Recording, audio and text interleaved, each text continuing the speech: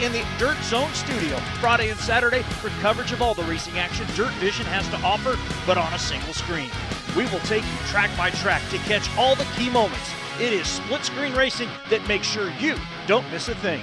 It is the Dirt Zone this Friday and Saturday on your home for the greatest shows on dirt, Dirt Vision. It was just a no-brainer for me. I felt like over the years there's been so many back injuries and so many people getting hurt. Scott Kaufman and everybody at Chasm Racing Products have come up with a system that basically supports your back. It gives you that little bit of cushion that you need when you get in those wrecks or that downforce collision, and I feel like next level cutting edge technology that just helps us as drivers just be that little bit more safe. I'm thankful for everything that Chasm Safety Products has done, and I think that they're going to continue to innovate, and it's only going to get better and better for the future to come. Dirt Vision presents the 500 Sprint Car Tour. It's a tradition of speed anchored by the historic Little 500. Caleb Armstrong to the inside. He'll run his cousin up the track. And just like that, Caleb Armstrong steals the Little 500. Featuring the best coverage of short track, open wheel action on pavement. Breath all deck, down trackside.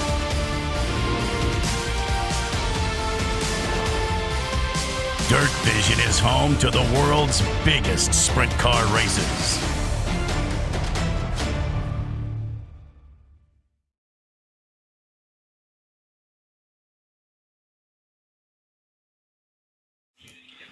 Good afternoon, everybody, and welcome to Anderson Speedway for today's practice and TP Fabricating Pole Day here for the 77th Annual Unified Group Services Little 500 presented by UAW. Happy to have everybody here in the grandstands and everybody watching at home on Dirt Vision. As we had to wait through some rain yesterday, wound up canceling our practice day, and now ready to go here this afternoon, working on getting engine heat going at the moment. As we have sprint cars out on the track for engine heat, no practice just quite yet.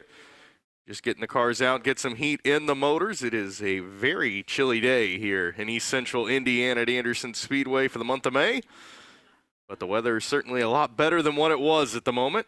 As we see the 77 Cody Swanson there out for engine heat. Certainly a driver to keep an eye on always here at Anderson Speedway. As the cars continue to get engine heat, and then practice will be coming up shortly. The 20 of Shane Hollingsworth there getting some engine heat in his Kiko coatings.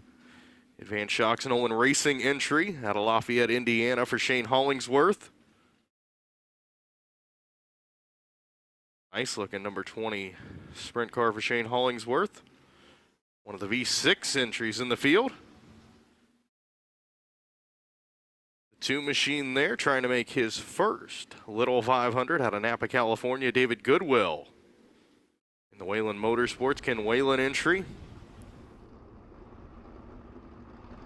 53, a regular competitor with the 500 Sprint Car Tour. Out of Denver, Indiana, Justin Harper. In the Denny Motors sales. TCJ Racing entry as the drivers continue to come out for engine heat and then do about a lap and then pull back off and head back to the pit area. As they continue to work their way down the ramp onto the track here to get their engine heat, and then we'll be underway very shortly with practice. First lap times of the year for the 77th Annual Unified Group Services Little 500 presented by UAW. It's a very, very good field of drivers have embarked on a very historic race here at Anderson Speedway, one of the best sprint car races you'll find anywhere, as we try to set the field over the next 2 days to figure out who our 33 drivers will be, our 11 rows of 3 to make the field for the 77th Annual Unified Group Services Little 500 presented by UAW.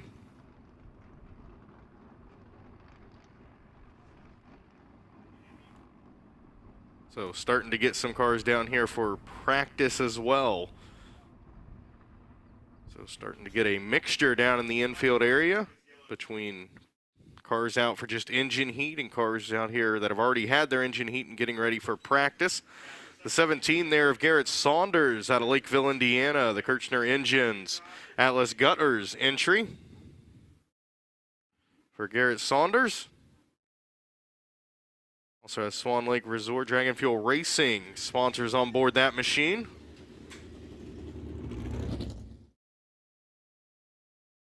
Saunders, last year was his first Little 500. Qualified 23rd and finished 28th in last year's Little 500, trying to make his second here this year in the number 17 Atlas Gutlers entry.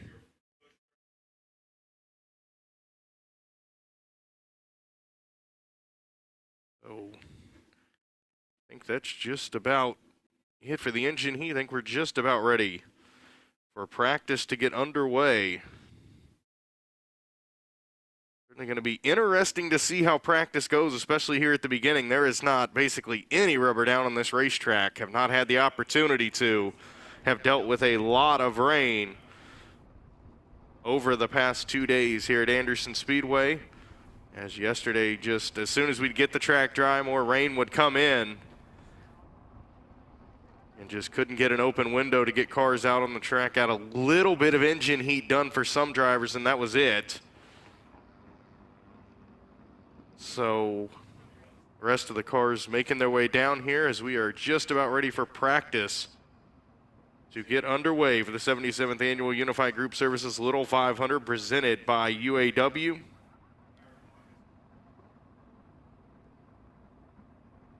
So officially just got the word there. The clock has started. As a great view there for all of you watching at home on Dirt Vision of Anderson Speedway here in Anderson, Indiana. As it is a great field of drivers that have made their way to Anderson Speedway ready for the 77th Annual Unified Group Services Little 500 presented by UAW. 14 machine out on the racetrack out of Boise, Idaho. The Morgan Exteriors Incorporated, Kirk Morgan Racing, United Speed World, Kirk Morgan entry for Davey Hamilton Jr. Davey Hamilton Jr., 7 starts in the Little 500. As the 56, a big name in this event. Out of Plymouth, Indiana, the CB Fabricating, Evan Jackson Racing Engines, Penske Racing Shocks. Tyler Rohrig entry. Tyler Rohrig in the 56 machine. The 2021-2022 Little 500 winner. Set on the pole and set the track record for the Little 500 back in 2022. Has started on the front row for 6 consecutive years now. In that number 56 machine, we'll see later on here this afternoon if that continues for Tyler Rohrig. As we also see the 27 of Jake McElfresh out of Elwood, Indiana, back for the Little 500 this year in the 10-play Fine Food and Spirits. Greenside Realty Group, Rice Racing, Gordon Food Service, Black Diamond Earthworks for Jake McElfresh, usual stock car competitor in the 27 machine. As we also have the 74 machine out on the track out of Farmland, Indiana. In the pallet builder, G&G Racing Oil. Tony Main, the Atlanta, Virginia main entry.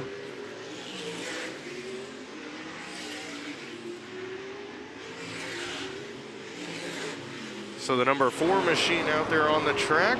Out of Yorktown, Indiana, the Adams & Company Tax Service Incorporated, Jeans Root Beer, Camac Station, FTL Global Carriers, Donnie Adams Jr. out on the track in the number 4.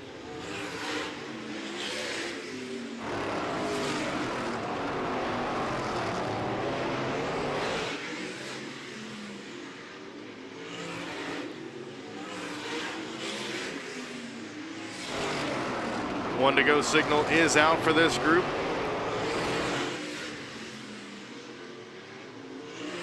So the checkered flag does fly. We have our first group for practice for the 77th Annual Unified Group Services Little 500 presented by UAW in the books.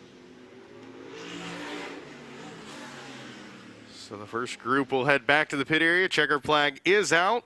And after the first group there, it is the 14 of Davey Hamilton Jr. on top of the board. 11.220. 11.220 for Davey Hamilton Jr. The 56 Tyler Rohrig second quick at the moment with an 11.336.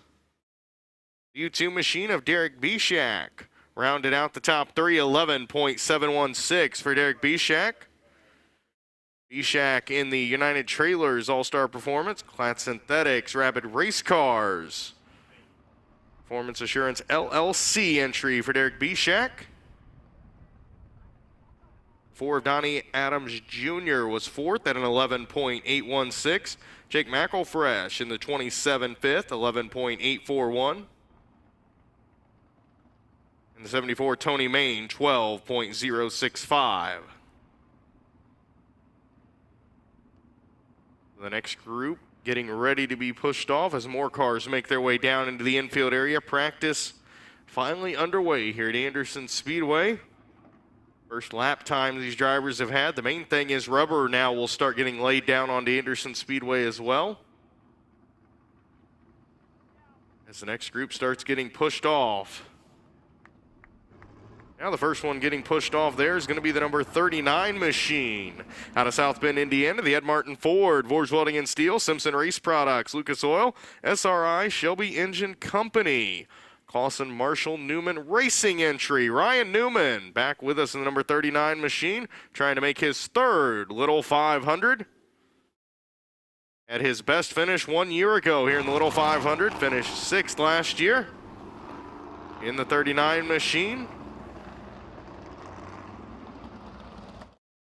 Also have the 69 out on the track. Out of California, one of the California drivers in the field, the NOS Energy Drink, Fast Signs, Macdo Tools, New Foundation Savings Bank, Hoffman Auto Racing and Dynamics Incorporated entry for Justin Grant. Justin Grant in that 69 machine. Usual dirt competitor who's made a couple Little 500 starts here over the past couple years. Hoping for a much better finish this week, as he has had issues in both of his Little 500 appearances. As this group starts to wind up, also have the number 10 out on the track. Out of New Haven, the Kohler Reynolds, KRJ Race Products, J&J Termite Control, Pro Strip, Penske Racing Shocks, Nicely Done Mechanical, Ron Kohler entry for Chris Neuenschwander. Out in that number 10 machine. Neuenschwander, longtime competitor to the Little 500, has 11 career Little 500 starts. His best finish and his only top 10 and top 5 finish came back in 2014 when he finished 6th. Started 2nd back in 2016. Nice orange and black number 10 for Chris Neuenschwander.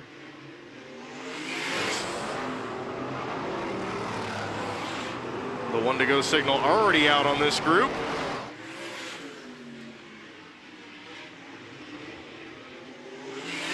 Sprint cars do not mess around Anderson Speedway. The lap times fly by in a hurry when you're down running 11-second laps.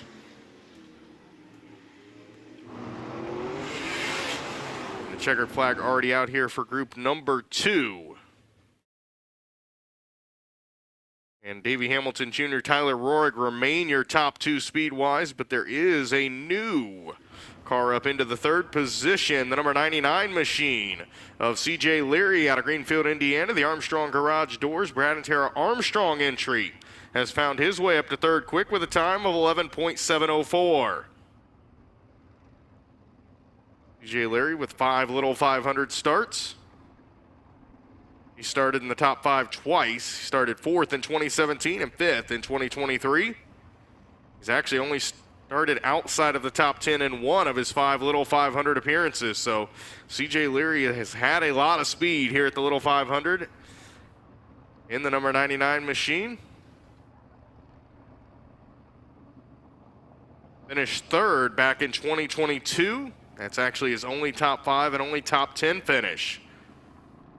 So despite having speed, the finishes have kind of eluded C.J. Leary, but once again finding speed here so far in that number 99 machine. As the next group for practice is going to work on getting pushed off, they're going to be led by that number 31 machine out of Greenfield, Indiana, the Burco Plastic Molding, Breach Graphic Install, Slinkard Motorsports, Advanced Racing Suspensions, Indy Race Parts, Ladonna Racing Products, Tim and Amanda Creech entry for Tim Creech the second, trying to make his first Little 500. So one of your rookie drivers in the field, the 31 there of Tim Creech the second. He was the 2024 500 Sprint Car Tour Rookie of the Year. Good to see the 44 machine of Scotty Adama back with us out of Fort Myers, Florida. The LJ Adama's Motorsports Funding with a special thanks to his mom and dad. Scotty Adama, of course, involved on a first lap wreck last year in the Little 500. Looking to make his third Little 500 start this year. He started 29th in both of his Little 500 appearances. And another one of our rookie drivers in the field.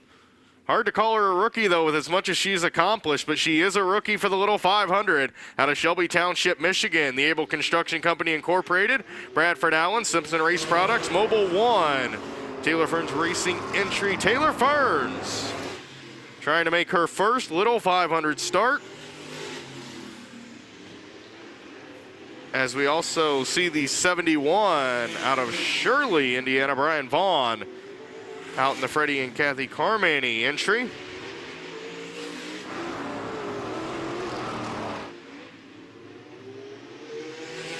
The number 4, of course, last year's pole sitter is out with this group as well.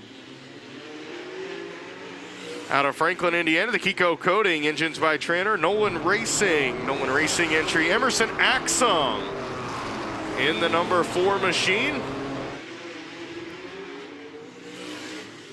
As we also see the 27 of Chris Jagger out of Warsaw, Indiana, out in the J&N Stone. Jagger Racing, professional auto sales and service. Chris Jagger entry for Chris Jagger. Has 6 Little 500 starts, does Chris Jagger. Coming off his best Little 500 finish of 16th last year.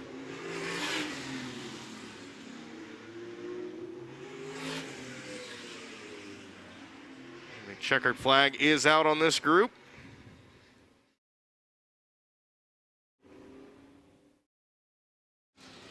And it is still Davey Hamilton Jr., Tyler Rohrig, 1 and 2 on the boards. But Emerson Axum in that number 4 machine has jumped to third, 11.520. 11.520, Emerson Axum now up to third. And a good debut here for the 55 of Taylor Ferns so far. She is 4th already, 11.608. Where Taylor Ferns finds herself up into the top 5. And now the 99 CJ Leary rounds out your top 5, 11.704. 11.220 for Davey Hamilton Jr., still the best lap we've seen so far today. Tyler Rohrig's 11.336. He's still second quick. As work on getting the rest of the cars that just ran that practice session pushed back to the pit area. The 27 Chris Jagger, the last one we have left to get back to the pit area. And should be just about ready to push off this next group. Currently have seen 18 drivers out on the track so far here for the first round of practice for the Unified Group Services 77th Annual Little 500 presented by UAW. As we are kind of just about ready to get underway with the next group. See if anybody can run a lap time better than what Davey Hamilton Jr. has posted so far. Hamilton had a good car 1 year ago, kind of got caught up in an accident. Certainly derailed that team's day, but looking very, very fast here so far. Certainly going to be a lot of storylines to follow as we continue through the day here and into tomorrow and bump day with all the rain that we had come through. See how this track changes as we get more and more rubber down. The qualifying time obviously a lot different than what we're used to here at Anderson Speedway now. We'll see how much of a factor all that plays into as we get into qualifying here later on this evening. And we're ready to roll the next group out onto Anderson Speedway now. First one pushed off will be a former Little 500 winner in the number 29 machine out of Medway, Massachusetts. The K-Tron Incorporated, Bentley Saloon, John Chambers Racing, Stanton Racing Engines, Green Earth Construction, Matt Seymour Racing entry of Jake Trainer, the 2023 Little 500 winner, 2023 Little 500 Rookie of the Year for Jake Trainer. He's led over 50 laps in both of his Little 500 appearances, has 2 Little 500 starts. Started in the top 5 in both of his Little 500 appearances. Started 3rd back in 2023 and started 5th last year in this event. Finished 17th last year after getting involved in an accident after running up front.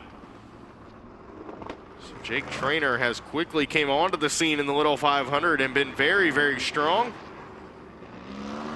See what kind of speed that car has this year. And speaking of speed, the 77 machine certainly has a lot of it here at Anderson Speedway. Always up near the front. Out of Kingsburg, California, Cody Swanson in that number 77 machine. In the Mission Foods, Dorian Binks Racing entry for Cody Swanson.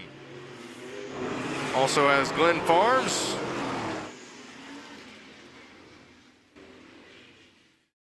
So the yellow flag is out as the 24 has gone around, not the start the 24 machine was looking for.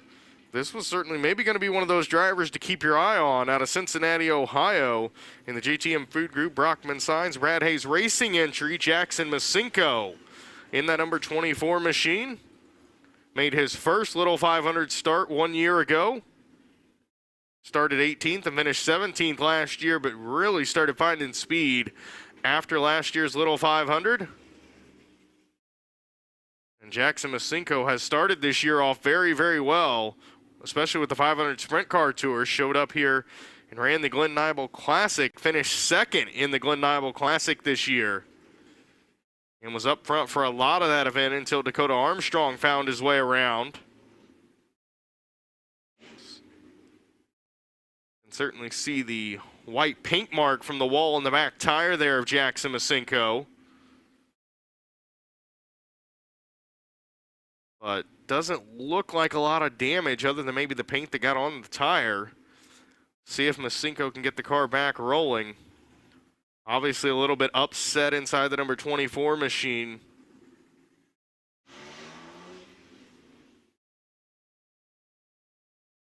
So see if we can get Jackson Masinko back rolling, or at least into the infield so we can get back underway with practice.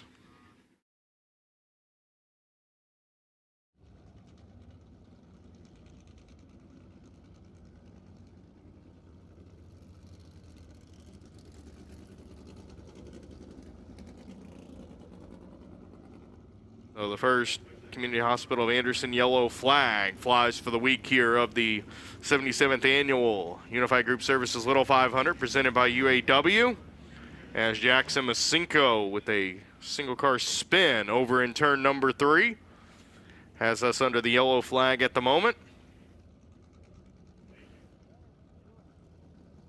So it is still the 14 of Davey Hamilton Jr. on top of your charts. 11.220. The 56 Tyler Rohrig, 11.336 is second. The 4N of Emerson Axum, third quick, 11.520. 55 Taylor Ferns, fourth quick, 11.608. 99 CJ Leary, fifth quick, 11.704. 27 Jake McElfresh. No, the U2 of Derek Bishak is sixth, 11.716. 39 Ryan Newman, 7th, 11.815. 4 Donnie Adams Jr. is 8th, 11.816. 27 Jake McElfresh, 11.841.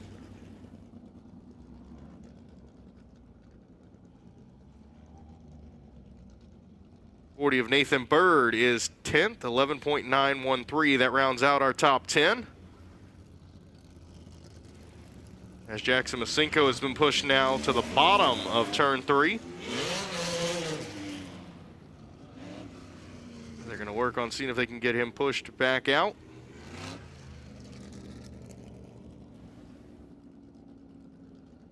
So Masinko being pushed there.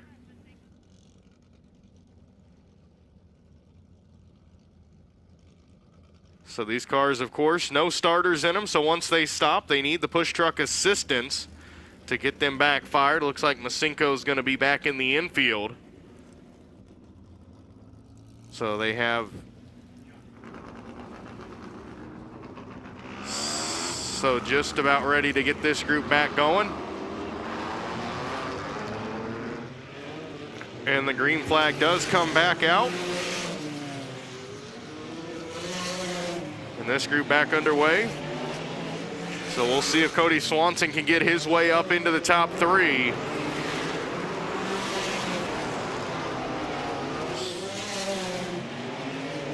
Swanson has been very, very successful here at Anderson Speedway. So Jake Trainer in that 29 machine. Working around Anderson Speedway here for his first practice. As the 2 to go signal out. Practice goes by so quick for these drivers when you turn 11-second laps.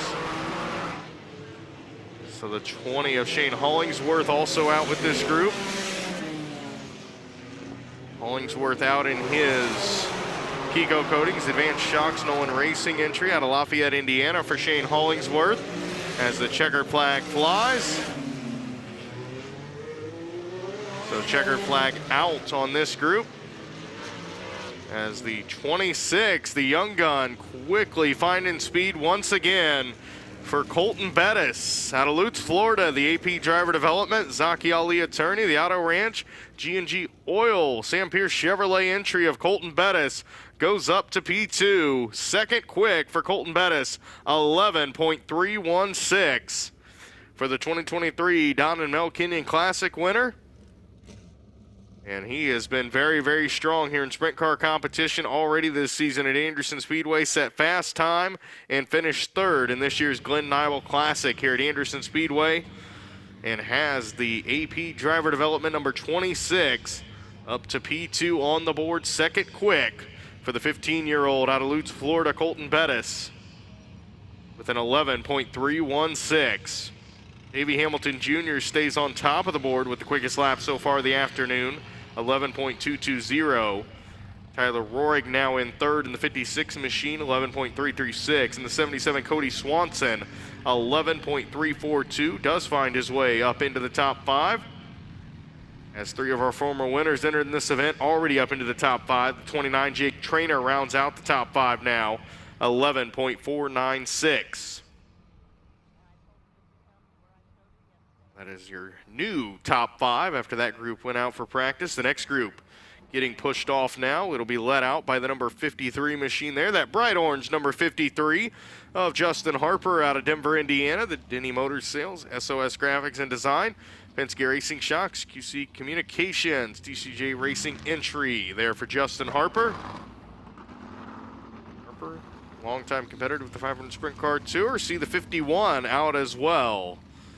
Out of Sutter, California, the Sanders Engineering Metal Works, Wyman Construction, Cromer Racing, Mike Phelps entry for Logan Seavey. Logan Seavey in the number 51 machine, 2-time Chili Bowl winner, USAC Triple Crown champion for Logan Seavey. Finished 5th in the Little 500 back in 2023. Another one of our former Little 500 winners out on the track now in the number 98 machine, the DJ Racing BMRS, Simpson and Indy Metal DJ Racing entry, Bobby Santos III out of Franklin, Massachusetts.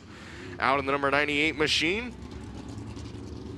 the 2020 Little 500 winner, Bobby Santos III, also 2015 Little 500 pole sitter. As the green flag flies, so we'll see if Bobby Santos can join the other Little 500 winners up in the top 5 in his nice looking number 98 machine. Santos picked up a win in sprint car competition here last year at Anderson Speedway, winning the Gene Nolan Classic. So we'll see if any of these drivers find their way up into the top 5. So Logan Seavey out in that 51 machine. Some nice looking camera shots for all of you here at home watching on Dirt Vision as you see these drivers battle these sprint cars around the tight quarter-mile high banks of Anderson Speedway. So 53 there of Justin Harper.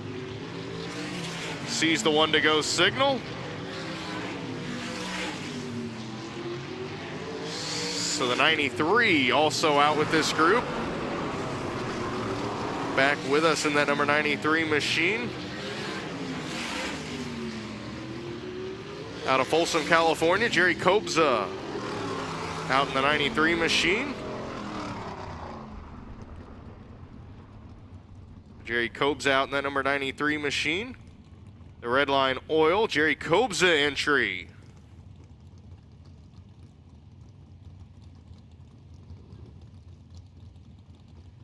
And Bobby Santos III was able to find his way up into the top 5. He bumps Jake Trainer from it, so Bobby Santos III up to 5th quick, 11.413. 11.413 for the 98 of Bobby Santos III. No changes to the top 4, but Bobby Santos III gets his way up into the top 5. The other change, the 51, Logan Seavey has found his way up into the top 10. Logan Seavey, 11.635. But this time, we're going to go down to Brett Ashton. Thank you so much. We are down here in the pit area talking to some of the drivers, and this weather really throwing them for a loop. We were expecting 90-degree temperatures this Memorial Day weekend. It is currently around 50 degrees, a green racetrack, and we saw that actually come into play with the previous practice group with Jackson Masenko taking that spin. The track is very loose right now. Yeah, and I was able to talk to the 24 machine and the Brad Hayes Racing Camp as well. A little bit damage to that 24 car already early on. Bumper basically pushed up into the fuel tank, caused some damage to the fuel tank, as well as they're working on changing that rear bumper right now. So nothing too bad. Jackson said if this is the worst thing we have to deal with all weekend, then we are on a good side. So Jackson feeling well moving into the rest of the weekend, but we'll see how this green racetrack reacts to the rest of the week, Corey. Thank you very much, Ashton, and very good news there for Jackson Masenko, as definitely could have been a lot worse here at Anderson Speedway as we continue on with practice here. So we see the 87 currently out on the track of Brady Allen out of Taylorsville, North Carolina. The Boyce Industries Gen 3 Motorsports entry for Brady Allen in that 87. Also see the 6 out on the track out of Fort Collins, Colorado. Brian Gossel in that number 6 machine, the BG Automotive, BR Motorsports, DMI, Simpson Race Products, King Racing Products. Brian Gossel entry. And 56 Tyler Rohrig back out for practice already, as most of the drivers have already been out, so we're going to start seeing drivers back out on the track that we've already seen. As we see the 17 Garrett Saunders out as well.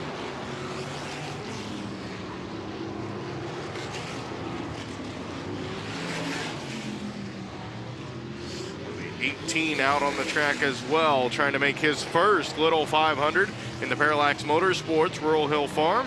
TTI Machine.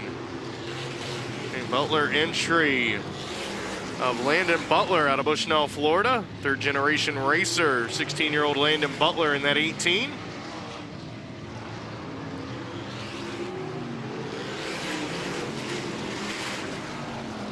Five is another one of our former Little 500 winners making his return to the Little 500. The Beast Enterprises Incorporated, Cloud Enterprise Incorporated, Willwood Disc Brakes, BMRS, Bulldog Rear Ends, Penske Racing Shocks, Bobcat. Flat Beast Racing entry for Kyle Hamilton in the number 5. Kyle Hamilton back with us out of Greenfield, Indiana. The 2017 Little 500 winner in that number 5 machine. After that group, we did not see any changes to the top 10. Kyle Hamilton able to work his way up to 11th quick out of that group, though, 11.685 for the number 5 of Kyle Hamilton.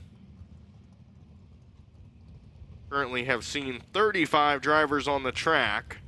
34 really have gotten the time. Jackson Masenko had an issue right away in the 24 machine.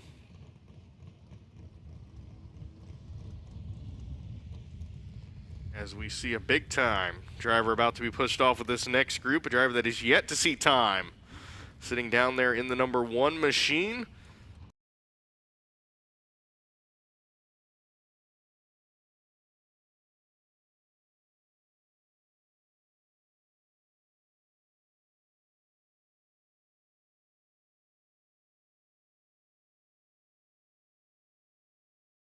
Of Emerson Axum back out as well in his Kiko Coating Nolan Racing entry.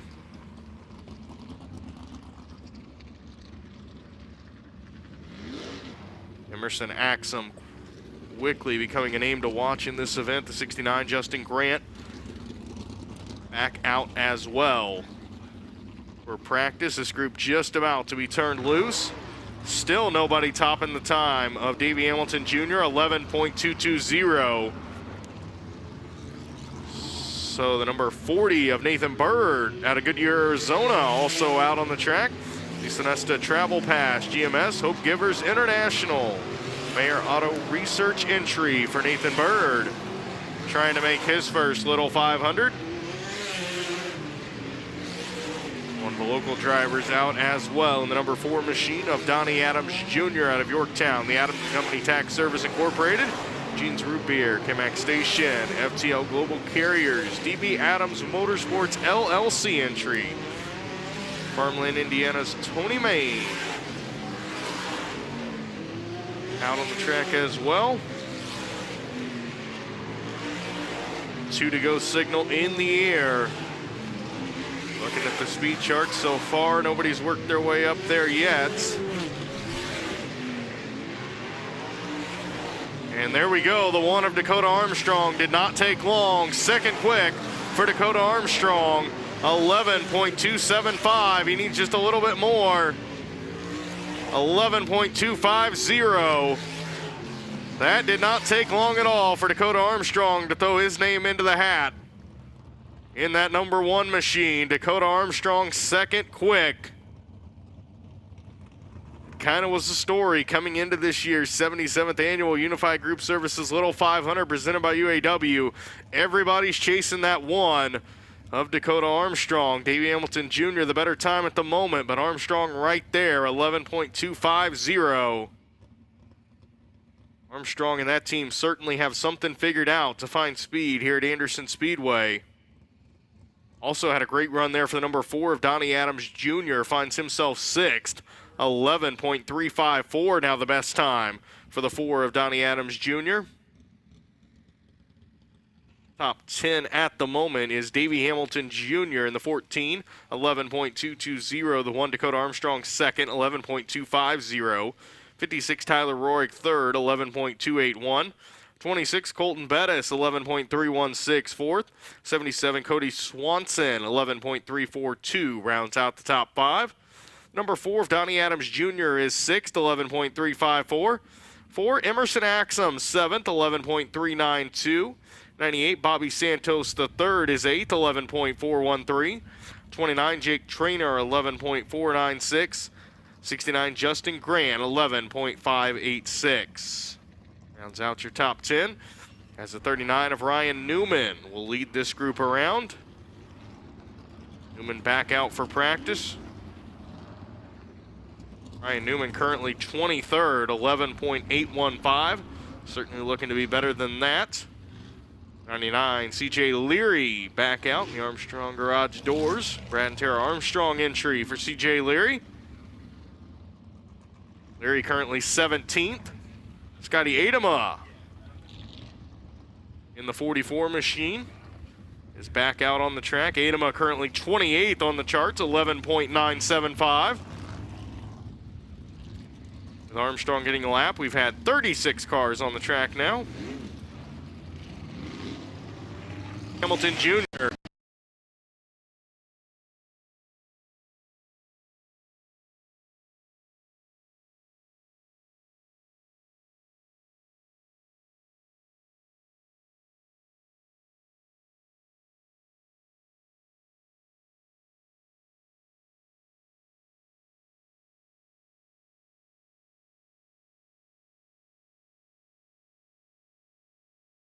Right there, Hoffman flies off the front straightaway. They call him the voodoo child in that 0. It up the track, and just like that, Caleb Armstrong. Unbelievable.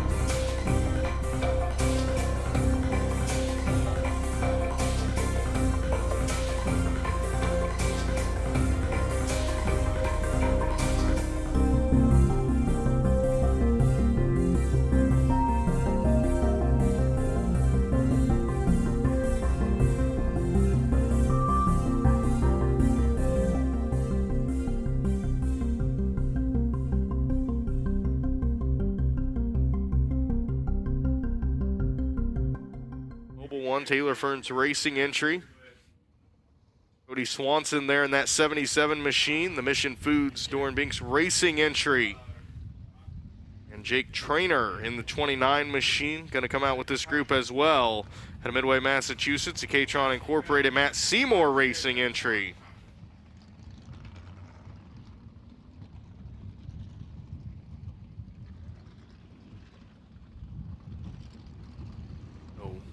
Very possible we see a lot of changes to the practice times. After this group gets done, Cody Swanson scuffing in those tires big time in that number 77 machine.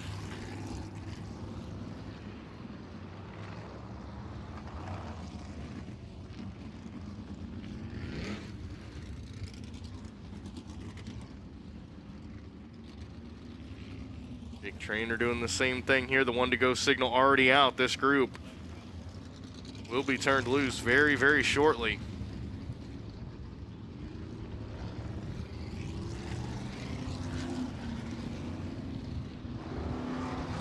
And there is the green flag. So we'll see what these drivers can do to put their times up near the top. Jake Trainer trying to get back up into the top 5 in the 29 machine. A little bit of a bobble there as he came by the start-finish line. Brian Vaughn out in that nice-looking number 71 machine out of Shirley, Indiana for Brian Vaughn.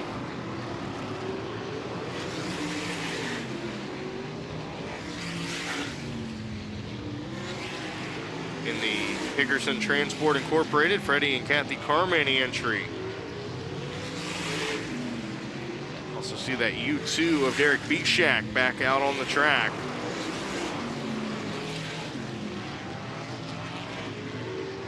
Cody Swanson, Taylor Ferns take the checkered flag.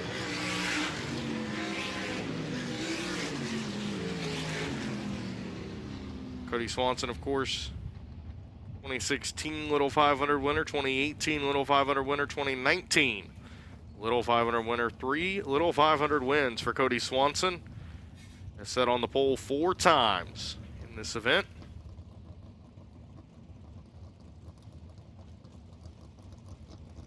Cody Swanson able to put that number 77 machine 5th quick, 11.288. Good run there for the U2 of Derek Bishak, 11.315, has him 6th. Jake Trainer right now rounding out the top 10 in that 29 machine, 11.374. 11.374 for the 29 of Jake Trainer, rounding out the top 10. Trainer in the 71, Brian Vaughn, will get pushed back to the pit area. Next group out onto the track, the number 2 machine trying to make his first Little 500 out of Napa, California, the Wayland Motorsports, DDS Racing, Baker's Custom Cabinet, Bernie's Hair Salon, Graham's Signature Meals. Ken Whalen entry of David Goodwill is the first driver being pushed out. He has 12 total championships in both midgets and sprints on both dirt and pavement, so a little bit of all for David Goodwill in the number 2 machine. 71-year-old trying to make his first Unified Group Services Little 500 presented by UAW.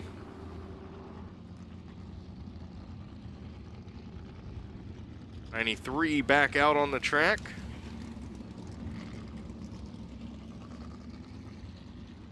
As well, out of Folsom, California, the Red Line Oil, Jerry Kobza entry. Jerry Kobza in that number 93 machine, the yellow and white car. Also have the 92 of Anthony Nocella out of Woodburn, Massachusetts.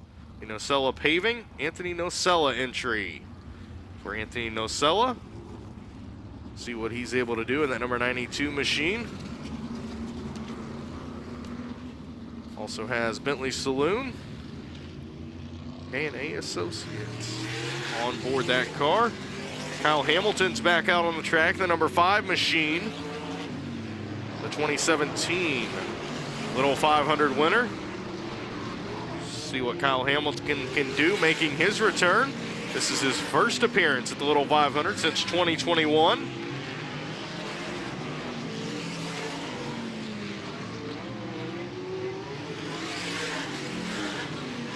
Jerry Cobes are right up against the wall there, able to keep it off the wall.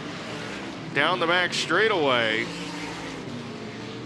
Avoiding disaster there. Kyle Hamilton looking to find speed in this number 5 machine, trying to get his way up near the charts. 6 of Brian Gossel back out as well.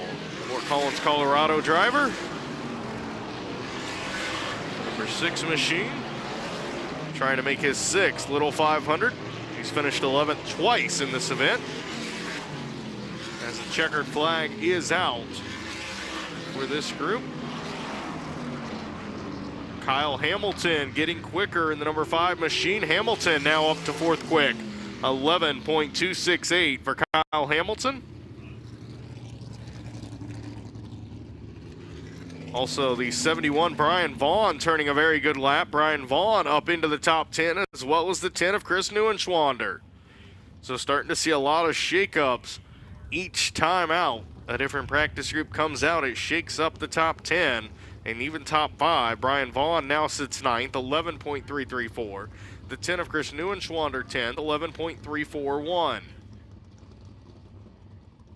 Great view there for all of you watching on Dirt Vision as you get to see the cars being pushed back to the pit area and the rest of them making their way out here into the infield area for some more practice. See the pit area located right there kind of behind the track off to the side. Up the ramp, down the ramp, back to the pit area, and then up the ramp and down into the track here at Anderson Speedway. See all those awesome looking haulers ready, all of them with one goal in mind, to make the 77th Annual Unified Group Services Little 500 presented by UAW. As our next group getting pushed out onto the track as we continue on with practice.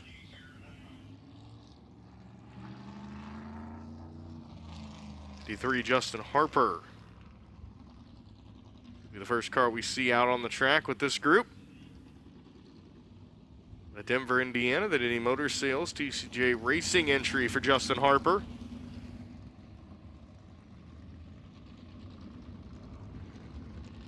Harper currently 32nd on the board, 12.210. Harper trying to find some more speed out of this number 53 machine. The 20 of Shane Hollingsworth out with this group as well. Hollingsworth currently 17th, 11.590 his time. In the 67 of Kyle O'Gara is out with this group out of Canby, Indiana, the SFH Racing Development. SFH Racing Development entry for Kyle O'Gara. O'Gara has finished 4th twice in this event in 2020, 2022. O'Gara's best start was 7th back in 2019. Bobby Santos the 3rd in the 98 machine out on the track in the DJ Racing entry for Bobby Santos the 3rd.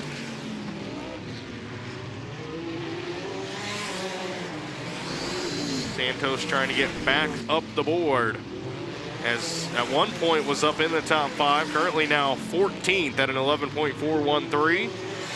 Brady Allum in that 87, Logan Seavey in the 51. Seavey is currently 20th at the moment, with the best time of 11.635 for Logan Seavey. The 1 to go signal already out for this group. And now the checkered flag flies there for Shane Hollingsworth, who gets it done on the last lap. Hollingsworth at the moment into the top 5. We'll see if that changes as the last group makes their way across the line. It does not. So Shane Hollingsworth 5th quick in the number 20 machine, 11.274 in his last lap. Was able to put himself on the board and up into the top 5 in that Nolan Racing entry. 11.274. Currently 7 drivers down into the 11.2s. The Davey Hamilton Jr. still on top of the board, 11.179. The 99 CJ Leary, 11.188 is second. Those are the only two drivers down in the 11-1 bracket. The 1 Dakota Armstrong third, 11.250. The number 5 Kyle Hamilton fourth, 11.268. 20 Shane Hollingsworth fifth, 11.274. 56 Tyler Rohrig sixth, 11.281. 77 Cody Swanson seventh, 11.288. The 98 Bobby Santos the third did get back up into the top 10. He's eighth. His last lap across was able to turn 11.306. And we're going to send it back down to Ashton. Currently standing here with Davey Hamilton.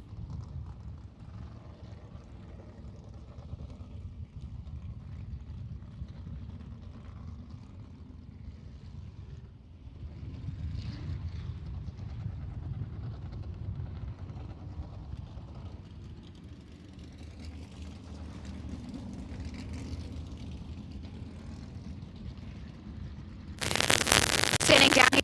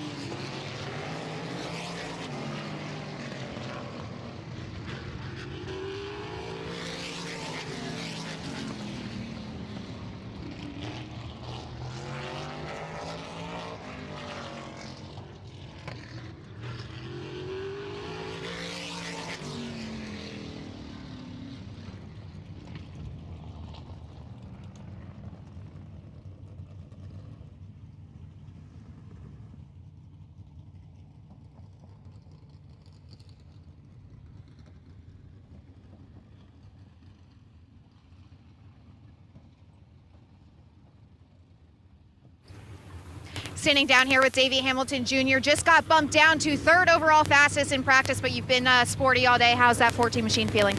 Yeah, it feels good so far. I think we're having a little bit of motor troubles, to be honest, but hopefully this next session we'll figure out if we've got it fixed or not. Davey Hamilton feeling confident, just put a new set of tires on and is ready to go for the rest of practice today. So Davey Hamilton Jr. there with the fresh tires. We'll see if he can get it back, as Hamilton Jr. for the first time today has fallen to third, as it is now the 56 Tyler Rohrig, first driver down in the 10 seconds. 10.989, now your quickest lap. 77 Cody Swanson second, 11.159. Davey Hamilton Jr. has fallen to third, 11.179. The 99 CJ Leary fourth, 11.188. And the 1 of Dakota Armstrong, 11.250. As Emerson Axum ready to be pushed off with this next group. Axum currently 15th. So they are looking for a lot more speed out of this number 4 machine. Last year's pole sitter for Nolan Racing in that number 4. Best time so far, 11.392. We'll see if they have found the speed they're looking for this time out. also see Chris Jagger back in the 27.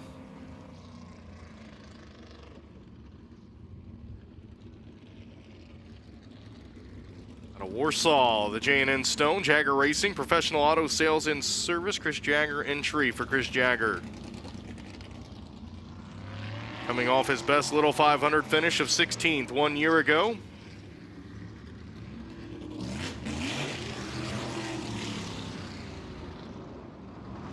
Have the 64 of Rylan Gray, another one of our rookie drivers trying to make his first Little 500. The Speed Chasers, Tom Brewer entry. Big Trainer back out in the 29 machine. Trainer currently 14th on the board. Just a very, very competitive, loaded field for the 77th Annual Unified Group Services Little 500 presented by UAW. So Jake Trainer, Emerson Axum, we'll keep our eye on them, see if they can get up into the top 10, maybe even top 5 as the green flag comes out. Taylor Ferns also out in the 55. Ferns really working that wheel. Especially you can see at home on Dirt Vision there. She was working that wheel down the back straightaway. In the 55 machine. Rylan Gray, Chris Jagger. Go down the back straightaway.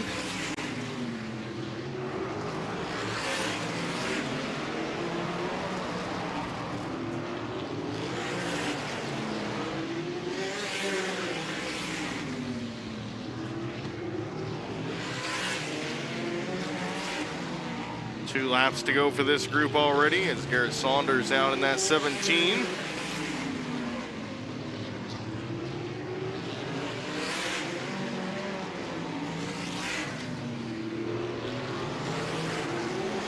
Checkered flag out.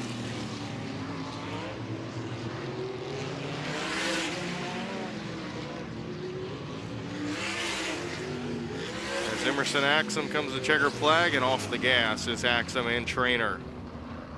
So Jake Trainer found a little bit of the speed he was looking for. Jake Trainer up to 8th quick, 11.303 for the 29 of Jake Trainer.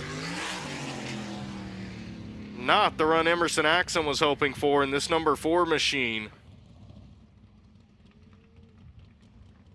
So Emerson Axum, you can see him there on Dirt Vision talking to the crew. Obviously not happy at the moment with that car. 11.391 for Emerson Axum. He is 16th quickest in that number 4 machine. They will head back to the pits and probably make some major adjustments in the Kiko coating. Nolan Racing entry. Axum has started in the top 10 in all 3 of his Little 500 starts. Started 7th back in 2022, 4th back in 2023, and started on the pole last year in the Little 500. Currently so far this afternoon, 16th quickest here in practice. You see the 51 team there of Logan Seavey working on that car back in the pit area. Logan Seavey currently sits 20th at the moment, 11.621. Logan Seavey's best time. As the 24 of Jackson Masinko back out, so we will see what Jackson Masinko able to do in this 24 machine. Had a little bit of repair work to do. Heard Ashton talk about.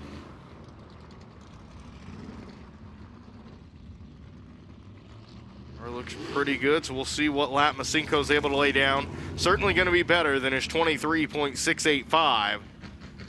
Masinko has been quick this year, so we'll see just how quick that car is. He's coming off a great 2nd place finish at this year's Glen Nibel Classic here at Anderson Speedway. Led a good portion of the event until Dakota Armstrong got around him. 44 Scotty Adama's back out as well out of Fort Myers, Florida. And right in front of him, that number 1 of Dakota Armstrong. Armstrong has fallen to 5th. 11.250. We'll see what Dakota can do this time out. Tim Creech the 2nd is back out in the 31 machine, trying to make his first Little 500.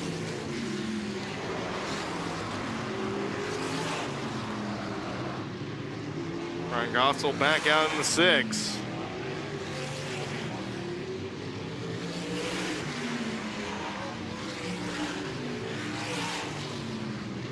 Dakota Armstrong gonna start getting those tires wound up.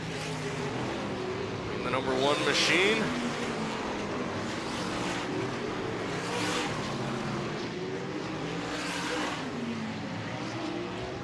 See if he's able to improve on his 5th place position or not. That time by was an 11.490.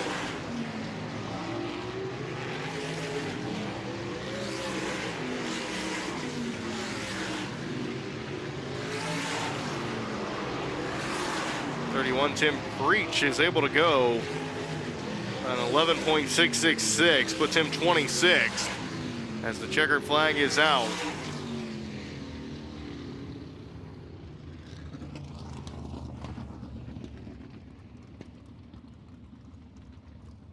The 1 Dakota Armstrong able to improve his time, 11.195, however stays 5th quick. And this is looking like a very fast and a very competitive field for the 77th Annual Unified Group Services Little 500 presented by UAW. As your top 5 all very, very close in lap times. 56 Tyler Rohrig, 10.989, the only driver down in the 10 seconds. Second is the 77 of Cody Swanson, 11.159. Third is the 14 of Davey Hamilton Jr., 11.179. The 99 CJ Leary fourth, 11.188. And the number 1 of Dakota Armstrong fifth, 11.195. All of your top 5 now down into the 11.1 seconds or lower. 5 Kyle Hamilton sixth, 11.268. As we see the 5 of Kyle Hamilton ready to come out with the next group.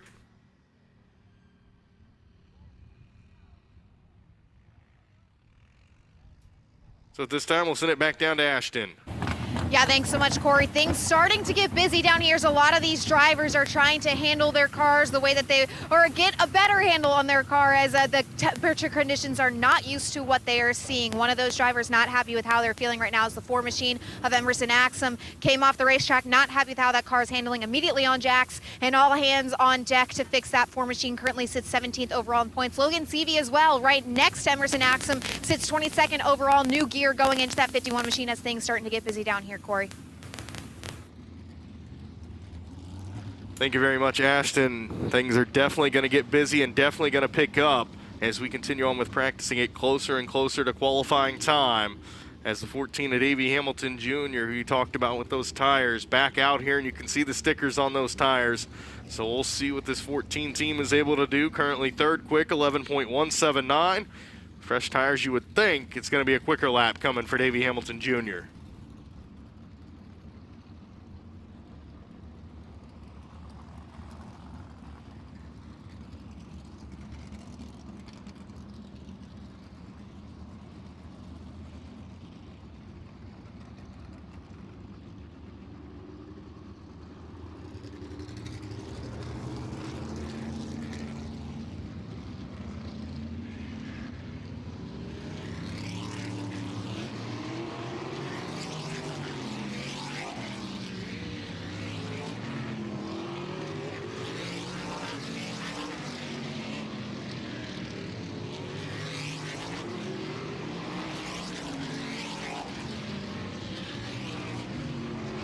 So the 69, Justin Grant out. The number 2 of David Goodwill as well. As we continue on with practice here.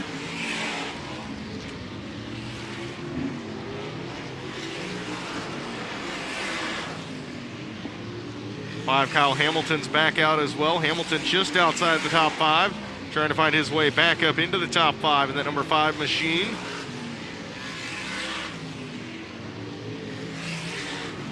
I think Davey Hamilton Jr. pulled it in the 14. We'll keep an eye on if it was the motor issues or if he's just trying to run in those tires, and Hamilton will make a quick trip back out here on the track.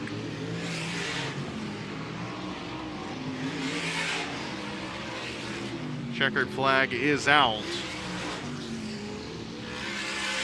Kyle Hamilton was able to turn his quickest lap, does not crack into the top 5 though, but an 11.218 for Kyle Hamilton. He stays 6th quick.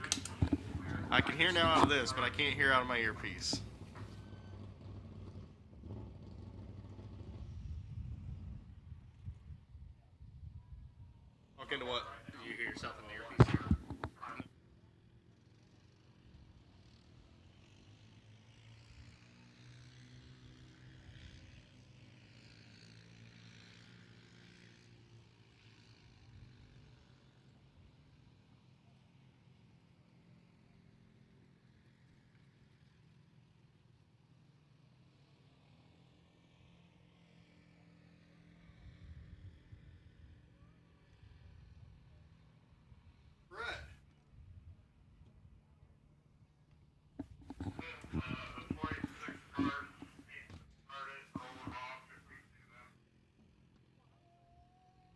send it down to Brett.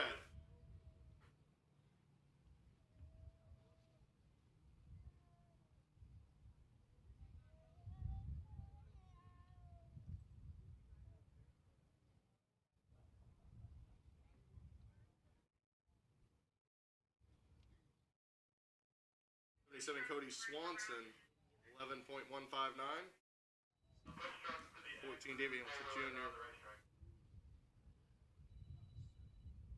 11.179 for Davey Hamilton Jr.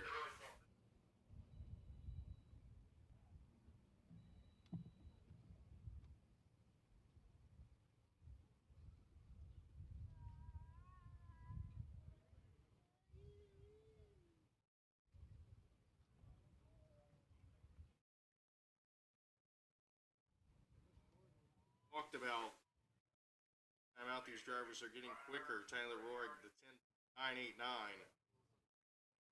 Have more and more drivers work on that 7.1 range. Out of your top 10 at the moment, the 56 Tyler Roig, that 10.989 is the quickest lap. I think Cody Swanson, 5.9.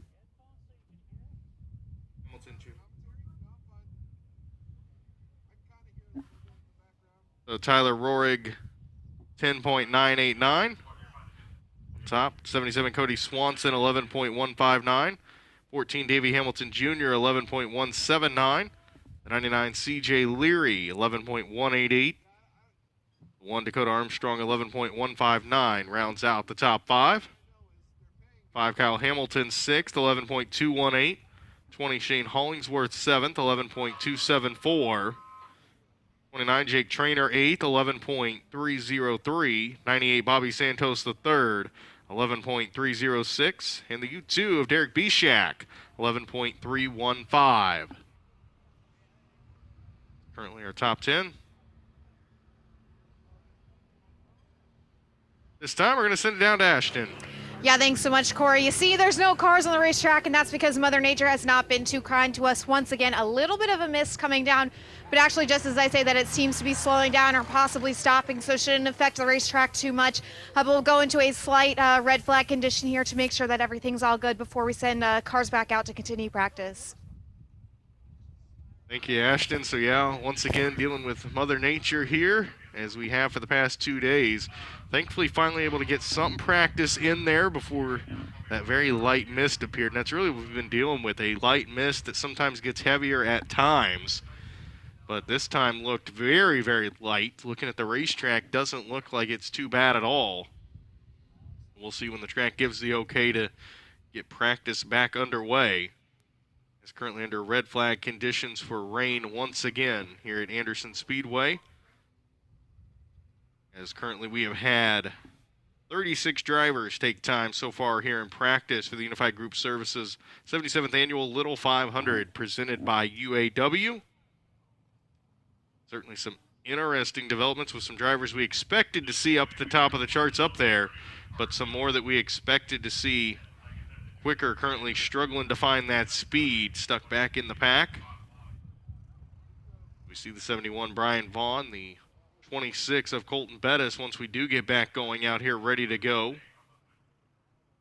Colton Bettis has been very, very strong early on here at Anderson Speedway.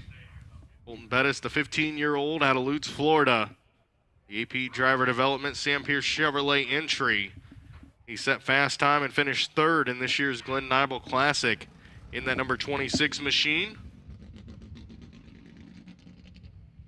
It's pushed off.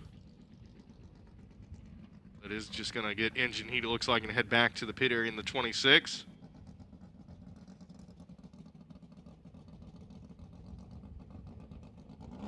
So clearly some maybe issues here on the 26 machine. The hood off of that car, as you see it there.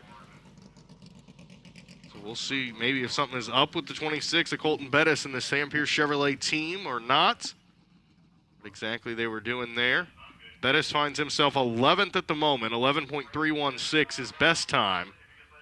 That car certainly does have a lot of speed. You see it getting pushed back to the pit area there. Set fast time. and finished third in this year's Glen Bible Classic. Also the 2023 Don and Mel Kenyon Classic winner, Colton Bettis. Bettis climbing up and out of the car there in the 26 machine. Quickly looking around the hood area of that car maybe a little bit. Momentarily, maybe we can figure out what exactly is up with Colton Bettis and that Sam Pierce Chevrolet team down there as they're working on the car in the pits. As we're still under the red flag conditions for rain here at the moment. We get back into the practice here momentarily. Is everybody chasing the 56 of Tyler Rohrig with his 10.989 lap time. As the Sam Pierce Chevrolet team continues to work on the 26 car of Colton Bettis back there in the pit area.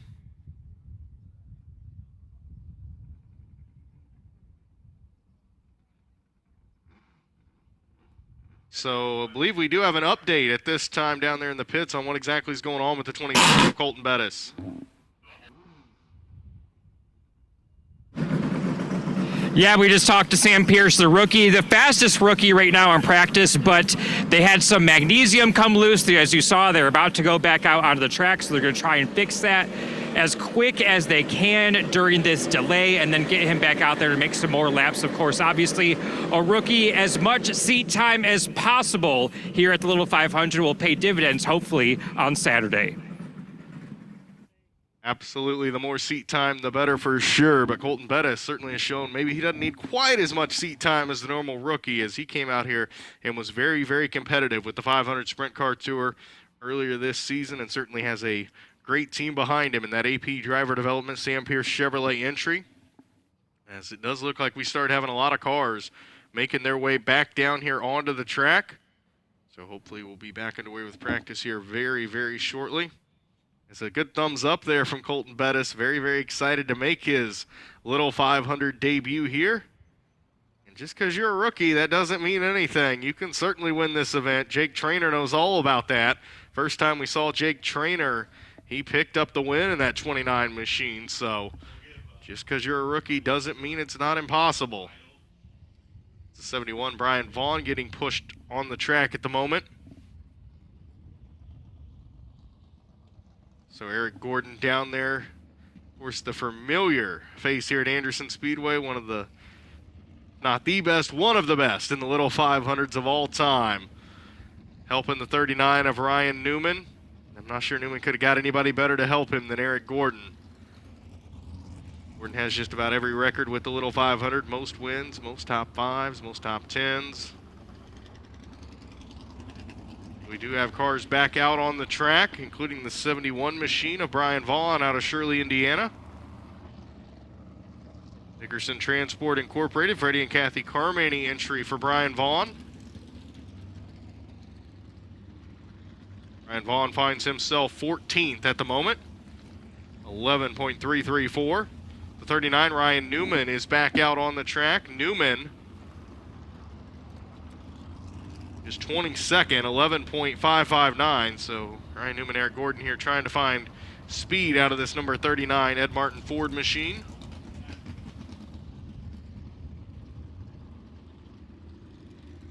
Also have the 40 of Nathan Bird out of Goodyear, Arizona. Sonesta Travel Pass. Mayor Auto Research entry for Nathan Bird, trying to make his first Little 500. Another one of our rookie drivers in this field.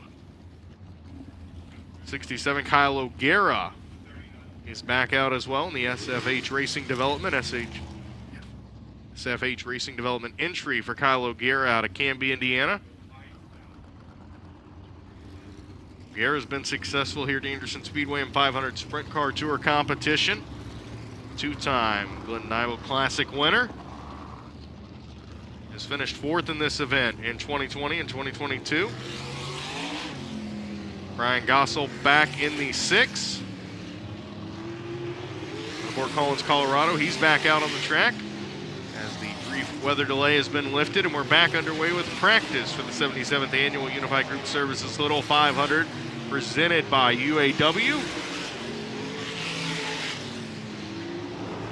See exactly if that changed anything to track conditions or not.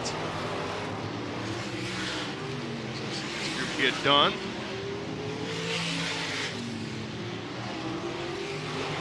Ryan Newman in that 39 trying to find his way to the front on the speed charts, trying to find some speed out of this 39 car. He's currently 23rd. Not where Newman was looking to be at all. And did just turn his quickest lap, 11.555. However, Kyle O'Gara, 11.113. O'Gara has came out after the rain delay and found a bunch of speed out of the 67 machine.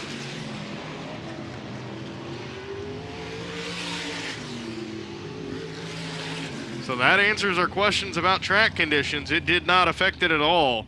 Kyle O'Gara up to second quick now, 11.113 for the Canby, Indiana driver. A great lap there for Kyle O'Gara. So O'Gara finds himself second quick. His best starting position was 7th back in 2019. Where Kyle O'Gara looking like he might be able to have his best start in the Little 500 this year, at least at the moment. As we get them pushed back to the pit area, we see some cars making their way down. Including the number 4 of Emerson Axum, another driver trying to find some speed. Axum, 19th quickest, 11.391. Axum usually a lot quicker than that here at Anderson Speedway, so we'll see if they get this Kiko Coating Nolan Racing entry up to speed. Has started in the top 10 in all 3 of his Little 500 starts as Emerson Axum.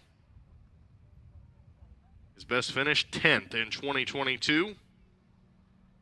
Also see the 10 of Christian Neuenschwander out of New Haven out there as well in the 74 of Tony Main out of Farmland, Indiana. As more and more cars continue to make their way back out onto the track here as practice continues. Tony Main's going to be the first driver that gets pushed off in the 74 machine. In the pallet builder, Glenn and Virginia Main entry for Tony Main. Longtime sprint car competitor here at Anderson Speedway.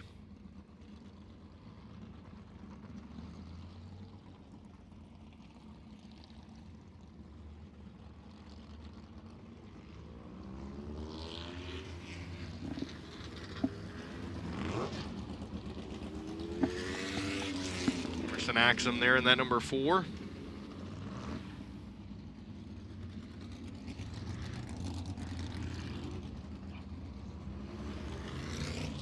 Axum's going to go around Tony Main, it looks like. Axum working on scuffing in those tires.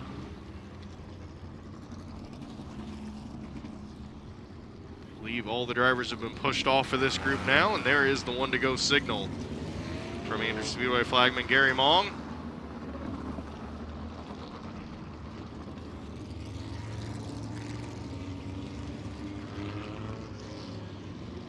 So the green flag out for this group. 99 CJ Leary back out on the track. Leary currently 5th quick in that Armstrong Garage Doors Brad and Tara Armstrong entry.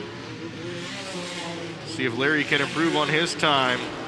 And the more and more practice we get, the better it is, as this track is really taking rubber quickly, it looks like, with the lap times that we are seeing. That is certainly a good thing as we head into qualifying.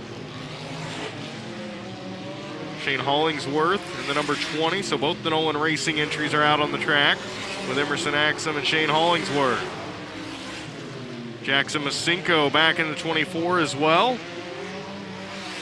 Let's see what Masinko's able to do in that number 24 machine, if he can get himself up into maybe the top 10. Shane Hollingsworth, 11.158. Hollingsworth now into the top 3. Checkered flag is out. Shane Hollingsworth having a lot of speed out of this number 20 machine, it looks like.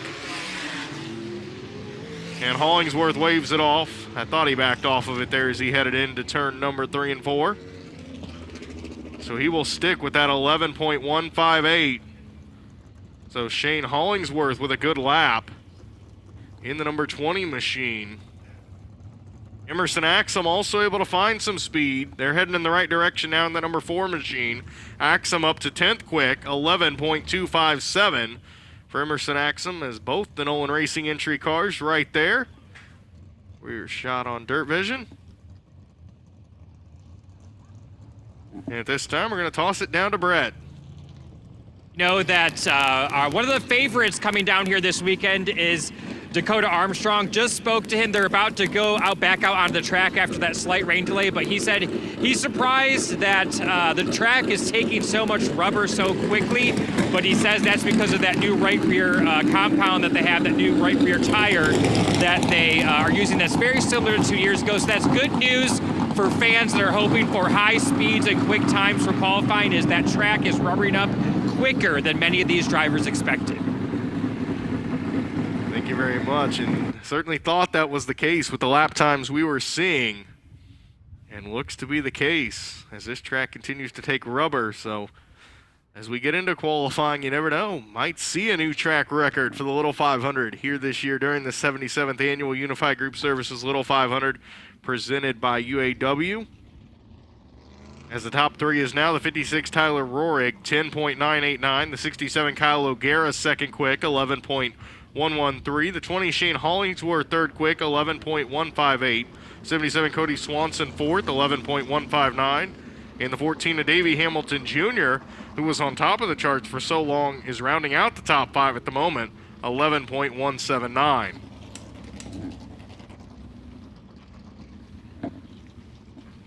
That's the 93 of Jerry Kobza out of Folsom, California. The Red Line Oil, Jerry Kobza entry out there, along with the 69 of Justin Grant. So Justin Grant back out on the track in the number 69 machine. An Austin Energy Drink, Fast Signs, Macto Tools, New Foundation Savings Bank, Hoffman Auto Racing entry. Justin Grant in the number 69 machine.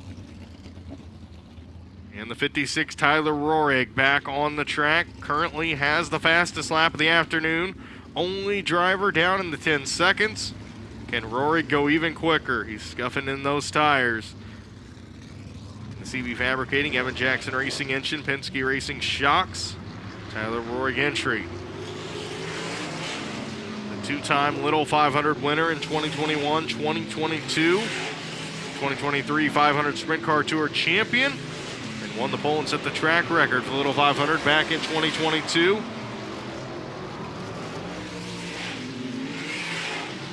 Out in that familiar number 56 machine. He started on the front row for the past 6 years. Tyler Rohrig. Logan Seavey is back on the track in the number 51 machine. We saw that crew back in the pit area working on that car a little bit. The Sanders Engineering, Mike Phillips entry for Logan Seavey.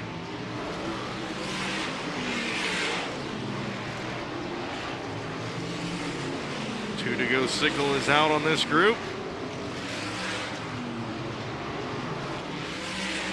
One to go signal out. So far, nobody's improving their lap times, it doesn't look like. But Tyler Rohrig did on his last lap there, 10.974. Now the best lap we've seen. 10.974 for Tyler Rohrig. Your quickest lap so far. The 67, Kyle O'Gara still second. 20, Shane Hollingsworth third. 77, Cody Swanson fourth. The 14, Davey Hamilton Jr. rounds out the top 5. But Tyler Rohrig looking very, very strong once again this year in the number 56 machine. 10.974. He got quicker that time out. So we see more cars heading down. The 27 there, Jake McElfresh. 29, Jake Trainer. The 4, Emerson Axum quickly back out. Scotty Adama's in the 44. 40, Nathan Bird's team pushing back down into the infield. So a lot of drivers back out for practice. We continue on with practice. The 77th Annual Unified Group Services Little 500 presented by UAW. As we are going to get the next group pushed off now. Going to be the 87 of Brady Allum leading him around in Taylorsville, North Carolina. The Voice Industries Gen 3 Motorsports of Brady Allum.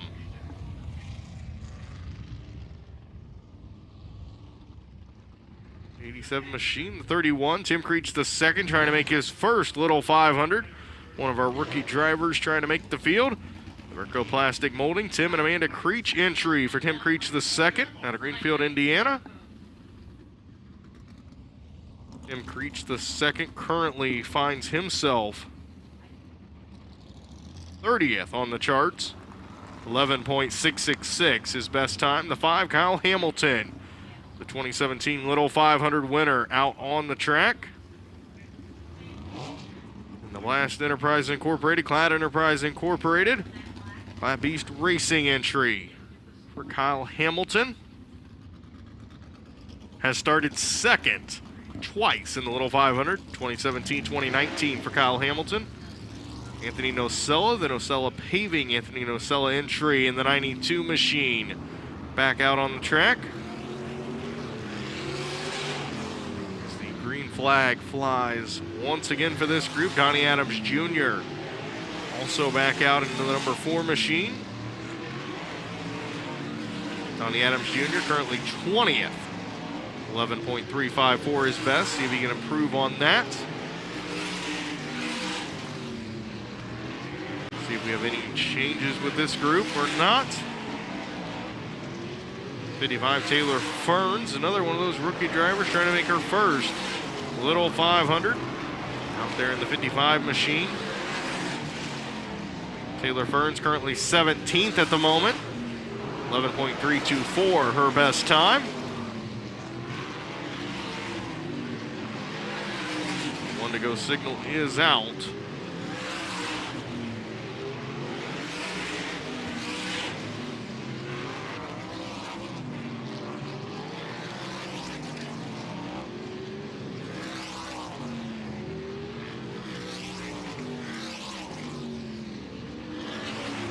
The checkered flag flies. The big improvement there, the 4 of Donnie Adams Jr.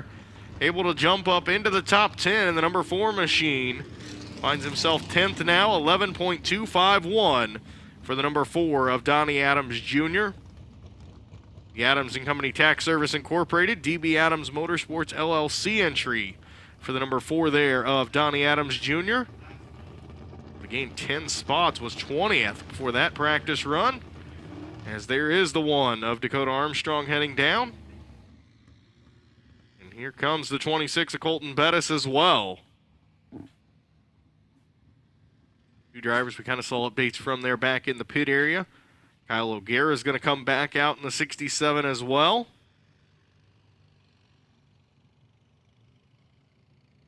Cody Swanson in the 77. We'll see if Tyler Rourke is going to hold on to that quick time or not. A lot of heavy hitters about to hit the track here momentarily. 27 of Jake McElfresh is going to be the first one pushed off. The 10-plate Fine Food and Spirits, Patrick Rice entry. Jake McElfresh, usually a stock car competitor, but does have some sprint car experience, has 3 Little 500 starts. McElfresh, the 2018 CRA Street Stock 5 Crown Point champion, 2019 CRA Street Stock Point champion for Jake McElfresh. This finish of the Little 500 was 12th back in 2022. Jake Traynor is back out in the 29 machine. Traynor currently 12th at the moment, 11.303. Traynor's best lap in the 29 machine. Out of Midway, Massachusetts, a K-Tron Incorporated Matt Seymour Racing entry for Jake Traynor. And Emerson Axum back out in the number 4 machine. He found some speed last time out, 11.257. Went quickly back to the pit area, now quickly back out here on the track. The other Nolan Racing entry car, Shane Hollingsworth in the top 3. Hollingsworth's currently 3rd quick. So we'll see what last year's pole setter Emerson Axum can do. In the number 4 machine, also the 1 Dakota Armstrong back out. Armstrong currently 8th quick. Armstrong talked about how much and how quickly this track was taking rubber. wanted to quickly get back out here, and we'll see what this group can do if we have any shakeups to the top 5 or top 10.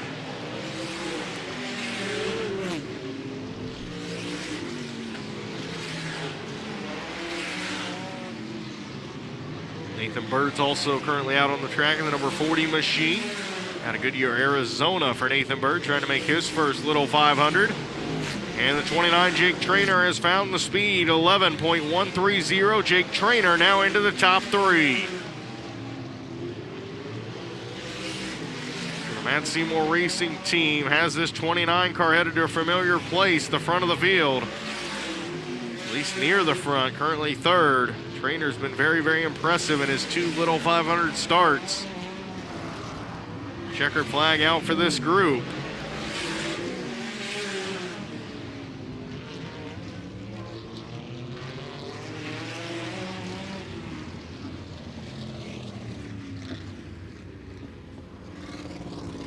And Emerson Axum was not able to improve his lap time in that number 4 machine. 11.257 stays Emerson Axum's best. The story after that group, the 29 machine and the Matt Seymour Racing team, with Jake Trainer going to P3, position 3 for Jake Trainer, 11.118. Good lap there for Jake Trainer in the 29. His former winner and rookie of the year of the Little 500. The next group ready to be pushed off right there in the middle of it. The car currently 2nd on the charts at the moment. The 67 Kyle O'Gara, 11.113. And O'Gara joined Tyler Rohrig down in the 10-second bracket. Does Colton Bettis and this 26 team have the AP driver development Sam Pierce Chevrolet entry fixed and good to go? Bettis currently sits 17th at the moment, 11.316 his best. Also the 77 Cody Swanson back out as well. That's kind of the 3 drivers right there, the first 3 that are going to be pushed off. Cody Swanson, 5th quick, 11.159. The Mission Foods Doran Banks Racing entry for Cody Swanson.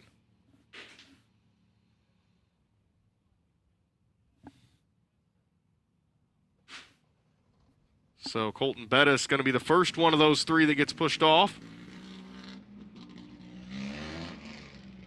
So Bettis back out. We'll see if they got this car fixed, got the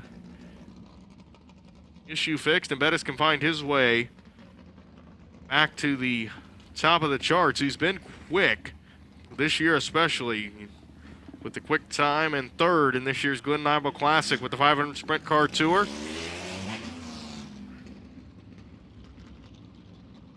Kyle O'Gara in that 67 machine. We'll see if he can get even quicker.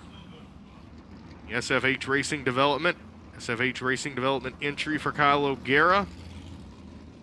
His best Little 500 start was 7th back in 2019. He's currently 2nd quick in practice at the moment, trying to start on the front row for the first time. 3-time Little 500 winner Cody Swanson in that 77 machine, scuffing in the tires, trying to improve on his lap time. Swanson's currently 5th at the moment.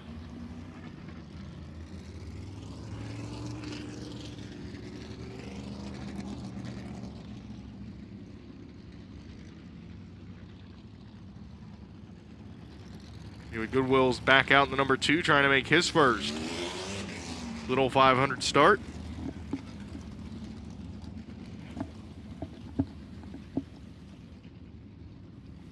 Justin Grant's back out in that NOS Energy drink number 69.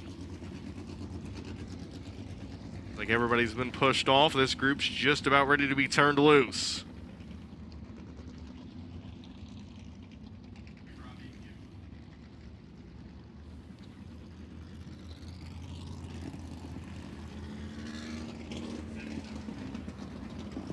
'53 Justin Harper out with this group as well.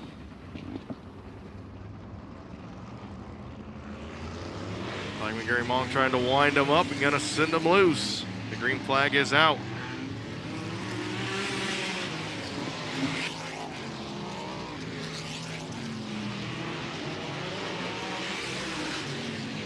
The green flag out on this group.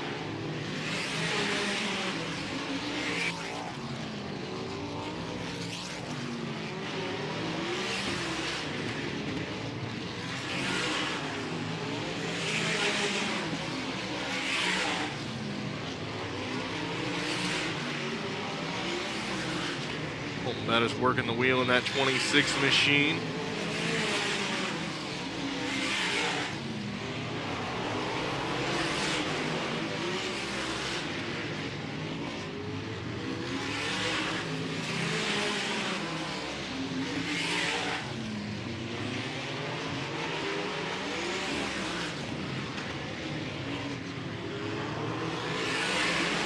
Checker flag out.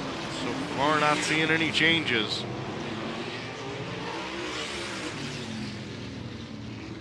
O'Gara consistently 11.1s, but not able to improve on his lap time.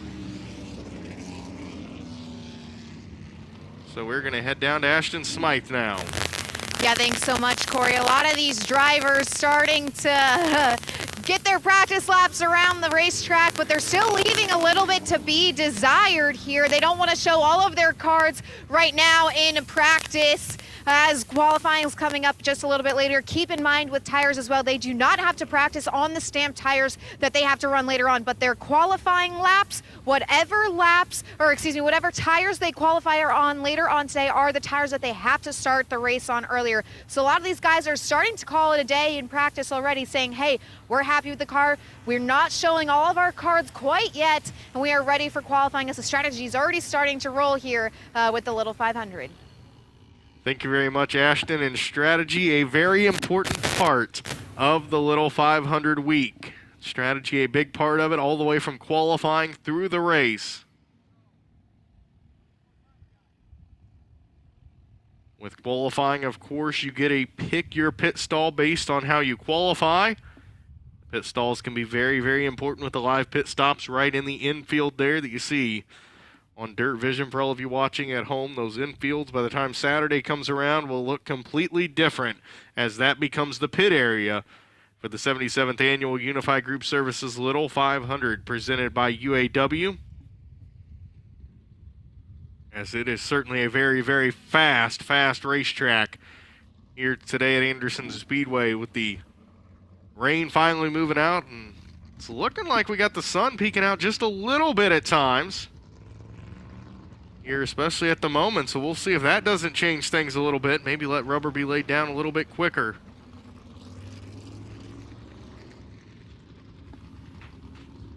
See what kind of speeds we can post when we get to qualifying time. Still a little bit of time left in practice here this afternoon before we get to qualifying.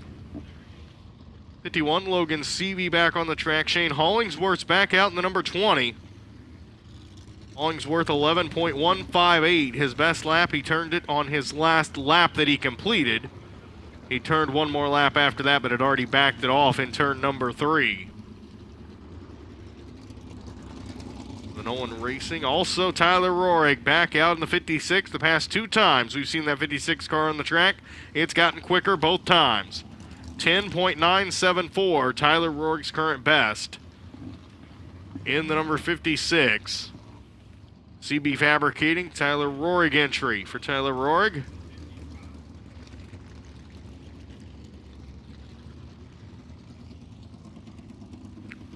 So Tyler Rohrig scuffing in the tires.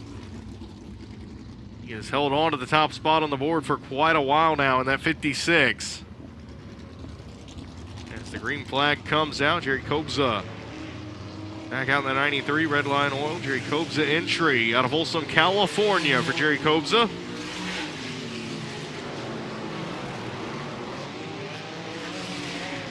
Kobza trying to find a little bit more speed. He's currently 35th at a 12.228. Right now, 33rd is Landon Butler, 11.664.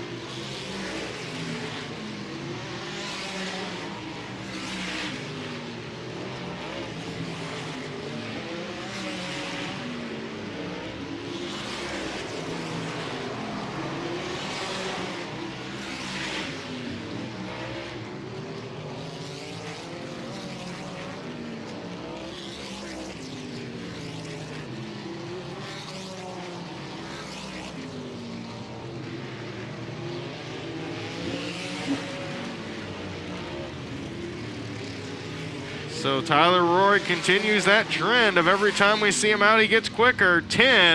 10.939 now for Tyler Rohrig. He gets quicker again. So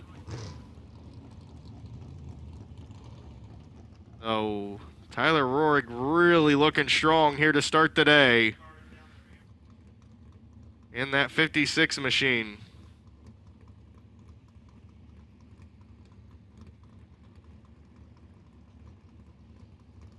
.939, now the best lap of the afternoon. The 56 of Tyler Rohrig.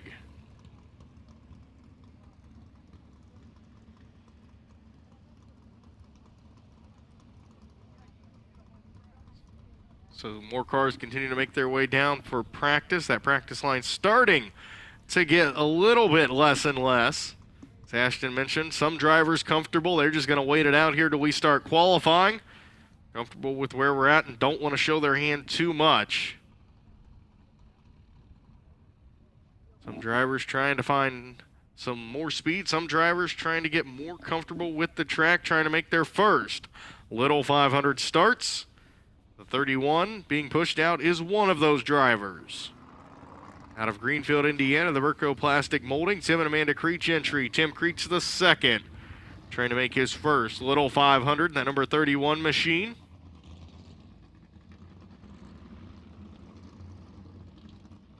Currently 23rd quick for Tim Creech the second, 11.426. That was the last time we saw Tim Creech out on the track, so we'll see if we can get even quicker than that. Maybe bump his way up into the top 20. 17 also back out on the track. Garrett Saunders out of Lakeville, Indiana. The Kirchner Engines Hatless Gutters entry for Garrett Saunders.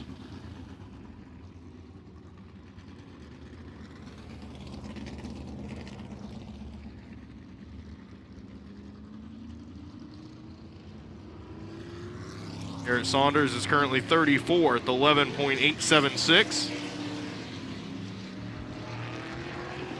And as always, 33 cars will make the 77th Annual Unified Group Services Little 500 presented by UAW. The 27, Chris Jagger, currently outside that top 33. Jagger's best time, 12.794.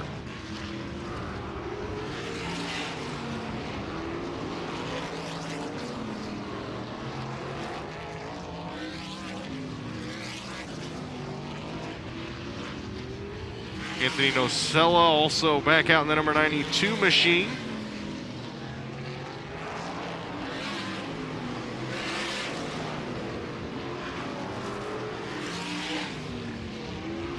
In the Nocella Paving, Anthony Nocella entry, the one to go signal out.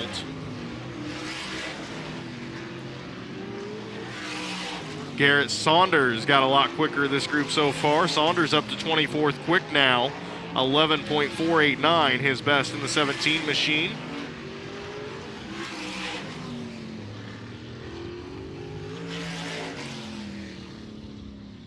As the checkered flag flies for this group.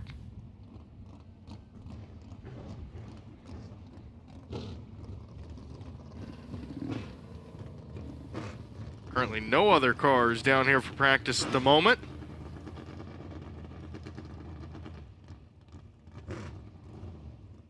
So at this time, let's go down to Brett, who's caught up with the quickest man on the property so far this afternoon, Tyler Rohrig. Yeah, Tyler Rohrig, you rebuilt this car over the winter, so you're fastest right now. Do you think that can hold for qualifying, and how does the track feel out there? Not sure. The track's going to change quite a bit, I'm sure, here even towards the end of practice. So we're just really just trying to keep up with the track and, just, I don't know, if we can back that up qualifying, I'm confident we'll be at least on the front row. But, like I said, we're trying to keep up with the track, dodge the weather, all that. We'll see if that holds up, that time holds up for the rest of practice as well as qualifying. But he had a busy winter rebuilding this entire car, and it's paying dividends here in practice. Thank you, Brett. And Tyler Rohrig certainly rebuilding the car. Looks like it paid off. 10.939. As the 40 of Nathan Bird getting pushed off back out onto the track for practice. So Nathan Bird trying to make his first little 500. Emerson Axum's back out in this number 4 machine. 11.257 for Emerson Axum. His best time, he's currently 13th. Been trying to find speed out of this car. His teammate Shane Hollingsworth's currently 4th in the other Nolan Racing entry.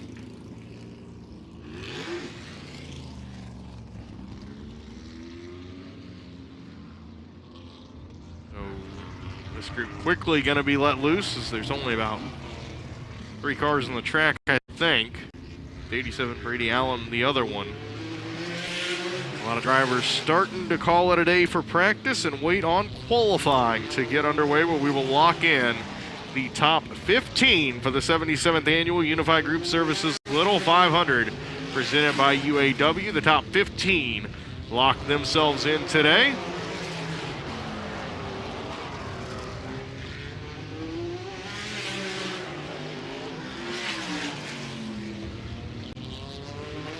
Nathan Bird's currently 22nd on the charts, 11.388 for Nathan Bird.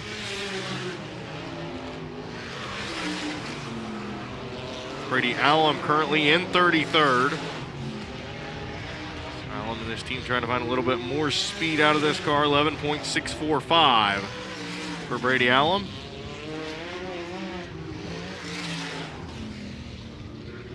The checkered flag is going to come out. And Emerson Axum not able to find that speed still. 11.257. Still the best for Emerson Axum.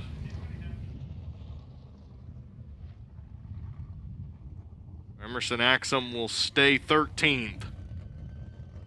At 11.3s, 11.4s that time out for Emerson Axum in the number 4 machine.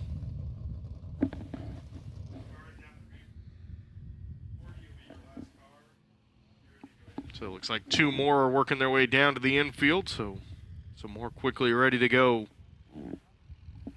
here for practice. And now a good group of cars coming back out onto Anderson Speedway as we continue through practice here. 56 Tyler Rohrig still on top, 10.939. The only driver that's found 10 seconds so far is Tyler Rohrig. 77 Cody Swanson currently 5th, 11.159. Back down to the infield, the 69 Justin Grant is down there as well. Justin Grant's currently 20th with an 11.332. 26 Colton Bettis is 11th quick, 11.218 for Colton Bettis in this 26 machine. As this group gets pushed off.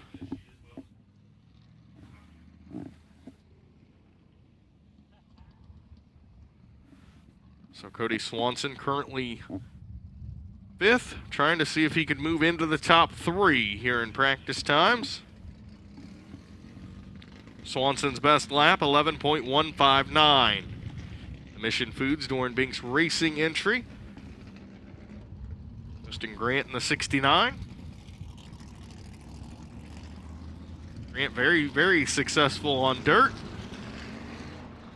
And turn that success into pavement asphalt racing as well. Good group of cars on the track for practice. 74 Tony Main back out as well.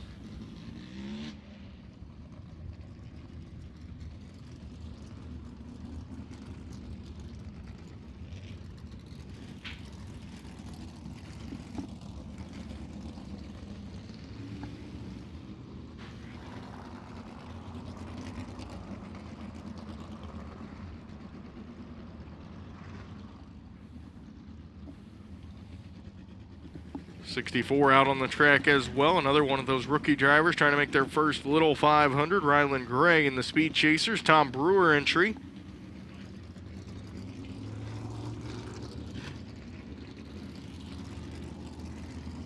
The 26 Colton Bettis is going to be the one that leads us to green amongst this group.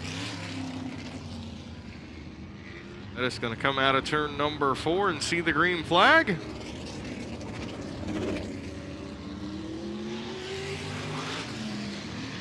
It's going to start winding that 26 machine up. See if he can crack into the top 10, just outside of it at a moment. Only in the 11th spot.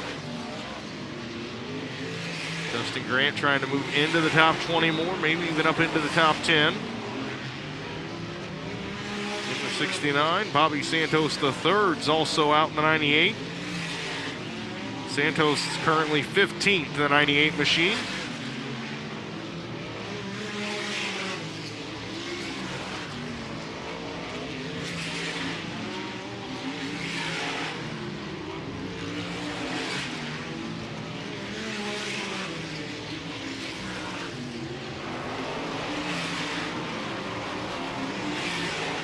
Colton Bettis, Cody Swanson, both finding some speed, and Swanson's gonna pull it in right after that lap.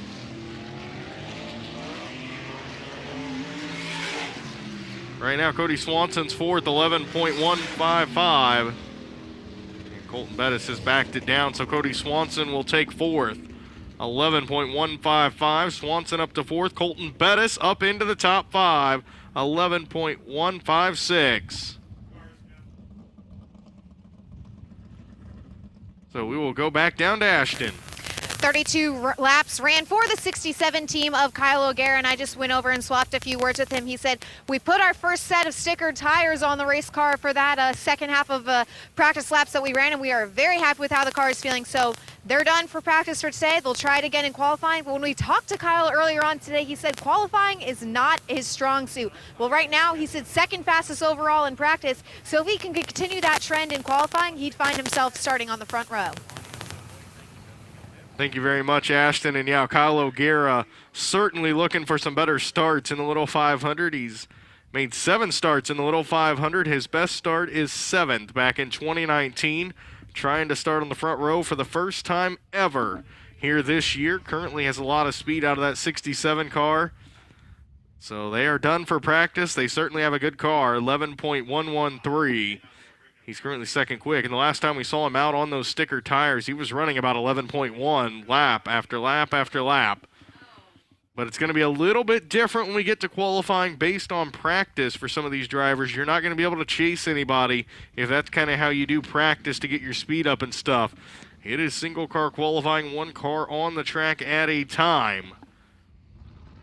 So you'll kind of have to hit your own lines all on your own when we get into qualifying. As the one of Dakota Armstrong back out on the track. Armstrong currently rounds out the top 10. Dakota's currently 10th, 11.195.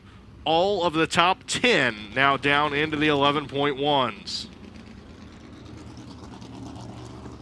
The 4 of Donnie Adams Jr. back out as well. He is currently 13th, 11.251.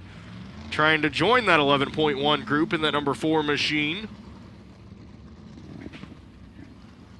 5 of Kyle Hamilton out as well. Hamilton's currently 11th, just outside the top 10, 11.218 for the 2017 Little 500 winner. Of Kyle Hamilton in the number 5. A lot of drivers out in this group hovering right around the top 10. See if some can get their way up into the top 10. Jerry Cobes is back out in the 93 machine. Currently 36th, 11.960 for Jerry Kobza. Scotty Adama's in the 44, back out on the track.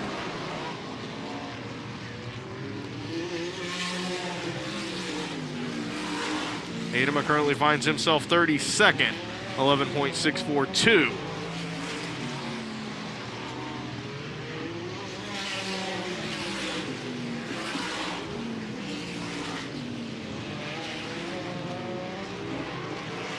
Also the 20, Shane Hollingsworth. Currently 6th quickest, back out on the track.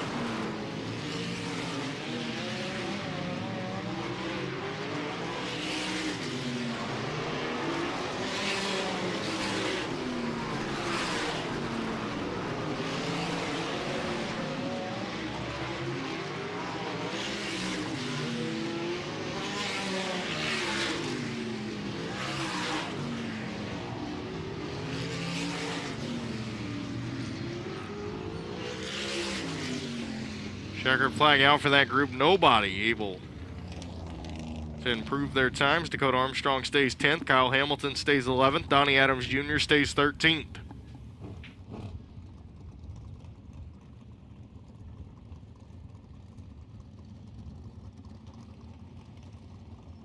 But Armstrong's best lap, 11.195.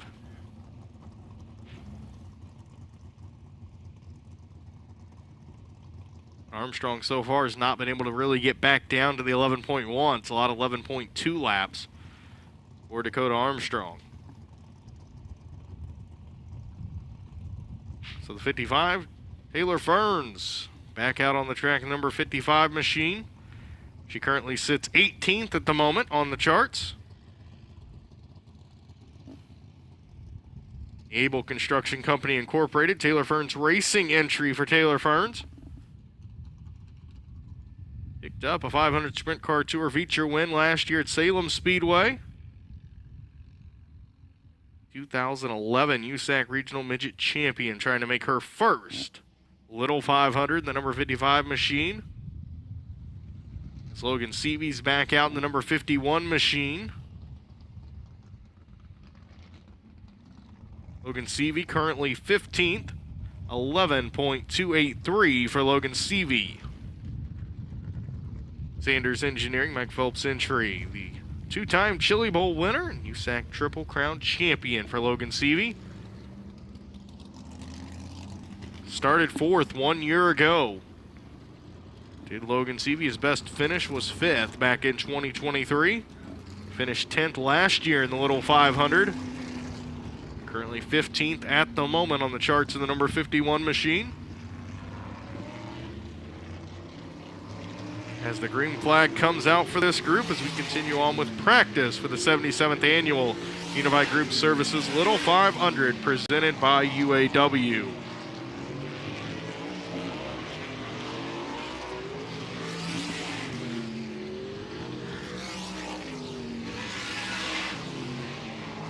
Taylor Ferns down the back straightaway. In the 55 machine, trying to improve on her lap time.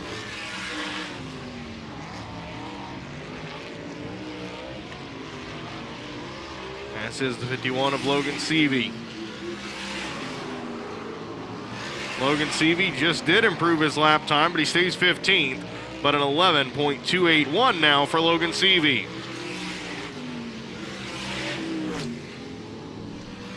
Slowed way down that time, 11.402 for Logan Seavey. Two, David Goodwill's currently 25th, 11.496 his best. Takes the checkered flag there.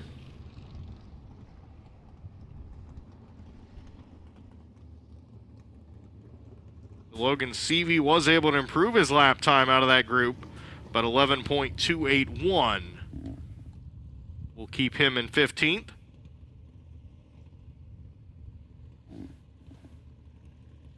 As we have the 10 of Chris Neuenschwander, the 4 of Emerson Axum heading back for practice.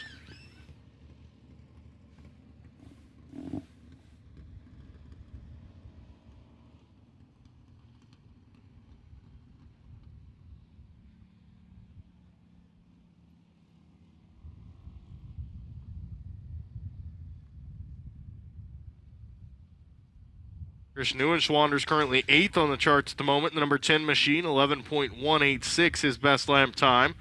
Emerson Axum 14th, 11.257. Axum and this Nolan Racing team continues to try to find the speed out of the number 4 machine. 87 Brady Allum is also back out on the track. Allum currently 33rd, 11.645. And it looks like it's going to be a full group for practice.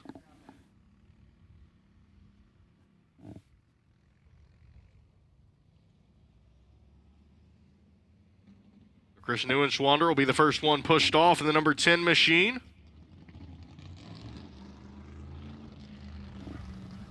Out of New Haven, the Kohler Reynolds, Ron Kohler entry for Chris Neuenschwander.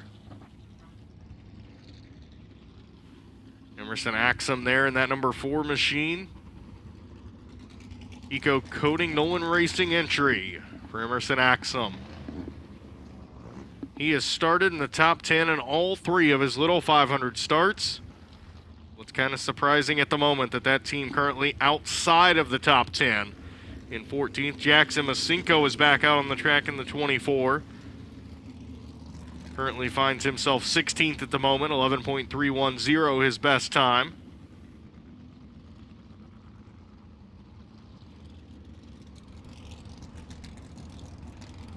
Cinco spun early on in practice here earlier this afternoon.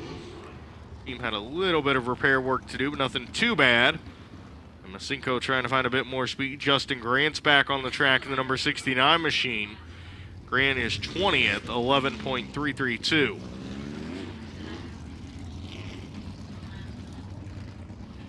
Brian Gossel is back out in the 6 as well. Gossel's currently 19th, 11.325.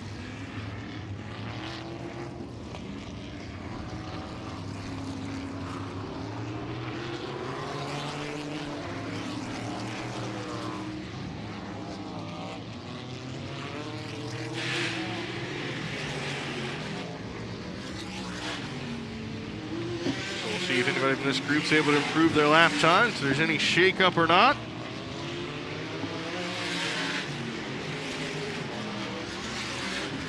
Chris Neuenschwander getting this 10 wound up. See if Neuenschwander can maybe work his way up into the top 5 in this number 10 machine.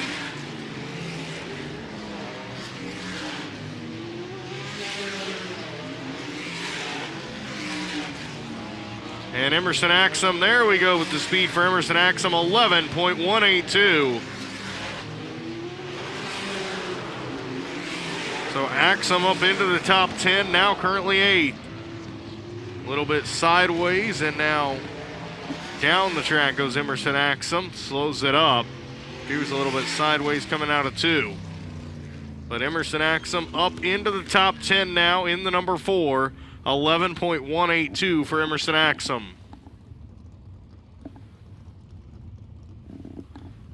So we will head back down to Ashton for another update.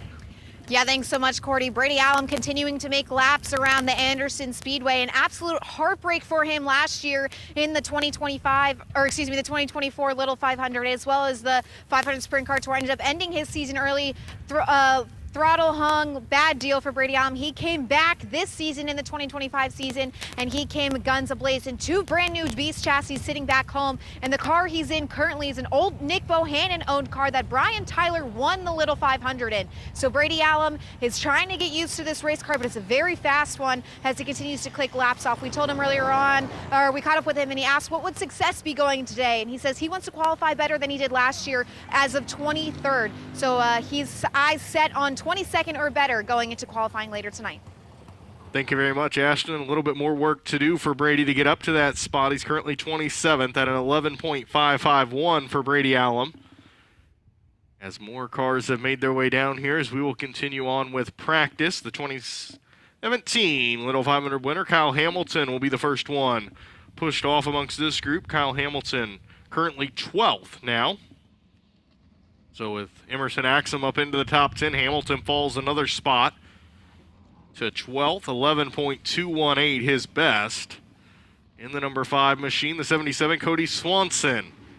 Out as well. The last time we saw Cody Swanson on the track, 11.155. He got quicker.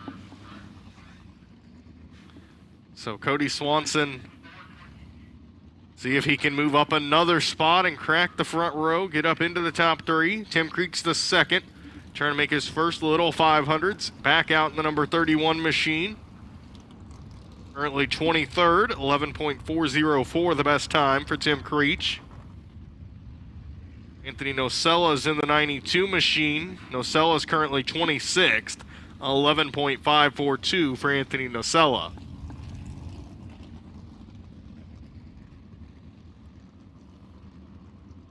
And Ryan Newman back in the 39 machine. Ryan Newman currently 28th. The first time we've seen Ryan Newman on the track in a while. So that team might have made a lot of major adjustments on the 39 of Ryan Newman. 98, Bobby Santos III back on the track as well as the green flag comes out for this group for practice.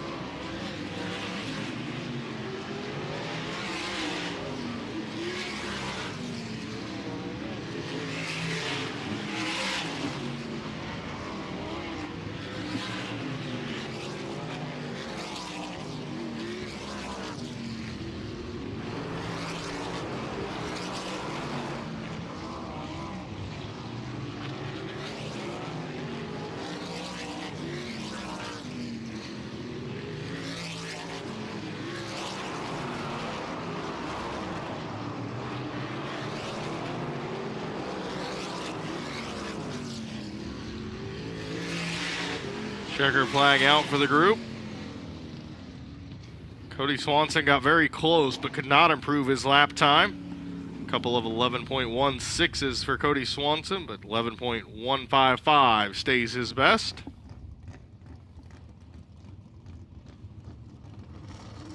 So the top 10 stays the way it was. Bobby Santos the third, 12th in the 98 machine, 11.195. Looks like the 51 of Logan Seavey is going to head back to the track. Currently have some cars out here at the moment. Looks like Seavey will be joining this group.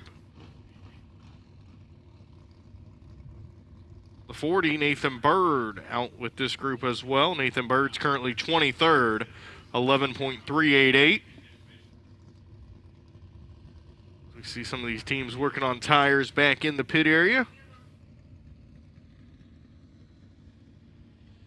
Tires very, very important here at Anderson Speedway in the Little 500. Especially as we get closer and closer to qualifying time.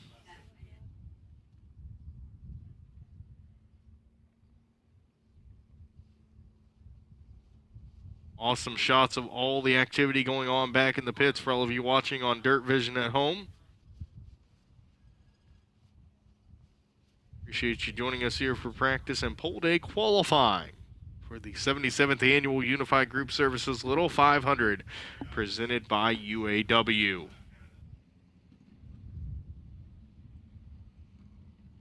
Nathan Bird getting pushed off in this number 40 machine.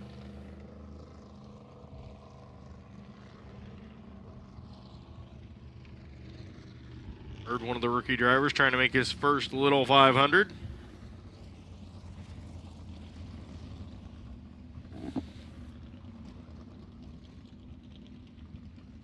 Another one of those rookie drivers, the 64 of Rylan Gray, out as well. Rylan's currently 31st, 11.600.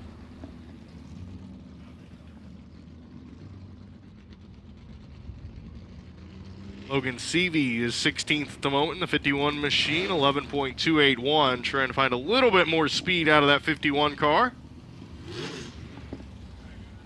As the one to go signal is out, the one Dakota Armstrong back out on the track. Armstrong trying to get back up into the top 10.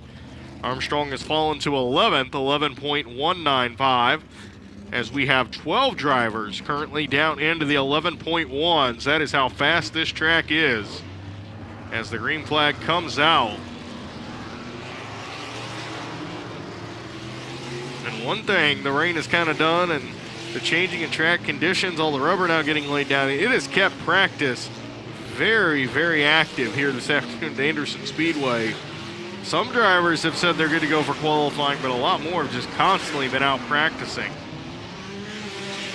As Colton Bettis is back out in the 26 machine, currently 5th. 11.156, Colton Bettis' best time.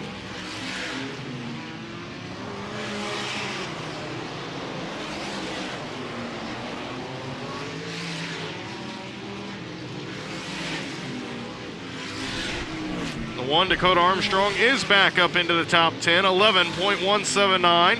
Armstrong 8th. So Dakota Armstrong back into the top 10, currently 8th quickest now.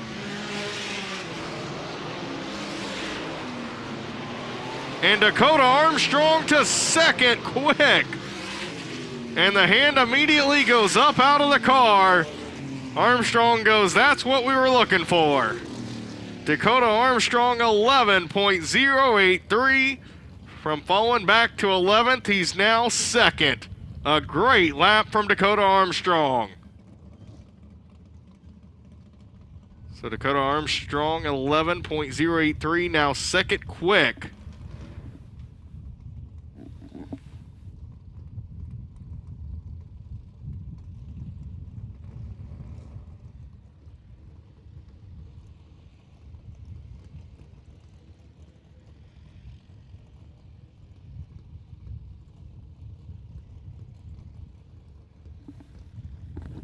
So Dakota Armstrong, it'll be interesting to see if that team is now done with practice, 11.083, or if they come out here and see if they can improve on it a little bit more. We see the Anthony Nocella team working back in the pit area on the 92 machine. Nocella is currently 27th with a best lap time of 11.542. For the Nocella paving, Anthony Nocella entry.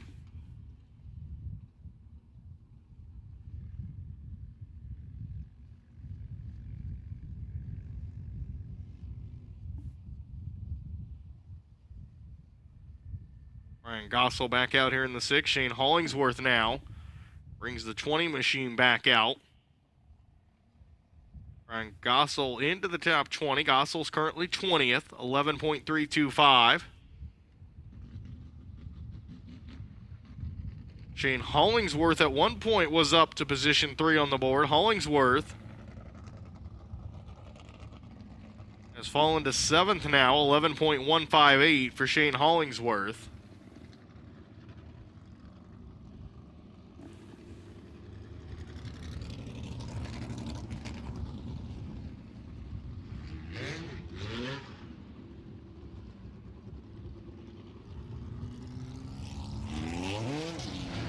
See if Shane Hollingsworth can get the 20 machine back up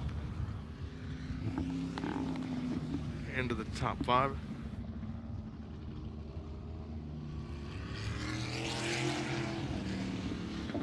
Kyle Hamilton's back out in the number 5 machine. Hamilton would like to move into the top 10, like Dakota Armstrong just did. Hamilton's currently 13th, 11.202 for Kyle Hamilton.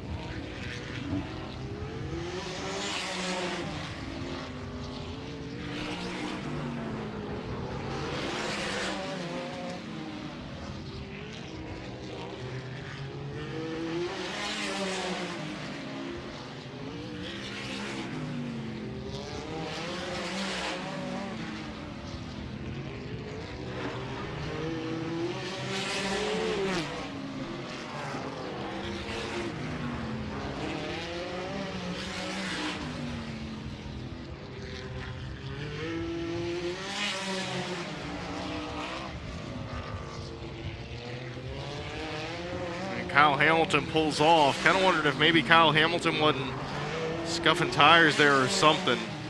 He did not use all the practice laps.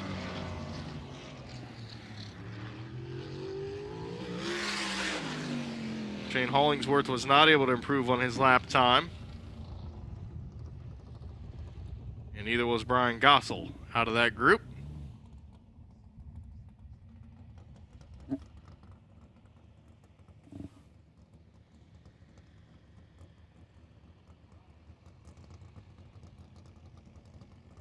So now we will head down to Breder, I believe, has an update for us down in the pits. Yeah, Dakota Armstrong just pulled in. The crew was all smiles with that lap time they put up there. They are going to go back out, but they're not going to go back out for speed. They're going to go back out and scuff some tires. But what a changing practice we've seen so far here today. We've had sun, we've had clouds, it's warmed up, it's cooled down. I would not want to be a crew member down here trying to tune up these cars as we head into this qualifying session about 30 minutes from now. Absolutely, Brett, and we have seen that as cars, some of them continue to come back out. The ever-changing weather conditions here today, as you mentioned, we had sun for a little bit, and the track took rubber really, really quick, and the cloud cover has certainly picked back up here at Anderson Speedway and making it very, very difficult to get these cars dialed in. And the 67 Kyle O'Gara back out on the track. He's currently third quick, 11.113. Donnie Adams Jr. in the Ford machines also back out on the track. Adams currently rounds out the top 15 and 15th at an 11.251.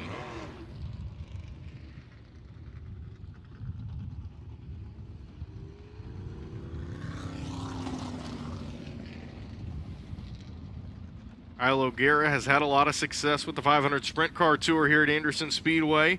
Has had some good finishes in the Little 500. Would love a podium finish, though, if not a win. Best finish for Kyle O'Gara, 4th. He's done it twice in 2020 and 2022. However, as Ash kind of alerted to earlier, the starts have not been what Kyle O'Gara has wanted, as his best start is just 7th back in 2019 hoping to start on the front row this year. Currently has the front row spot at the moment. Third if you were qualifying, but this is just practice. So Kyle O'Gara trying to dial in that piece. Emerson Axum trying to continue to find more and more speed. Axum has finally cracked the top 10 in ninth at an 11.182.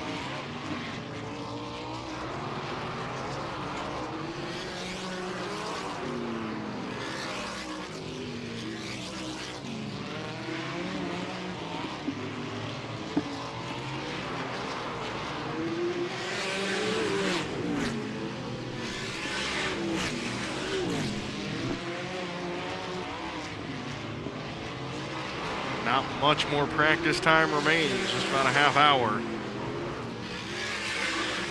All that remains in practice before qualifying gets underway.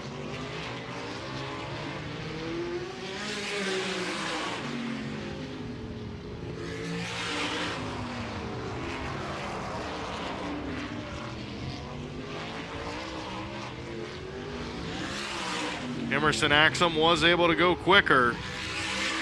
11.171 for Emerson Axum. So it'll be 8th for Emerson Axum now at an 11.171.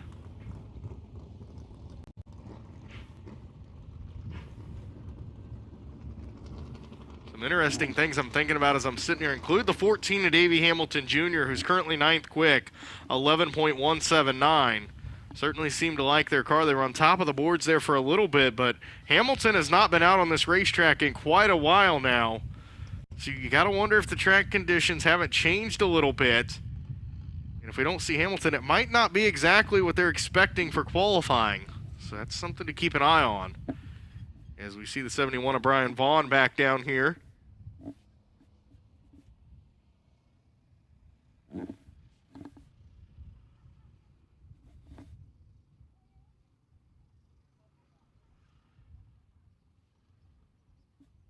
Brian Vaughn currently 22nd, 11.334 for the 71 of Brian Vaughn. Out of Shirley, Indiana. Looking like Brian might have the track to himself.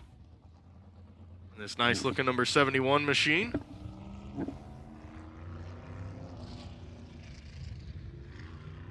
And Vaughn will get the track to himself. There are some more cars up on the ramp, but they're going to have to wait till Brian Vaughn is done. Brian Vaughn in the 71 machine trying to move up into the top 20.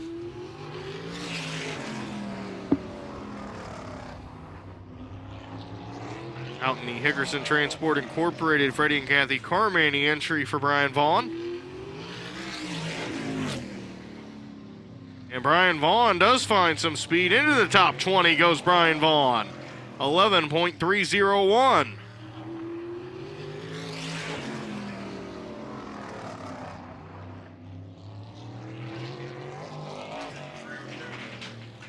11.302. Vaughn now being consistent. Little bit of a bobble.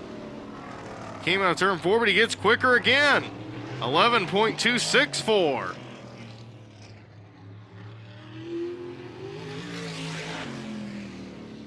$11.240. Every lap is quicker and quicker right now for Brian Vaughn.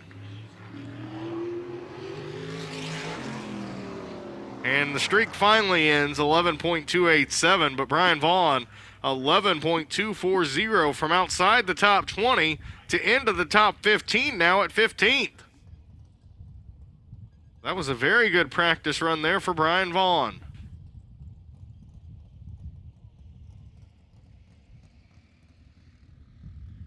As the 24 of Jackson Masinko is going to make his way down to the track. Like maybe he'll get the track to himself. See if anybody else comes down or not. Cinco and JTM Food Group, Brockman Signs, Brad Hayes Racing entry. Looking to make his second Little 500 start. He started 18th and finished 17th last year.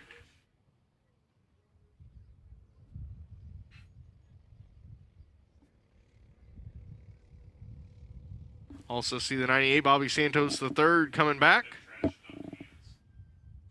Jackson Masinko, the 2023 500 Sprint Car Tour Rookie of the Year. Finished second this year in the Glen Dival Classic with the 500 Sprint Car Tour here at Anderson Speedway.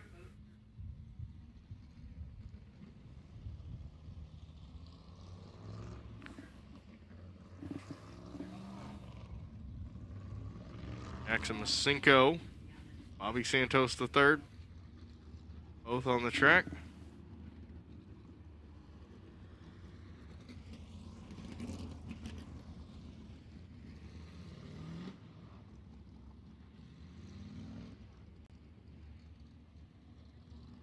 Bobby Santos III is currently 12th. 11.195. The 24 of Jackson Masinko currently 14th. 11.223. And either one of these two crack into the top 10, maybe even the top 5. Who knows? We saw Dakota Armstrong from outside the top 10 up to position 2 in practice. So we'll keep our eye here on Bobby Santos III, Jackson Masinko in the 24. Great split screen for all of you watching at home on Dirt Vision, where you can see them both around Anderson Speedway.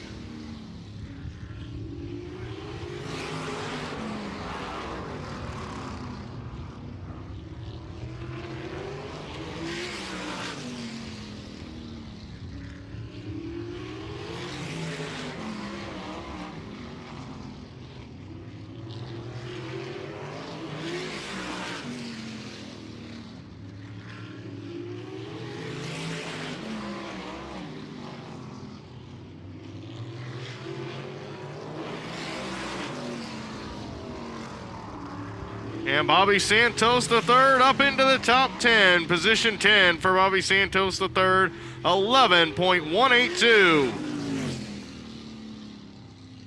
Bobby Santos III does move into the top 10. Good lap there for Bobby Santos III. Got right up against the wall down the front straightaway. Puts that 98 machine into the top 10. Chris Neuenschwander now just outside the top 10. In 11th, the 99 CJ Leary 12th, 5 Kyle Hamilton 13th. Jackson Masinko did get quicker there. Masinko stays 14th, but 11.217 now for Jackson Masinko.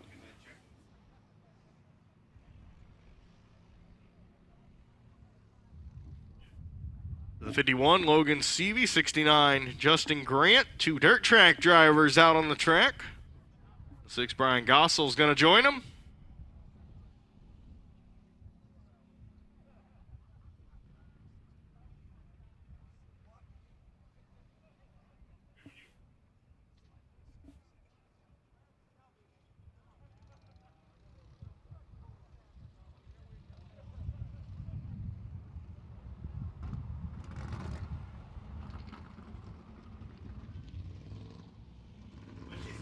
'51, Logan Seavey back on the track. Seavey currently 17th, 11.281. Logan Seavey's best time.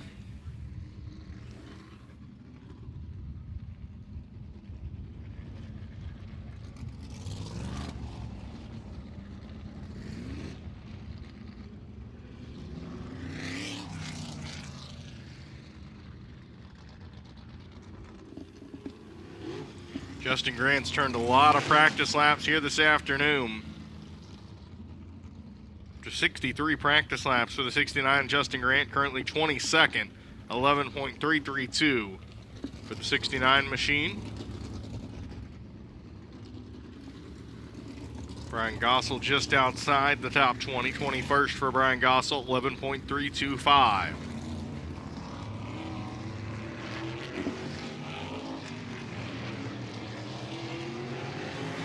Green flag out for this group. We see the one of Dakota Armstrong back out on the track. We know this is not about speed for him. They're just trying to scuff in the tires on the one machine.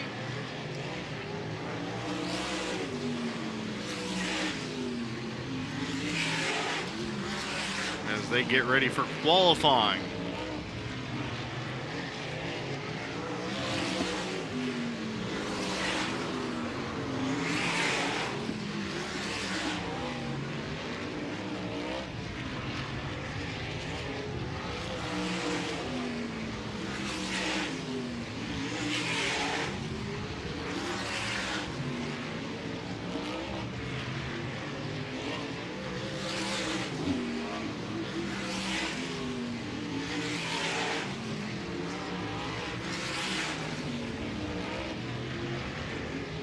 Checker flag out for this group.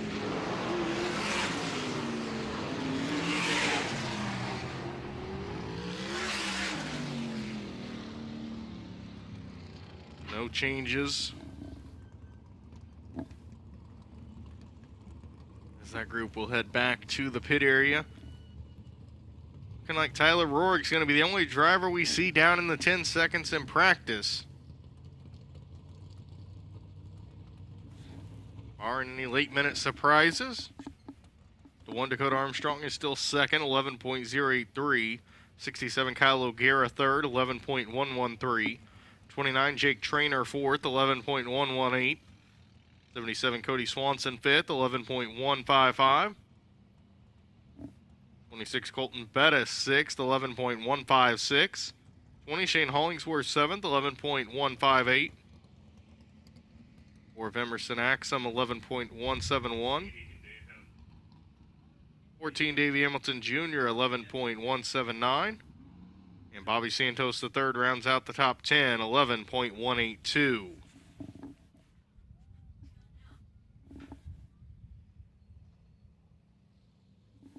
So the 56 Tyler Rohrig is back on the track.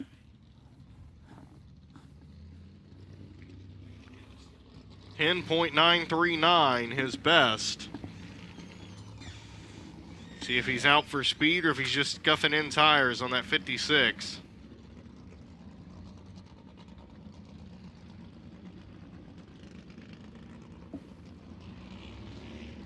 Looks like we're starting to see a lot of cars start to head back to the track area with these ever-changing conditions. Probably a smart idea right before we head into qualifying. 26 Colton Bettis back on the track as well.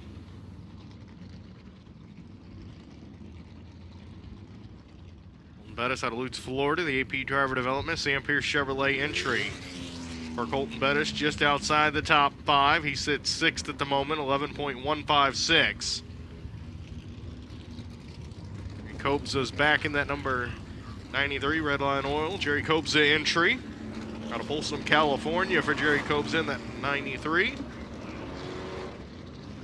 Emerson Axum's back out in the Kiko Coating Nolan Racing.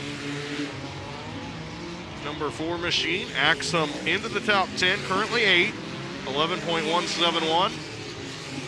Axum trying to continue his starts inside the top 10 streak here at the Little 500.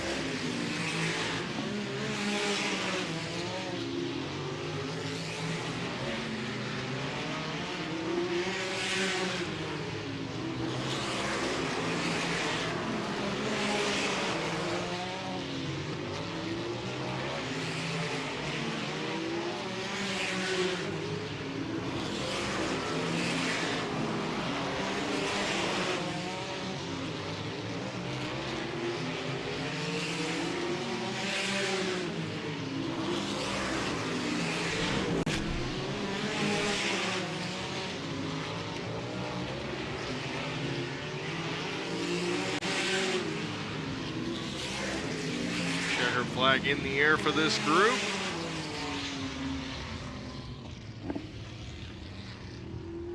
And Cody Swanson got quicker, 11.141. Swanson very consistent. 11.141. Swanson stays 5th though.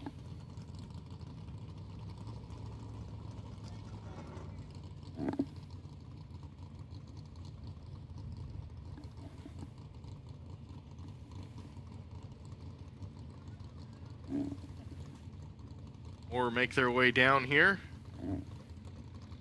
Little bit of practice time left, but it is quickly dwindling.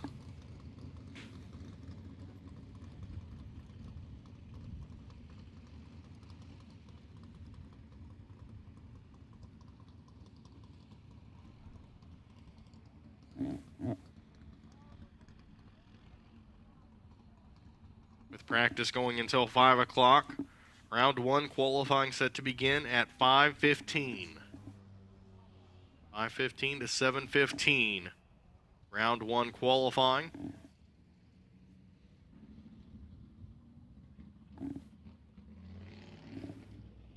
See The 64 getting pushed off there of Ryland Gray out of Greenfield, Indiana. The Speed Chasers, Tom Brewer entry. 2020 All-Star TQ Midget Rookie of the Year, trying to make his first Little 500 start.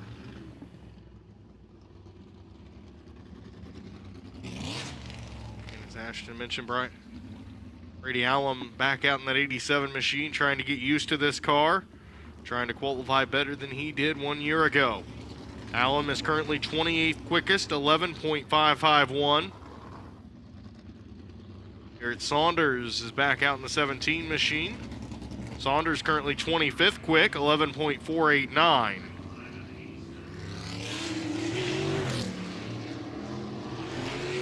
As the green flag is out for these three drivers. As now under 15 minutes remaining here in practice time for the 77th annual.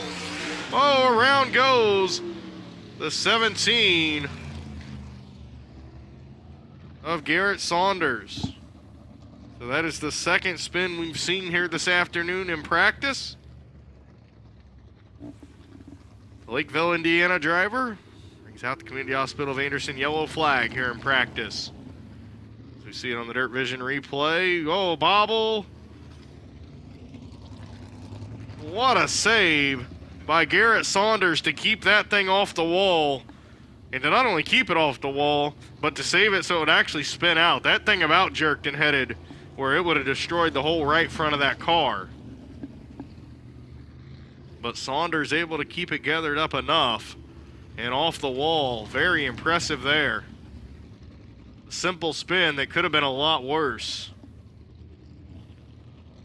Lakeville, Indiana, Kirchner Engines, Atlas Gutters entry.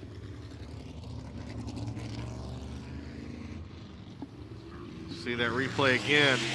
Tried to correct it, made a big bobble, and then was able to get it back the other way. That first bobble, that thing was headed right for the wall with the front of that car.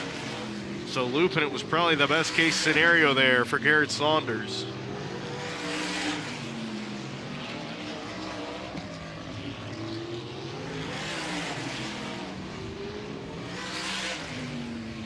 Quickly back underway with practice here. A little bit of a bobble there from Brady Allen out of turn number 4 that time in the 87 machine.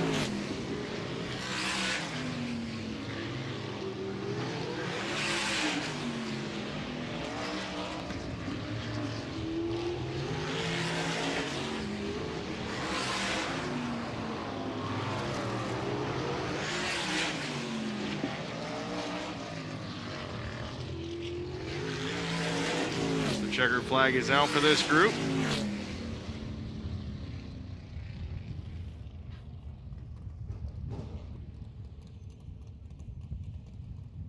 Ryland Gray able to turn 11.376. His best put Ryland Gray at 23rd now.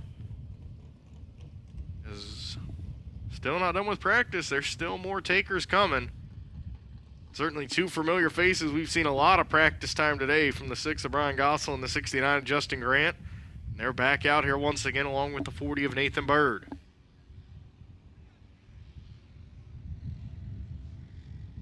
Justin Grant at 70 practice laps at the moment in that 69 machine.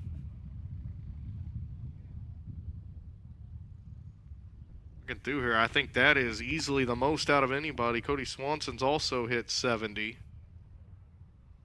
Emerson Axum's actually at 71. Grant definitely near the top for the most practice laps this afternoon.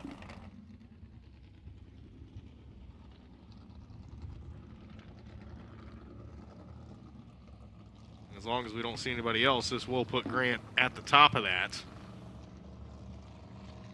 Gossel in the 6, Nathan Bird out in the 40. Ryan Gossel in the number 6, currently 21st, 11.325. Number 40 of Nathan Bird is 24th, 11.384.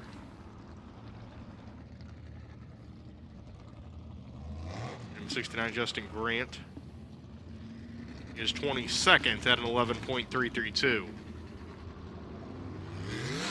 And there's still another car on the ramp ready to come down for practice, but this group's going to get wound up first.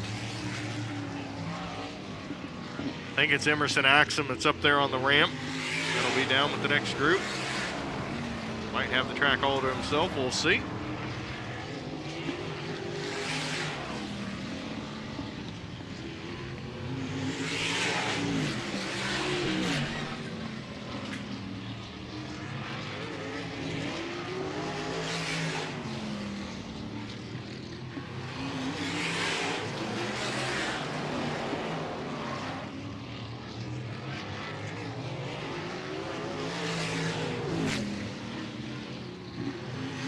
Signal in the air from this group.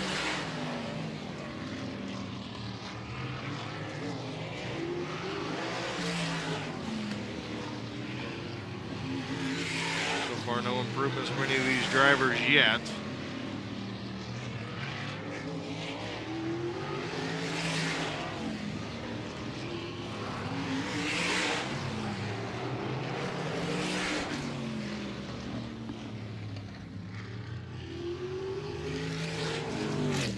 Nobody able to improve their time amongst those three. We'll see if that'll do it for those three or if they'll try to jump back in line and come back out here.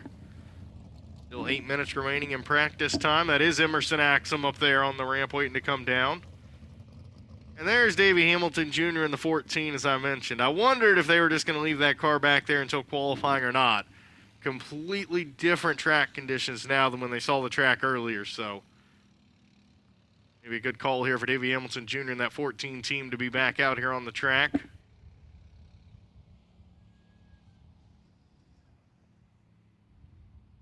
Anthony Nocella's back in the 92 machine. We saw that team back there in the pits working on that car a little bit earlier.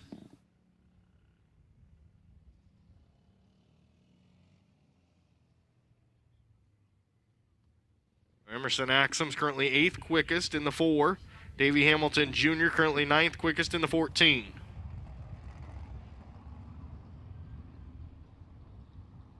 Keep an eye on that 14 Davey Hamilton Jr. We know he's been quick. He was on top of the boards for a little bit. When we first started practice, that team has said they had a little bit of an engine issue. Didn't think it was too big of a deal. So we'll see what Davey Hamilton Jr. does when he's out here now. Anthony Nocella in the 92. Emerson Axum. This team has worked hard on this 4-car all afternoon to find the speed out of it. They finally have got it into the top 10 for Emerson Axum. 11.171. Actually, his teammate, the 20 of Shane Hollingsworth, the other Nolan Racing entry. And Davey Hamilton Jr. has pulled the 14 into the infield. So we will see if we can get maybe some sort of information on what Davey Hamilton Jr. and that 14 team was doing, if they were just trying to get heat, or if they do have an engine issue or something with the 14.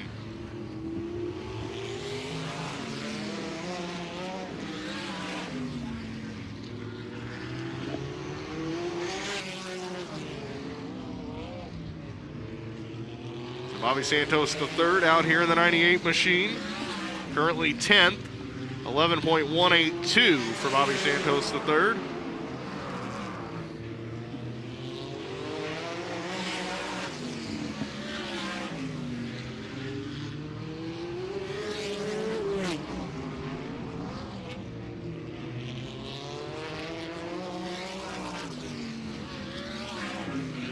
And Emerson Axum, third quick, seeing if he can improve on it. He does.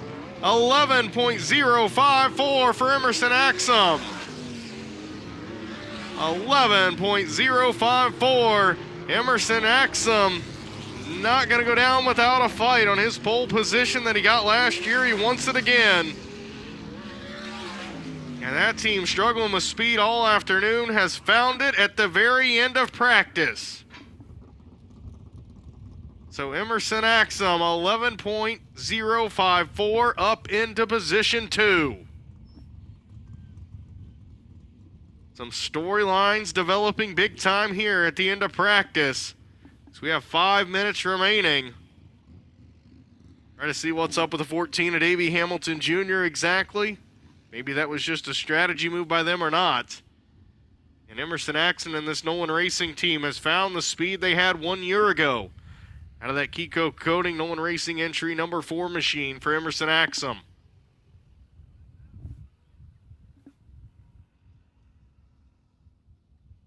So the 26 currently out on the track, Colton Bettis back out on the track out of Lutz, Florida.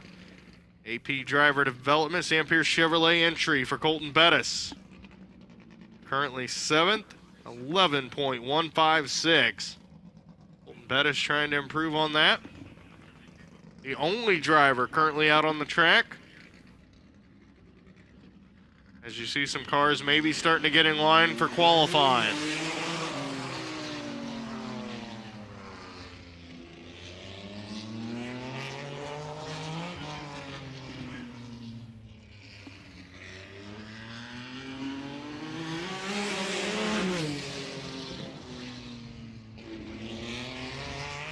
Down to 3 minutes to go in practice. Thinking Colton Bettis might be our last car on the track for practice. We'll see if that's the case or not.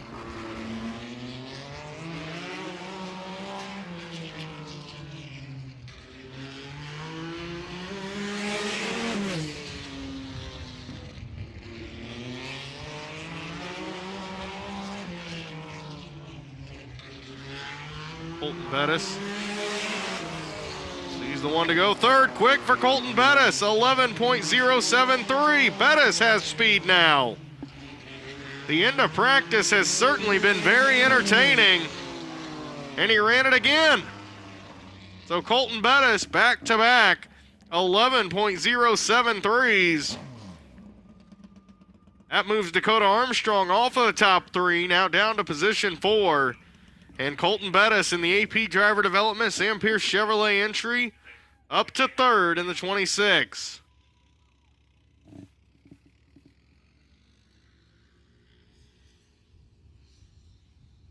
So at this time, I think Ashton's down there in the pits and think she has an update for us on Davey Hamilton Jr. Yeah, Davey just going out for engine heat since they haven't been out for practice in a while. Tagged right back onto the tail end after coming off the track from that engine heat session. We'll see if he makes it out in time for one last practice session. And there's a line of cars over there to practice, but time is ticking down. Certainly is, as we are down to just 2 minutes to go, Ashton, so they do not have much time to get out here if they want to practice. Logan Seavey is going to get some more laps in this 51 machine. Logan Seavey currently 17th, 11.281 for Logan Seavey. In the number 51 machine, the 2-time Chili Bowl winner, USAC Triple Crown champion in the Sanders Engineering, Mike Phelps entry for Logan Seavey out of Sutter, California.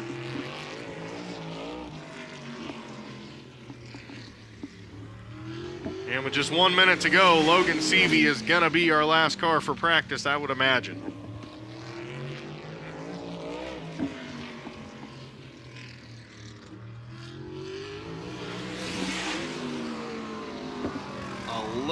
.738 for Logan Seavey that time by.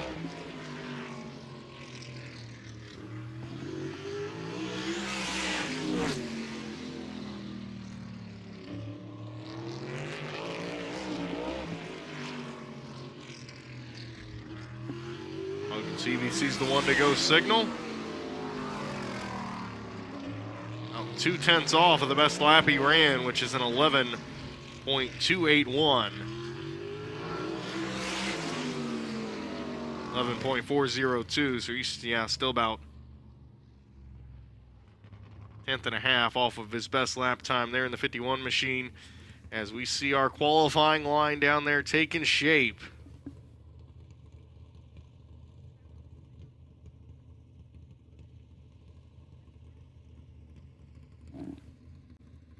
For qualifying here.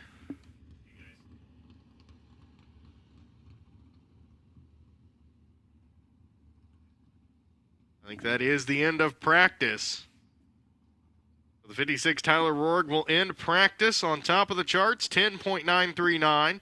The 4 of Emerson Axum, second quick, 11.054. 26 Colton Bettis, third quick, 11.073. The 1 Dakota Armstrong, fourth quick, 11.083. 67, Kyle O'Gara, 5th quick, 11.113. 29, Jake Trainer, 6th quick, 11.118. 77, Cody Swanson, 7th quick, 11.141. 20, Shane Hollingsworth, 8th, 11.158. 14, Davey Hamilton Jr., 9th, 11.179. And the 98 of Bobby Santos III, 11.182, rounds out the top 10. So a certainly very interesting practice session there that developed with all kinds of storylines throughout it. And qualifying certainly going to be very exciting coming up here momentarily, with qualifying set to get underway here at 5:15 for the 77th Annual Unified Group Services Little 500 presented by UAW here at Anderson Speedway. We'll see if Rory can continue to hold on to that top spot and get another pole or not. Other drivers can join him down in the 10-second range. Saw a lot of drivers find speed right at the end of practice there. We'll see if that continues. And at this time, as we get a little bit of time here for qualifying, we're going to take a quick little break as we get ready for qualifying here coming up shortly for the 77th Annual Unified Group Services Little 500 presented by UAW.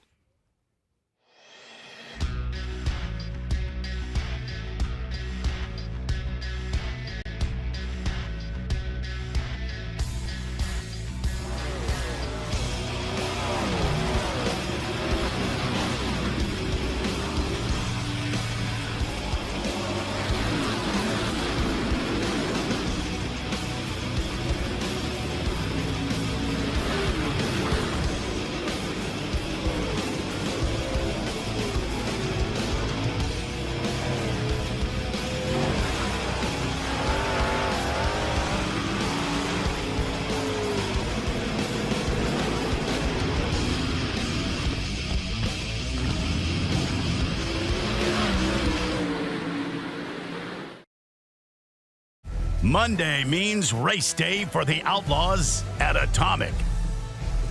They'll race side by side out of corner number 4. Trying to take the lead. They'll go wheel to wheel into turn 3. Splitting cars in turns 3 and 4 and 3 wide. Trying to power back around. He'll have a run out of turn number 4. We've got a race for the lead out of turn 2. Blood in our hearts, dirt in our veins. Come see the World of Outlaws NOS Energy Drink Sprint Cars near you.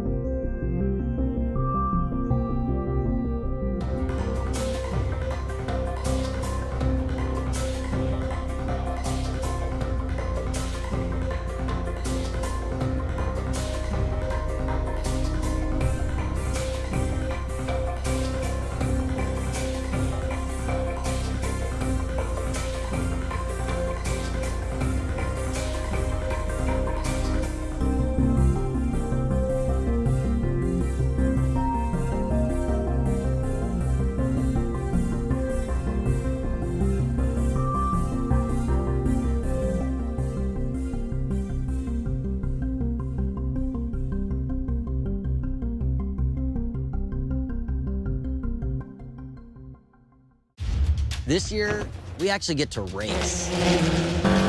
These guys are sprint car drivers, stock car drivers, drifters. Here, they're going to drive something that requires a different sense of discipline. It's a group of 12 guys who are really good at driving race cars. Team NOS Zero Sugar. Team NOS Original. Team Sonic Sour. Team GT Grape. We're not sure how these cars are going to drive. Let's go racing. This copyrighted Dirt Vision broadcast may not be retransmitted, reproduced, rebroadcast, or distributed in any form without World Racing Group's written consent. Copyright infringement is a federal crime.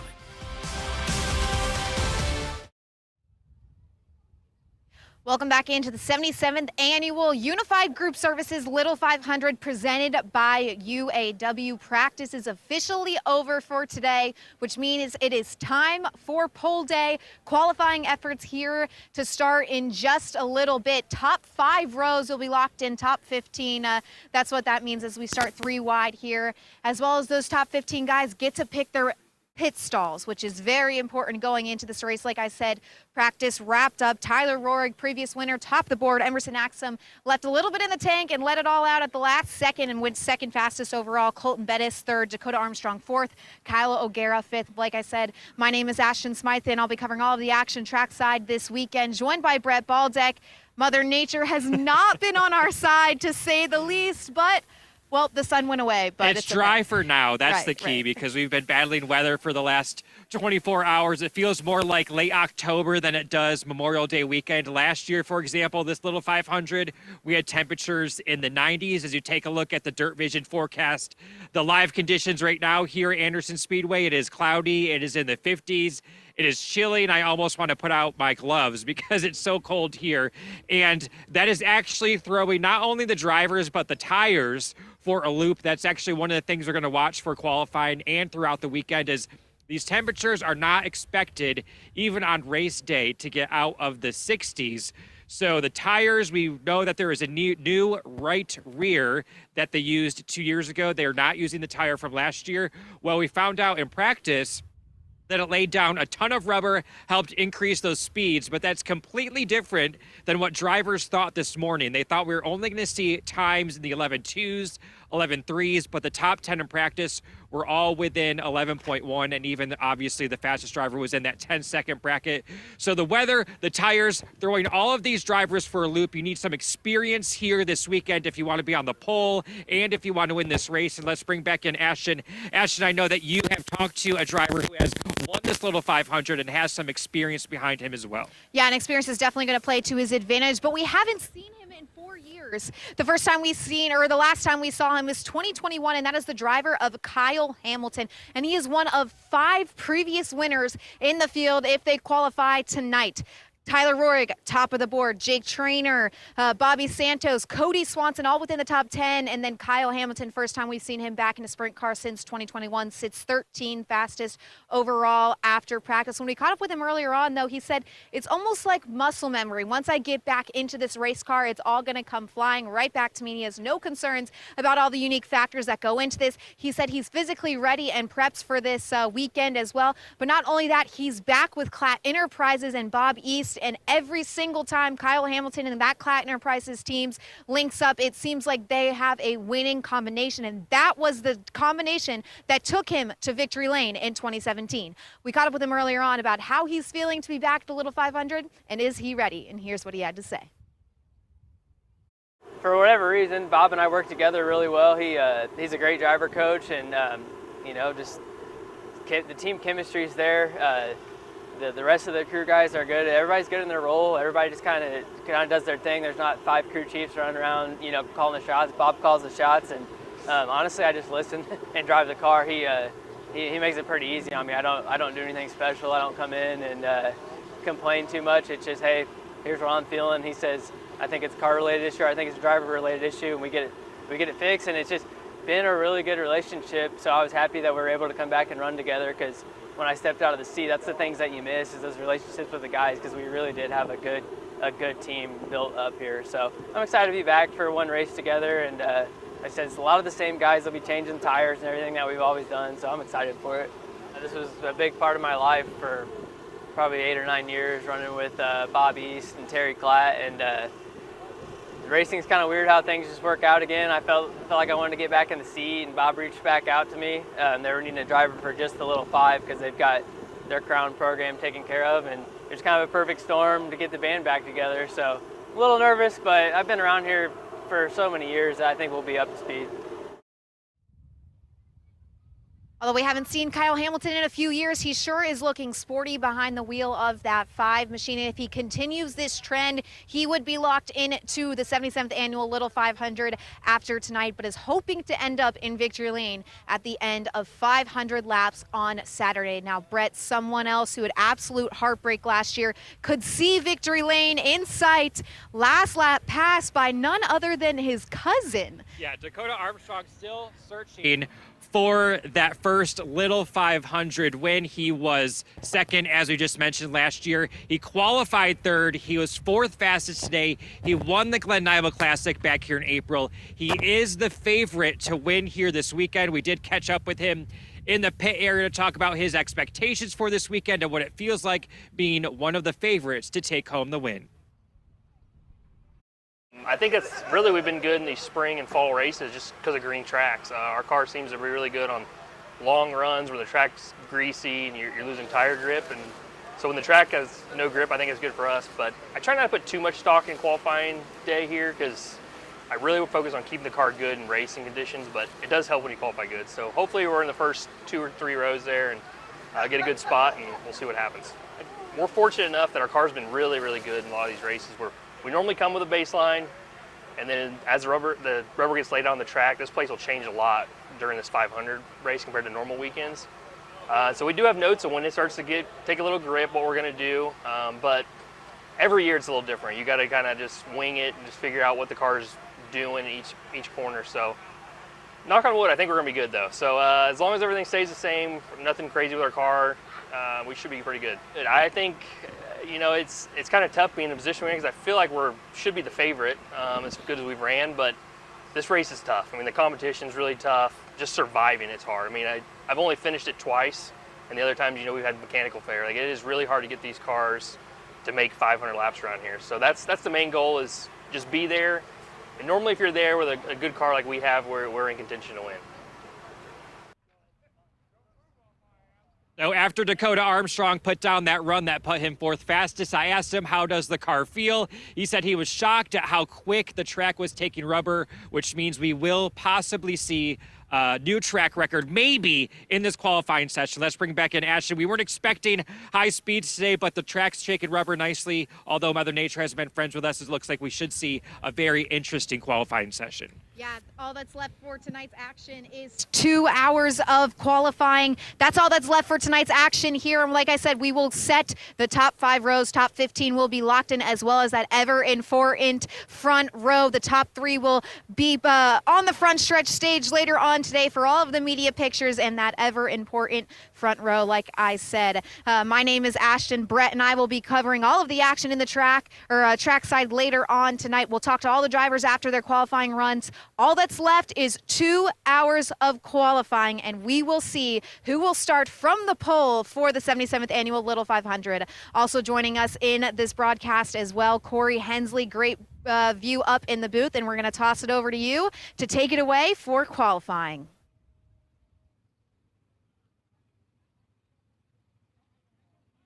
So getting ready here with qualifying.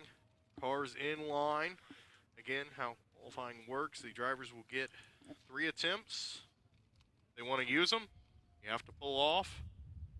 If you take that white flag, that is your attempt. You lock in your time.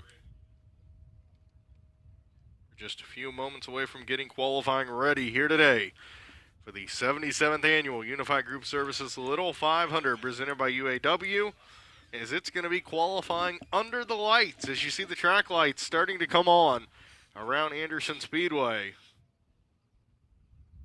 56 Tyler Rohrig wasted no time getting in line. We are ready to start with qualifying.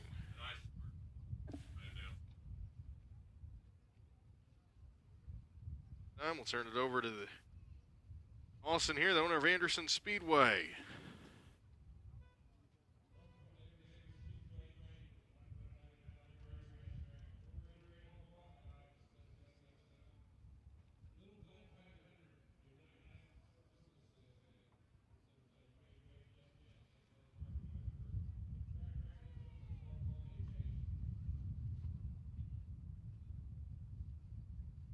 Track is now open for qualifying officially, so the qualifying clock has begun. The first qualifier out is going to be the number 10 machine, the Kohler Reynolds, KRJ Race Products, J&J Termite Control, Pro Strip, Penske Racing Shocks, Nicely Done Mechanical, Ron Kohler entry out of New Haven, Indiana, Chris Neuenschwander. Chris Neuenschwander comes to the green flag.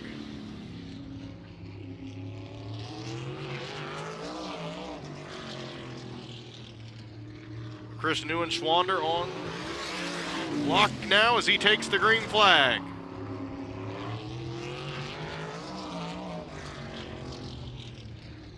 And it is a 4-lap qualifying run. Neuenschwander's first lap time, 11.221.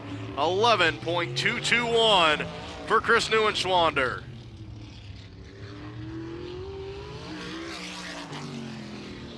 .271 for Chris Neuenschwander in the number 10. He is going to take the white flag lap in a time, 11.260 that time.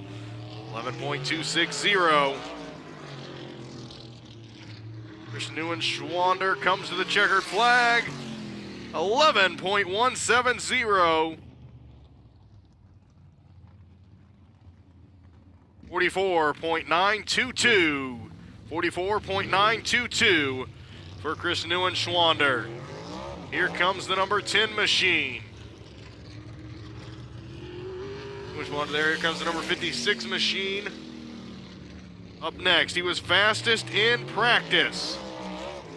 We'll see what he can do in qualifying. The CB Fabricating, Evan Jackson Racing Engines, Penske Racing Shocks, Tyler Rohrig entry, Tyler Rohrig. Tyler Rohrig holds the single lap track record, 10.799. The 4-lap track record time, 43.477.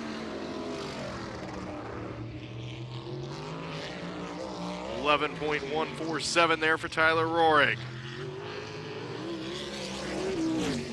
10.950. 10.950 for Tyler Rohrig. Rohrig takes the white flag. 10.873. 10.873. Can he gain a 10th? That's what he needs. 10.895.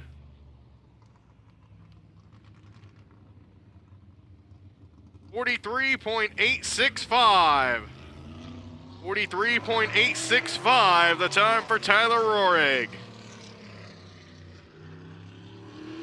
As the number 4 out on the track now, out of Yorktown, the Adams Company Tax Service Incorporated, Jeans Root Beer, K-Max Station, FTL Global Carriers, DB Adams Motorsports LLC entry, Donnie Adams Jr. Donnie Adams Jr. in the number 4. Comes out of turn number 4, gives it the gas. First lap time will be 11.527. 11.527 for Donnie Adams Jr. 2007 Little 500 pole sitter, 11.239. 11.239 for Donnie Adams Jr. Has one top 5 back in 2009. He finished 3rd. 11.279. 11.279 that time for Donnie Adams Jr. He started in the top 10 5 times in the Little 500, 11.374.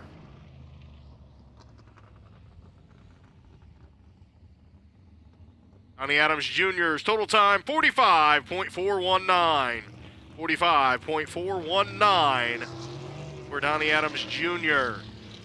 Up next, the number 14 machine. He was on top of the boards for a little bit when we first started practice. Out of Boise, Idaho, the Morgan Exteriors Incorporated, Kirk Morgan Racing, United Speed World, Kirk Morgan entry, Davey Hamilton Jr. 2018 Little 500 pole sitter out on the track now. See what Davey Hamilton Jr. can do in the number 14 machine. Comes out of turn number 4, first lap time, 11.366. 11.366 his first time.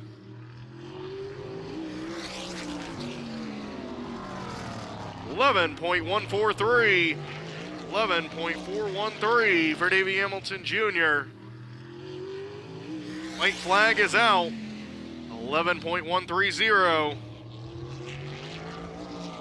Davey Hamilton Jr. is going to lock in a time. Comes out of turn number 4. 11.027.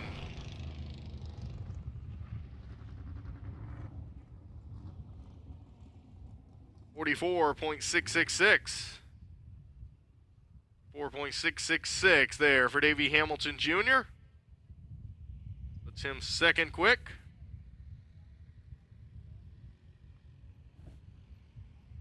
And so far have seen 4 drivers take time here for qualifying for the 77th annual by Group Services Little 500 presented by UAW.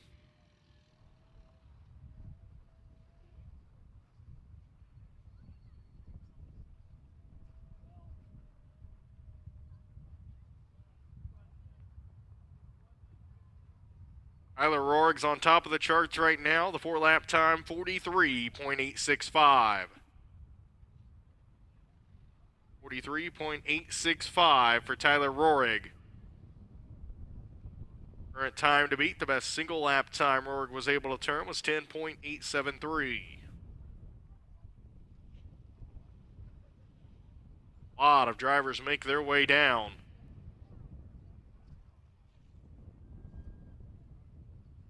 For qualifying. So far, everybody locking in their times. They've just taken an attempt to see. They're going ahead and locking them in.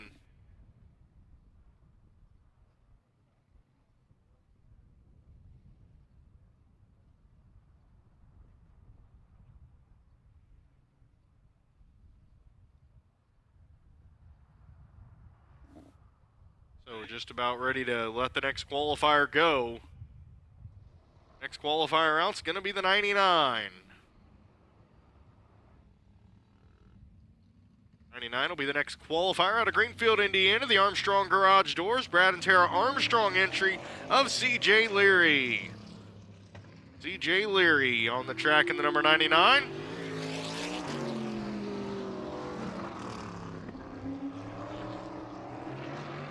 C.J. Leary. That start was 4th back in 2017.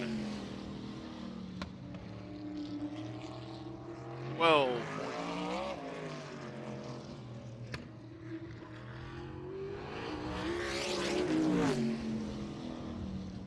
.649 that time by 11.649 for C.J. Leary.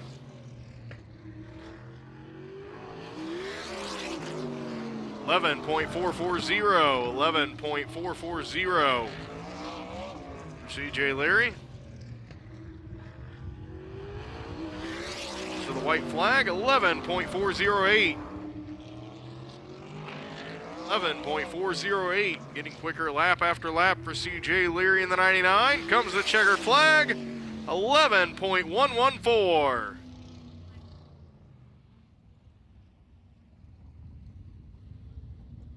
So 45.611 for C.J. Leary, 45.611. 71 machine out on the track next.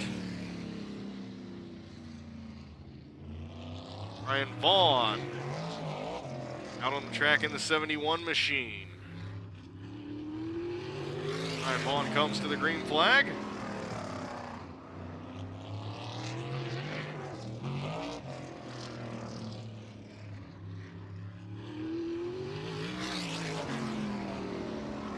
.658, 11.658 for Brian Vaughn.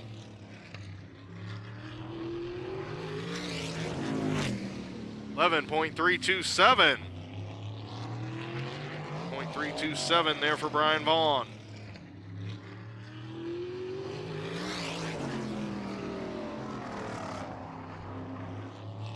.268. Shirley, Indiana driver. 11.392.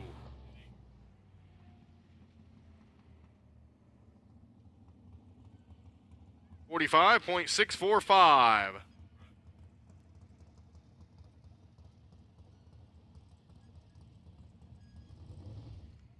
.645, the time for Brian Vaughn in the 71 machine.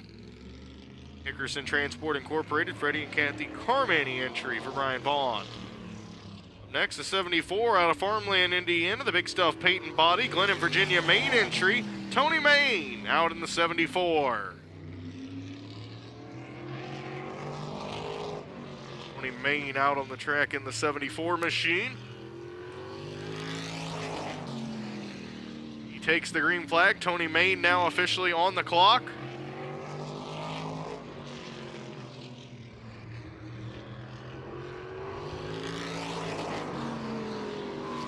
.241 for Tony Main on his first lap time. 11.890 for Tony Main.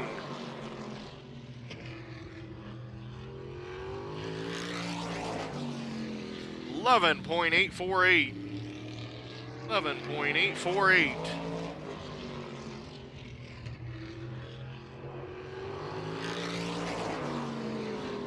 11.730 for Tony Main.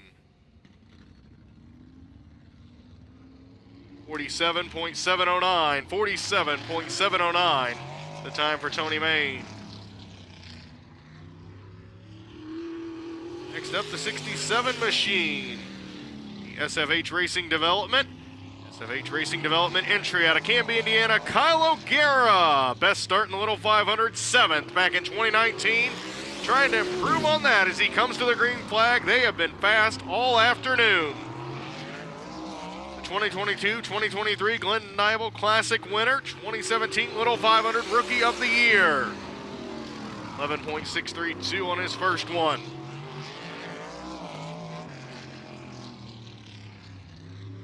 .632 for Kyle O'Gara on his first one.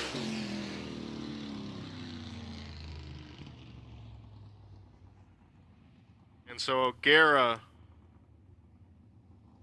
will not go. That's going to use his first attempt. So O'Gara will not lock in a time. That's his first attempt. And we're going to see if O'Gara pulled off because of the rain or not. It might be raining here at Anderson Speedway.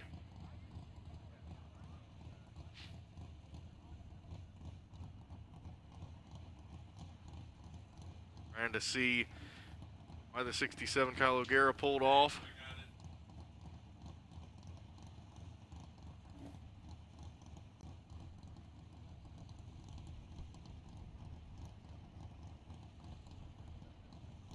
A report of maybe some rain coming down right now here at Anderson Speedway. So Kyle O'Gara did pull off because of the rain. Mother Nature has visited us once again here at Anderson Speedway. We're currently under red at the moment for qualifying.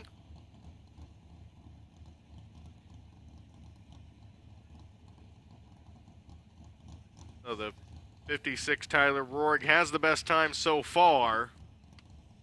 43.865.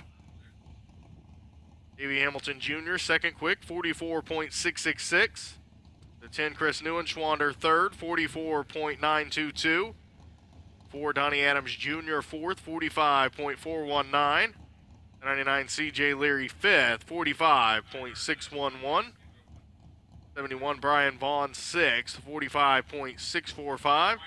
And the 74, Tony Main, 47.709. Those are the 7 drivers so far that have taken time here in qualifying. Unified Group Services Little 500 presented by UAW. We had 7 drivers take time before the rain appeared once again. Currently under a red flag for rain conditions here at Anderson Speedway.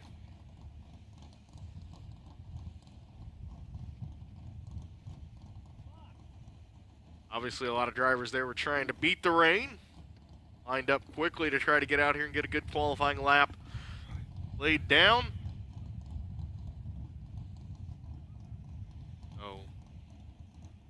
A brief pause here for a rain delay at the moment here at Anderson Speedway as it is raining once again.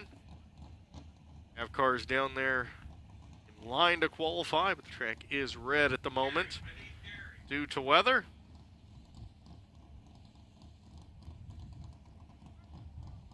So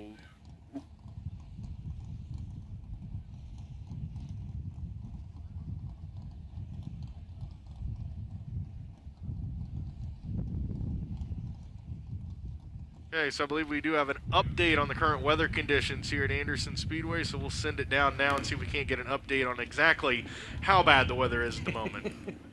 Yeah, Corey, thankfully it's not too awful. A little bit of a shower moving through right now. We were just looking at your radar app a few minutes ago. It's just a little bubble. Yeah, we've been tracking the shower for about the past hour. The good news is, looking at the pavement below my feet, we have not lost the racetrack. So that does not mean we have to put the push vehicles out there to help dry the track, but it stopped raining like it was a couple minutes ago. It's not as hard. So hopefully this moves through pretty quickly. We're able to get the cars back out on the track, but this has been the tale of the weekend the past 24 hours. Is yesterday we tried our best to get practice in, and every time we drive the racetrack, it started raining again. Yeah, and at least on the positive side, if you look up in the sky, the clouds are moving that way, and there's a little bit of a clear patch, so hopefully we get qualifying back underway very shortly. Absolutely, Ashton and Brad, thank you very much for that. And yeah, hopefully we can get it back underway very quickly as we see the cars down there in the infield where they were ready to go out, but unfortunately Mother Nature has visited us once again. You can see the wind also picking up here at Anderson Speedway. You can see it really blowing the American flag here at Anderson Speedway. And I think a lot of our cars that were out here for qualifying are going to go ahead and head back to the pit area at the moment, as we are under a red flag rain delay here at Anderson Speedway during qualifying for the Unified Group Services 77th Annual Little 500 presented by UAW. So we are sending the cars back to the pit area. You see a lot of them headed back there. The one Dakota Armstrong headed back to the pit area.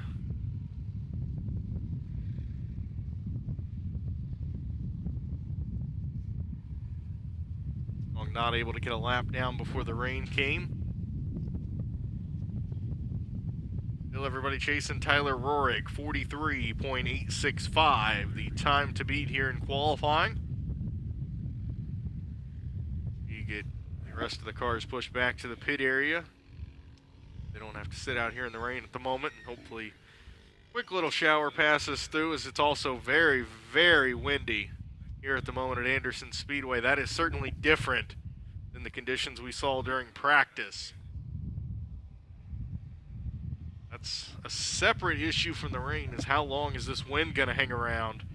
That could certainly make these teams have to make some major adjustments on these cars and some major guesses. Super windy yesterday, didn't get any track time, and then during practice it was not super windy. The wind has certainly returned at the moment here at Anderson Speedway. Last of the cars there, the 31 of Tim Creech, the second, getting pushed back to the pit area. So now all cars have gone back to the pit area here at Anderson Speedway, as we kind of wait out the weather here at the moment at Anderson Speedway.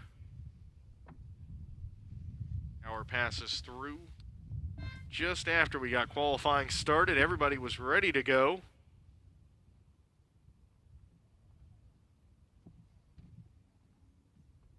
And looks like Taylor Ferns was down here ready to go, but going to be sent back to the pit area as well. So, had 7 drivers lock in their time. Kyle O'Gara did not lock in the time there. And rundown of the results so far. The 56 Tyler Rohrig's on top, 43.865. The 14 Davey Hamilton Jr. second, 44.666. 10 Chris Neuenschwander third, 44.922. The 4 of Donnie Adams Jr. fourth, 45.419. 99 CJ Leary is fifth, 45.611. 71 Brian Vaughn sixth, 45.645. And the 74 Tony Main seventh, 47.709. So still waiting out the weather here, and so as we continue to wait out this weather at the moment and let this storm pass through, we're going to go ahead and take a quick break here from Anderson Speedway and hopefully be back with some more qualifying here shortly at Anderson Speedway for the 77th Annual Unified Group Services Little 500 presented by UAW.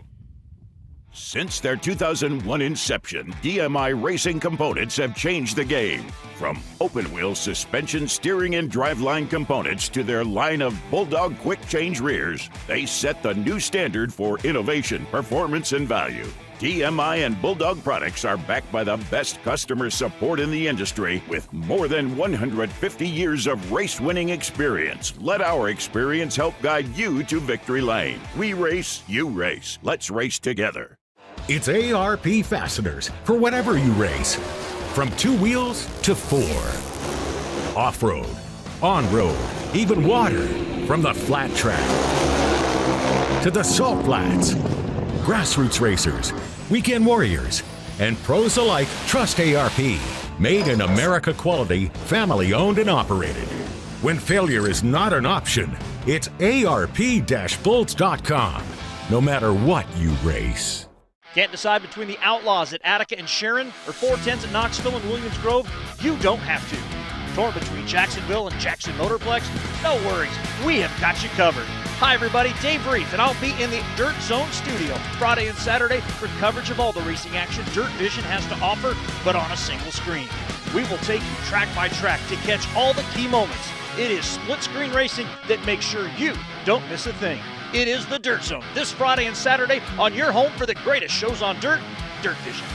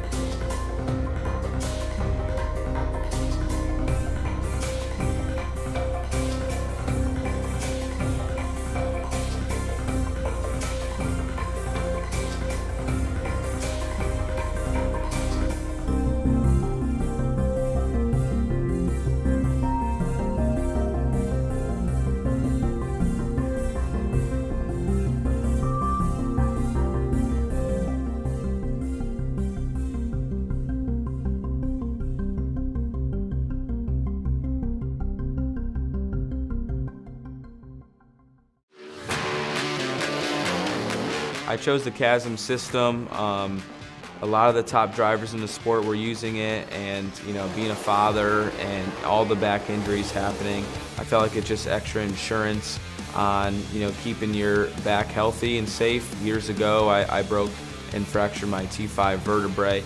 Since then, I've always been on top of my safety stuff, but I think the Chasm is just the next layer of being on top of the safety. Want more wins? Here's some tips. Brake late with our powerful titanium piston brake kits featuring our VRT Max rotor and all titanium hardware. Stay on track with the lightest, strongest, and safest rear torsion arm ever made in our exclusive AccuLength W-Link. Hold it all together with our huge selection of high-strength precision titanium fasteners boxed up custom for your car in part-labeled bags. Make the decision for precision. Smith Titanium. We winnovate.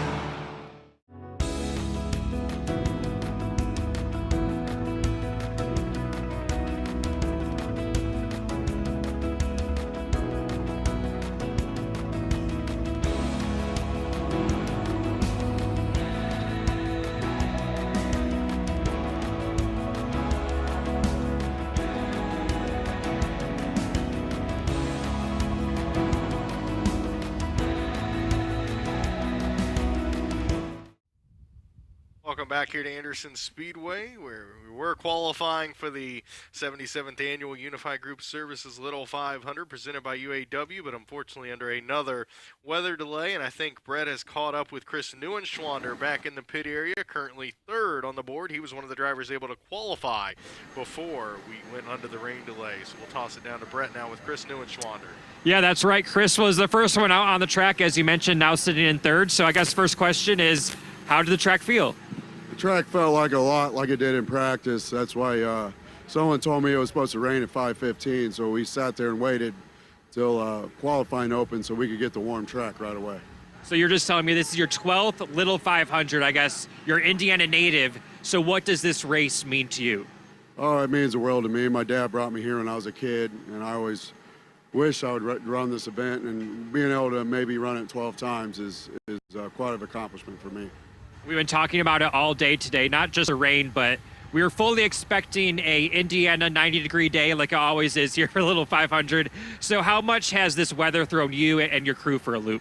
Well, I don't even think it's a Little 500. I think we're racing in October down here this week, but it is a Little 500, and we tried to strike a plan on trying to beat the rain, and that's what we're going off of tonight. So. And then there's a lot of questions that we need answers to about, you know, if they restart it later, I guess, would you go out again later if you're not locked in and, you know, with the rain and the different track conditions? I guess, what's going through your mind right now with this weather? I guess I don't know what it is. I don't know if we've ever had this. I know I never been a part of a rain delay like this during qualifying. So I guess it's on the track rules, on whatever they decide for us. I mean, I will if I have to, but if hopefully the time sticks.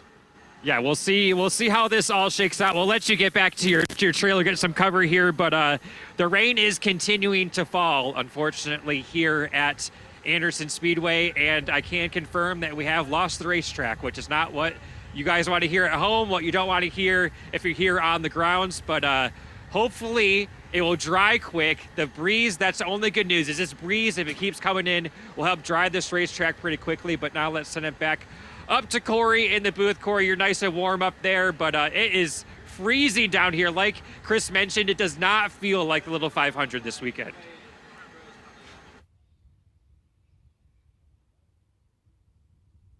Thank you, Brett. As you see the track there, good bit of water taken to the front straightaway here at Anderson Speedway at the moment, so let's quit raining. We'll on drying it, and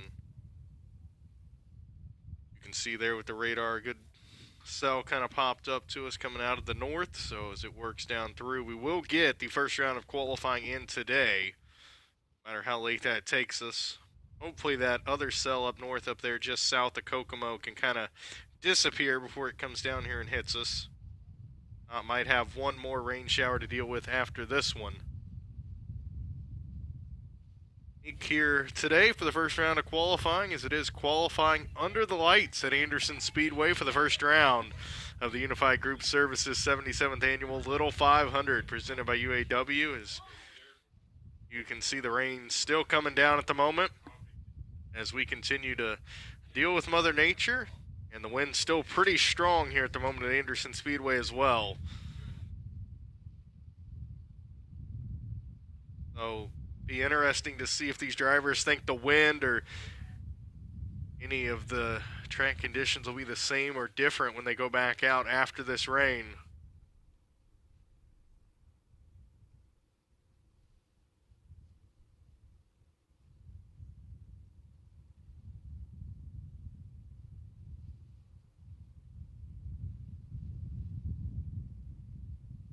And kind of letting up at the moment here at Anderson Speedway a little bit. I'm starting to see it. Hopefully the rain starts letting up. And I think Ashton has caught up now in the pits with Dakota Armstrong. Yeah, Dakota, you were out there on the grid, ready to roll, and now it's raining. How has this changed your mindset? Yeah, I mean, pretty big. I mean, I think we had a shot for a front row there. We ran an O in practice there it was actually our fourth run on that set of tires. So I don't know. I think Rourke was probably going to have her with those 80s, but I think we had some 90s in our car. But now, with this rain washing away all the rubber, the track would change a lot in that practice session. So we're probably going to have to detune it back to where we were. But your front row might be set, so we'll see, though. I mean, I think some guys go out there. We'll probably do some run, pull off, try to use all our temps to try to get the track worked in. But we'll see. I don't know. I think we still got our car's really good. So as long as we can end up in the first 2 rows, and we'll go get her tomorrow. How much does this change your mindset going into qualifying, and how much do you think now strategy is going to play a factor? You know, guys going to try to, you know, wait till the end to see if that rubber takes back on the track. Yeah, you're going to have a lot. I think it's going to be kind of what happened last year. Someone oiled the track down, and then nobody wanted to go till the very last minute. It'll probably take them about an hour to get it dry now, and it's going to be pretty dark. And normally I don't think this track picks up grip that late, especially being 40 degrees. So we'll see. We're already trying to strategize what we're going to need to change the car. We're just going to have to do it probably a little blind and see what happens. Lots of strategy going into this. Dakota Armstrong is ready to get out and qualify, though. So currently under the weather conditions here at Anderson Speedway as it continues to rain a little bit.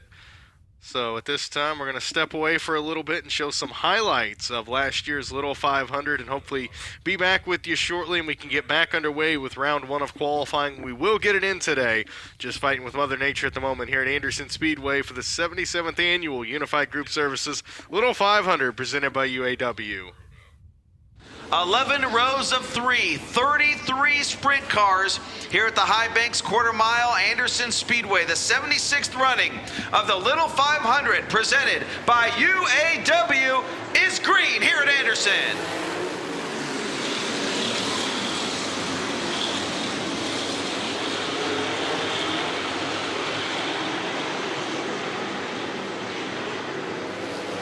Dakota Armstrong gets the whole shot, will lead lap number 1, but we already have trouble in turn 3. We've got a red, somebody hard into the wall outside turn 3. It looks like that is the 44 car of Scotty Adama. See the UAW pace truck down on the apron there. He's going to get out of the way, and let's do better this time, Rob. Single file restart. Coming to the green, we'll have 494 laps to go as Dakota Armstrong back on the gas. The Ivy Tech green flag is in the air, and we are back again racing here at Anderson. Great restart there for Dakota Armstrong. Dave began to pull away a little bit there from Emerson Axum, kind of getting a little bit of room between first and second.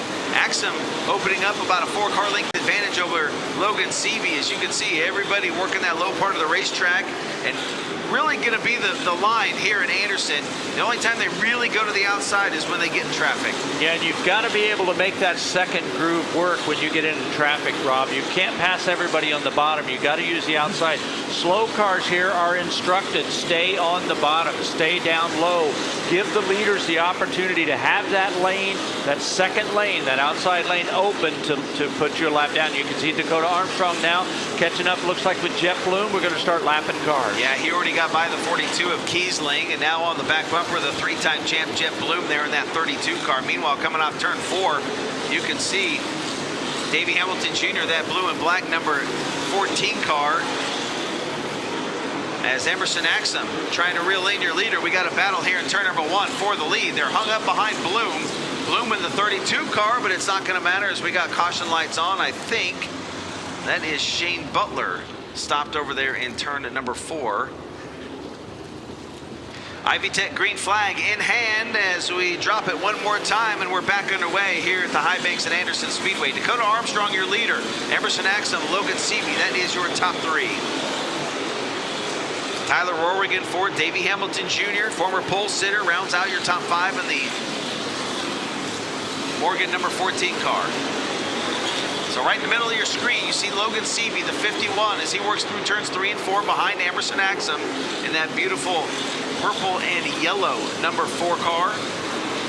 Nolan Racing, Kiko Engineered Coatings on the side for Axum. There's the gap between second and third. Dakota starting to open up a pretty good lead. That's what he did at the Glen Ivel. Showed a lot of speed in that 1 car.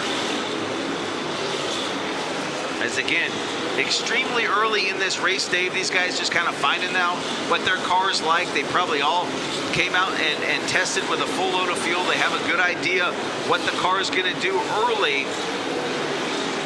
But making it to that first pit stop is a big deal, and being on the lead lap doing that is a big deal as well. And this is a stage, Rob, where it's extremely tense for the guys who qualified mid-pack, who have aspirations of winning this race, because you've got to race pretty hard here to be able to stay on the lead lap. You don't want to get caught. You're a ways behind the leaders here, and you've got to hustle your way through traffic too so that they don't put you a lap down. That's very important if you want to win this race. Well, Dakota finally got by Jeff Bloom. Axum gets by, and then Bloom moves up the racetrack, and everybody getting by that black 32 there as they cross the start-finish line. Back up front, Dakota Armstrong in the 1. The 4 is Emerson Axum. There's Logan Seavey in the 51. 1, 2, 3. Tyler Warwick still running in that 4th spot. But Armstrong kind of surging around the racetrack, decides to go up around the outside there down the back straightaway, and will put a lap on the 27 of Chris Jagger. Yeah, Chris is having a little bit of handling problems. Looks like he's having a hard time keeping his car down in that low groove. Wants to push up a little bit, and that's going to be difficult for these guys trying to get by him. Yeah, once you see a car starting to do that, pushing up in the middle of the turn, the last thing you want to do is try and go around him, because you just think that he's going to push up right in the middle of the corner and wipe you out. As you see top left of your screen, that's your leader. A great battle mid-pack on the bottom right. Well, you mentioned, these guys have spotters, so even if you're a slow car, you've got your spotter telling you to stay low, stay low. You've got a car high. It's one thing to say, okay, I'm trying to keep this thing down here, but any speed at all, it wants to push up the racetrack, and it gets really hairy. See that orange number 5? That is CJ Leary. Leary right now in the 8th spot, trying to run down Caleb Armstrong and the defending Little 500 winner, Jake Traynor, as they work again down the front straightaway. Meanwhile, up top, Emerson Axum not letting Dakota Armstrong get away from him as they work off turn at number 4. Armstrong now to the inside of Tony Main. Now sets his sights, I believe, on Travis Wilpott. Or check that, Colin Grissom, the rookie. There's Logan Seavey going around the outside of Tony Main in that 74 car. But this is what the Little 500 is all about. Sprint cars going at it for position all the way around the racetrack. And Dakota Armstrong into turn 1. The 93 loops it out right in front of the leaders. Picks up the pace. Green flag comes out. And we are back to racing here in the 76th annual Little 500.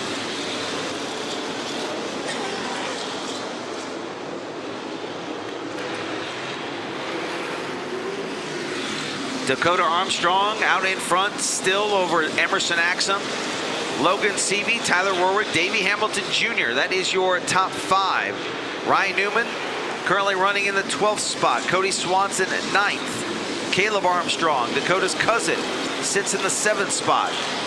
There's Rohrig and Davey Hamilton Jr., that black 56 car, the 2-time winner of the Little 500 and the defending 500 Sprint Car Tour champ.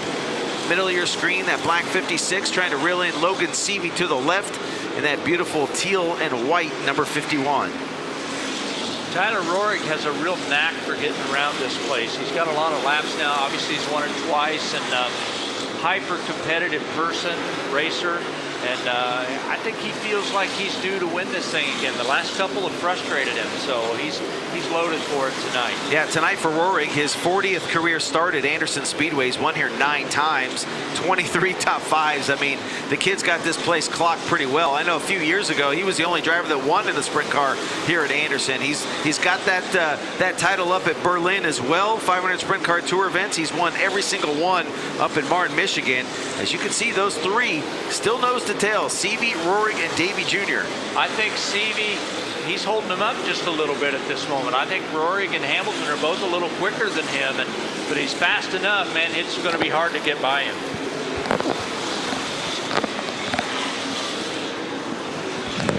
There goes Rohrig taking a little look to the inside of the 51 of Logan Seavey, the 2-time Chili Bowl champ. And Seavey now catching the tail end of the 27 Chris Jagger. Meanwhile, we go back up front about a quarter of a straightaway between that man Dakota Armstrong and the tail end of this field. Drivers racing for position as Seavey goes around the 27. Everyone gets around Jagger clean there in turns 1 and 2. Jake Traynor trying to get up into the mix. Trainer right in front of the 7 of Caleb Armstrong. You'll see that white car coming to frame, top left of your screen. The Spirit of Boston, number 29 for Seymour Racing. Well, you can see Rohrig, he's trying him. He's trying to get into some sort of a run that can get him alongside. In the meantime, we see the leader there in the 1 car in heavy traffic, and Emerson Axum in the 4 right there with him. Yeah, where's he going to go? Dakota Armstrong, he won the Glen Nibel Classic by going 3 wide on the back straightaway. The top 2 got hung up in lap traffic, and Armstrong shot to the inside. As there goes the 4 car trying to the outside, and a little hiccup for Armstrong. New leader coming off turn 2. Emerson Axum out in front. At the same time, we saw the 69 NOS Energy Drink entry of Justin Grant pull into the pits. Emerson Axum, great move. Just waiting for a mistake. A little hiccup there for the 1 of Armstrong. He capitalized, and now he is the one being hunted. Now we'll see how aggressive Armstrong wants to be. Whoa. And now we see somebody going around. Once again, looking for some green flag laps here as Emerson Axum leads. Tyler Rohrig taking a look to the inside of Logan Seavey, who jumped to go around the outside of the lap car, Justin Harper. As Dakota Armstrong still in that 2nd spot, keeping Emerson Axum close. Seavey clears the 53. Rohrig going to go around as well. So there's Logan Seavey. I said teal blue, more like a baby blue number 51 car. Beautiful race car there sitting in that 3rd spot.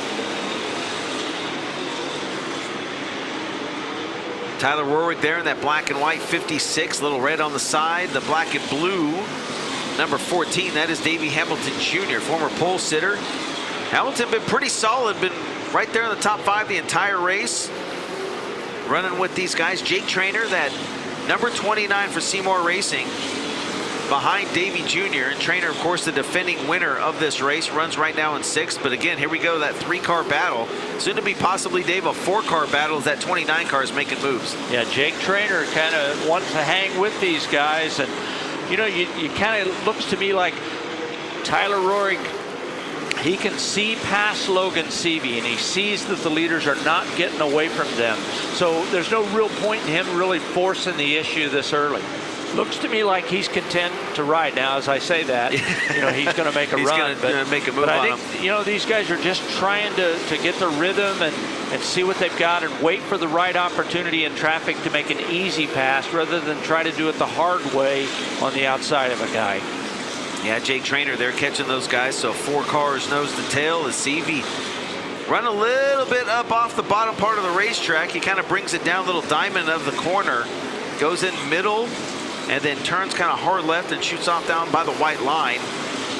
Little tight right there with Davey Hamilton to the inside. Yeah, I think at this point, Rohrig is maybe a little bit quicker than the 51, and I feel that the 14's pretty quick as well. So if you see the 27 of Jagger, maybe a little contact with Dakota Armstrong, and then as Rohrig tried to get by him, Jagger off the gas there down the front straightaways. The leaders came by, so that was pretty close there for the 1 of Armstrong. But Emerson Axum still your leader.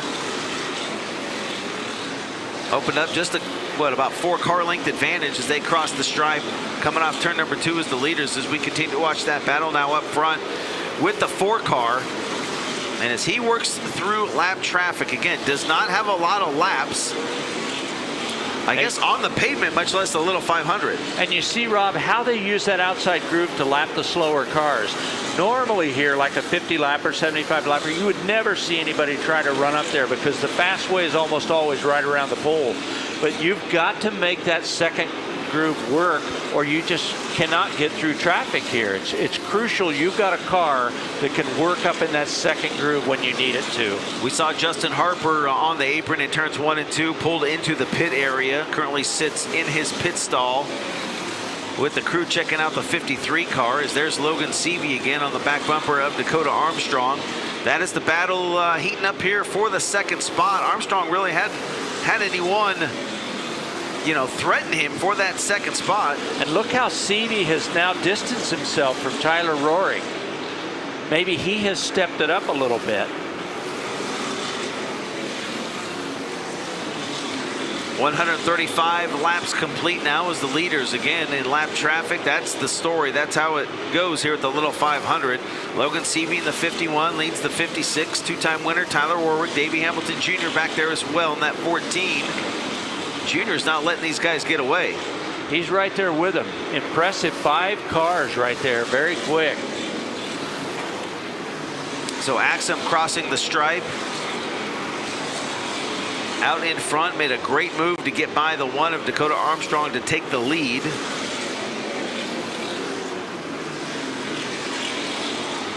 It's just fun to watch these guys make laps. When they're not in traffic and they're just running around here as fast as they can. There goes Hamilton taking a little peek to the outside of Rohrig. I think Davey Jr. may be waiting for the 56 to duck underneath the 51, and he's going to try and make a move around the outside. He's been flirting with it, kind of moving up just a little bit as they exit turn 2 now down the back straightaway. Actually, the top 12 cars are kind of in a freight train there, you know, with not strung out very much at all. So Logan Seavey runs in third. That's third, fourth, and fifth. Now second, third, fourth, and fifth that you are seeing with Dakota Armstrong, the green and white number 1.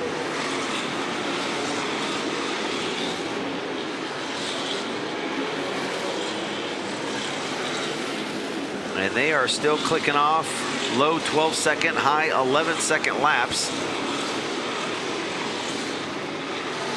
Be 144 laps complete as they come off turn number 4. We're starting to slowly get into that first pit stop window. Will we see him duck off if we catch a caution between now and 200? Well, and there goes Davey. Yep, trying him in the inside. Now they're catching Kyle O'Gara, which is a little bit of a surprise to try to lap Kyle in the 67 car. He's just got one lapper between him, and Kyle's got to hustle here. He does not want to get lapped by the leader here. Yeah, O'Gara had a really good car in the feature at the Glen Ivel Classic. They struggled. They had some issues. I think missed qualifying or didn't get a time. You can see there the 67. That's Kyle O'Gara. He's hustling. And Brian Gossel there in the 6 as well. They don't want to go a lap down here. So Emerson Axon going to try and go around the outside. There's Seavey, as you saw Rohrig try and go to the outside of Logan Seavey, and then there goes Davey Hamilton Jr. right to the inside. Timed it perfectly. I think Rohrig maybe ran out of patience and decided to make a move on Seavey, and Hamilton capitalizes. They'll go side by side. Look like Rohrig trying to get back to the inside of that number 14 car. Yeah, they've got Travis Wellpot they're working on. In the meantime, as I mentioned, Kyle O'Gara and Chris Jagger, they're hustling right now. The guy's in their ear. Their spotter's saying, try to race this guy. Try to not let them pass you. Don't block them, but just try to race them clean and keep them behind you. Axum's on the inside there of O'Gara. He's history. He's going to get him now. And once one guy gets by, he'll get stuck on the outside, and they will all drive by the 67. I mean, once you go a lap down to the leader, you just kind of keep your line and let the drivers running up front just drive on by. It's really a surprise to me that Kyle O'Gara is back there getting lapped. I mean, I know he started back in 19th, but he knows this place really well. He's won here before, and you know, just kind of expected a little bit more out of that 67 early. Not to say that he still can't have a good finish. I mean, we're not even close to halfway. Yeah, and that's just it, Rob. I mean, that's what we talked about a minute ago. They may have, you know, a car they need to adjust on a little bit, or they need to help with a change in the right rear tire. And he's just kind of a sitting duck right now because he just doesn't have the speed to keep up with these guys. Brian Gossel up out of the groove. The leaders begin to go by the 6th car, as there is Emerson Axum out in front. Brian Gossel earlier today put CJ Leary in his Silver Crown car down at IRP. Leary had an issue. Leary's chasing USAC Silver Crown points. Jumped in the 6th car, and I want to say drove it up to a podium finish. There goes Davey Jr. now to the inside of Logan Seavey. He's pretty racy. Hamilton looking sporty early here in this year's Little 500 for 158 laps completed. So there's Seavey, Tyler Warwick, Jake Traynor, and Davey's already pulling away from those guys. He is closing in on the back bumper there of Dakota Armstrong. He's got a fast race car. And now Rory, he's got him too. I think Logan's got just a tick of a push right there. Maybe has an issue here, Rob. Yeah, he's up out of the groove there. Trainer gets by, follows the 56 through. So Seavey falls back to the 6th position. He's off the pace enough that something's wrong. Meanwhile, up front, Emerson Axum doing a great job. Dakota Armstrong second. But guess what, ladies and gentlemen? Davey Hamilton Jr. is in the house, is running third, and right behind Dakota Armstrong. Davey Hamilton Sr. is here as well. Saw him walking around. And there goes Junior taking a look to the inside. Dakota slides high. As the 4-car tries to get around Shane Butler, Dakota kind of checked up, and that allowed Davey Hamilton to get by. Davey wants to lead. Look at this. Look at this. Whoa! Yeah, he's racy. He wants to see what he can do with Axum here. Using that front bumper a little early here. 166 will be complete next time by. Again, approaching that time when these guys start thinking about coming into the pits, hearing from their spotters, talking to their crew. Guys, get ready. If we catch a caution, you may see these top runners come in. Now, a lot of times, these drivers will go on what the guy in front of them is going to do. In this case, Davey Hamilton running second. If the caution comes out and he sees the 4-car duck in, he may go as well. Some guys like to get off sequence, if you will, with other drivers. But again, you can't bank on a caution coming out. You just never know how these things are going to play out. Well, Emerson Axum in that Nolan Racing 4, a long-time name here at the Little 500. Gene Nolan is no longer with us, but his family continues on with the race team. Meanwhile, Davey Hamilton and Kirk Morgan's 14 out of Lutz, Florida.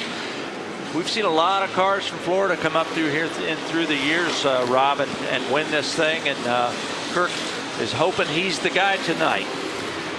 Davey Hamilton Jr. won Southern Shootout sprint car win this year down at Auburndale. Was 10th in last year's Little 500. 7th start at this race. He's got a run on him right there. Wow, to the inside in turn number 1. How about that? Davey Hamilton Jr. makes it work. Made it look simple right there. The 14's a hot rod, and it's running good right now.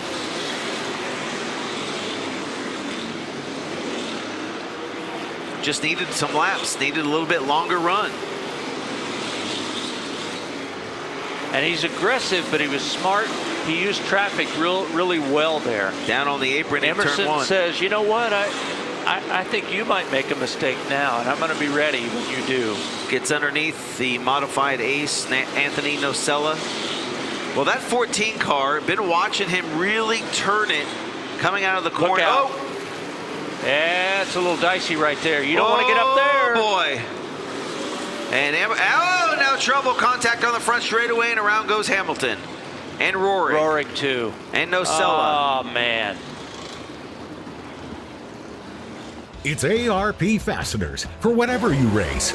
From 2 wheels to 4. Off-road, on-road, even water. From the flat track to the salt flats. Grassroots racers, weekend warriors, and pros alike trust ARP.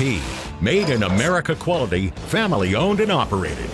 When failure is not an option, it's ARP-bolts.com. No matter what you race.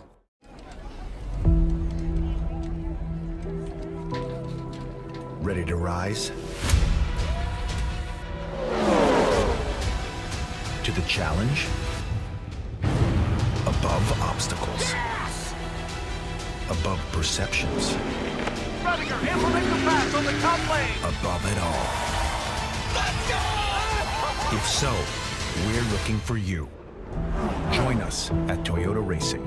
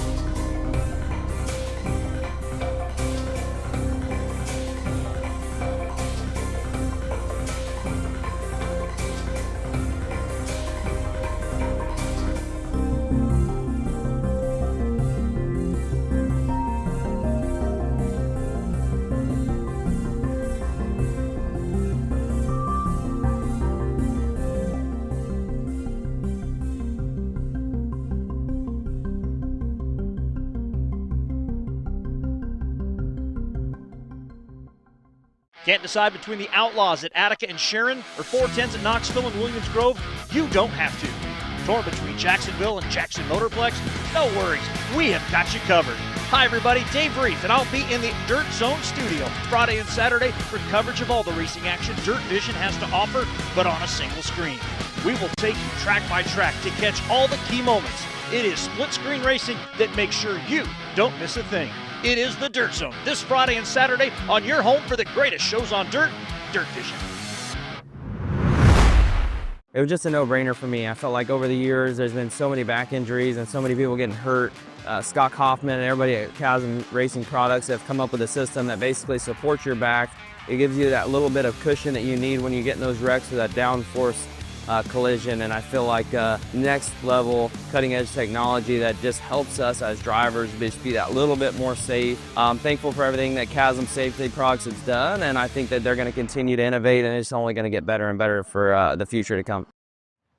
Welcome back to live coverage of the 77th Annual Unified Group Services Little 500 presented by UAW.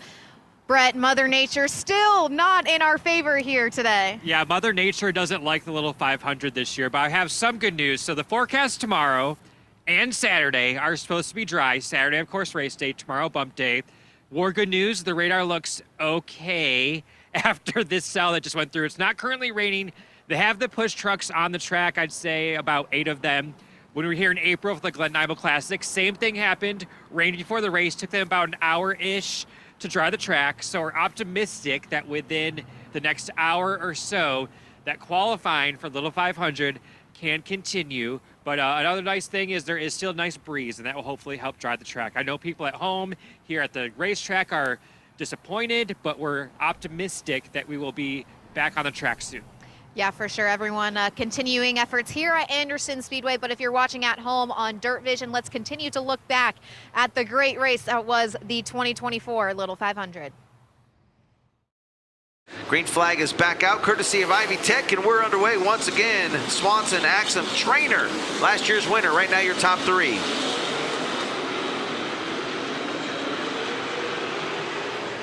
So Cody Swanson doing what Cody Swanson does, and that is lead laps. Emerson Axum there in second. You can see Jake Trainer, last year's winner, the winner of the midget race at IRP earlier today. And that Seymour Racing, Spirit of Austin, number 29, running in third. Billy Weiss back there, 6th, 4th in line, but 6th on the racetrack, or 6th in order, I should say, right in front of Ryan Newman. So timing and scoring, got to keep an eye on that. You got to keep on the eye on the racetrack as well to see where they are running versus where they are essentially actually running in order on the racetrack. And Cody Swanson continues to lead Emerson Axum in that 4-car. Jake Trainer, then Billy Weiss, as I mentioned, 4th on the track, but shown 6th in timing and scoring. CJ Leary back up there as well, right behind Billy Weiss. As we're starting to see, Dave, as you see these single file long green flag runs, less cars on the racetrack. Once we start to lose a few cars, 2, 3, 4, 5, 6, 7, 8, 9 cars are out. Kind of goes back to an old school 22 car starting field, though you got to still go about 240 some, 50 some laps. You know, Rob, it's interesting you say that. Our start tonight was obviously not a real pretty thing. You know, all the cautions, the red. But I've watched this race for a long time, and sometimes what happens when you have an ugly start, you have a fantastic finish, because a lot of those crashes eliminated traffic. And so now you've got, I'm not sure exactly how many we have running here, but at least half the cars here are fast cars. So I'm looking to this second half of the race is going to be really racy. Approaching the halfway point, we'll have 243 in the books, this time by Cody Swanson. That's the leader in the Mission Foods Door and Racing number 77 car. Emerson Axum is there, does not let the 77 run away from him. Jake Trainer in third. That's 1, 2, 3. 4th on the scoring pylon, currently 6th on track, is the 7 of Caleb Armstrong. Now these guys came in, they made their pit stop, any changes that they thought they may have needed, whether it's worked or hasn't worked. This is where we get in the middle part of this race, Dave, approaching the halfway point. And oftentimes, like you said, some of the shenanigans are done. These guys know what their car is doing. This is where we start to log a lot of laps. Yeah, absolutely. And they're pretty racy laps a lot of times, too. Guys racing for position, because we've got, I think the first 5 cars are on the lead lap, but then the second 6 or 7, 8 cars are on just 1 lap down. So there's a ton of positions being contested right now. You know, you want to think that, okay, there's 20 cars or so left on the track at the end of the race. They're all on the lead lap. No, very few cars will complete 500 laps in this race. Sometimes it could just be the winner. Sometimes it could be the first 2, 3, maybe 4. It just depends on how it shakes out, but it is very difficult to complete all 500 laps here in this race. To finish on the lead lap is quite impressive. Well, Cody Swanson's right where he wants to be at the midway point of this race.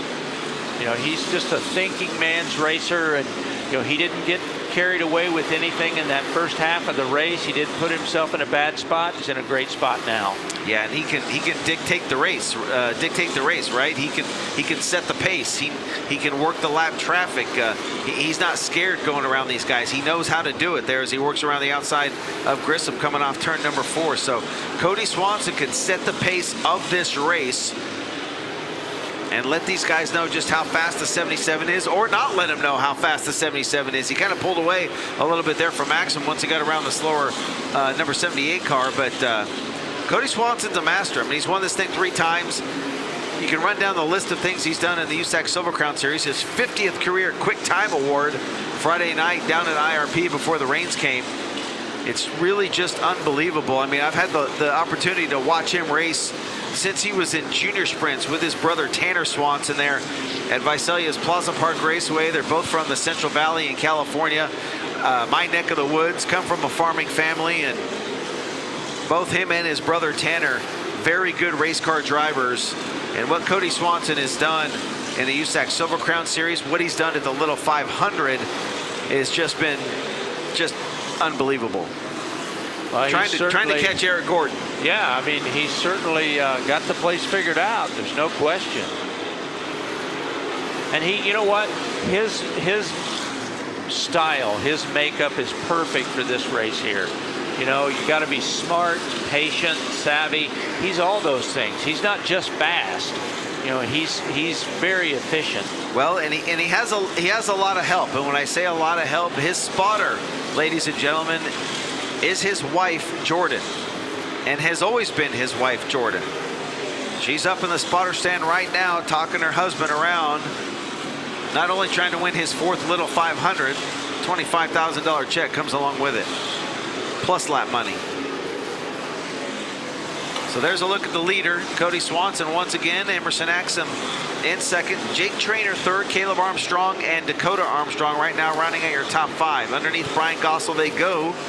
Cody getting a little loose as he was trying to get underneath Gossel there in that 6th car, the driver out of Colorado.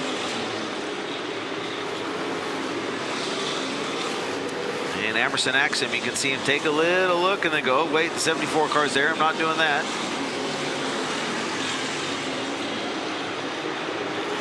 I mean, a bit of a difference in driving style when you look at, excuse me, what we saw with Davey Hamilton Jr. really making aggressive moves. And then you look at, say, Cody and maybe Axum and Jake Traynor right there, even Billy Weiss, kind of biding their time, waiting for a mistake, or, you know, just get around there and ride. Just run and log laps. And what Cody wants is right what he's got right there, where he's able to space himself out pretty quick from the guy running 2nd. And you know, he doesn't have to worry about, he's got a little bit of cushion when he comes up on a lap car if he knows Emerson is not right there. Yeah, and that's a smart way to go about it, you know, like you said. It's a good strategy. I'm going to run away from this guy because I know I'm a little bit faster. Jordan's going to let him know, +5, +4, +3, or whatever, if he's reeling him in. And we're approaching 269 in the books right there. And then he says, okay, we're going to pick up the pace. I got some lappers to deal with. I start picking off the lappers, and if he gets hung up, like you said, doesn't have to worry about Axum being on his rear bumper to try and capitalize. easier said than done because there's Axum reeling it back in. Yeah, I mean, Axum's got a good car too. Swanson again making around the outside of the rookie, Colin Grissom. Been an eventful little 500 for Grissom. What a cool story. Jumps in a race car, jumps in a sprint car for the first time yesterday. The biggest pavement sprint car race anywhere, and here he is still running. I mean, it's phenomenal. I mean, it's like you said, you know, a kid says, hey, I want to drive a sprint car. Okay, let's start at the little 500. Yeah, sure. I mean, we see it a lot at the Chili Bowl. People that say, oh, I always wanted to run a midget. All right, well, let's try the Chili Bowl. How about that?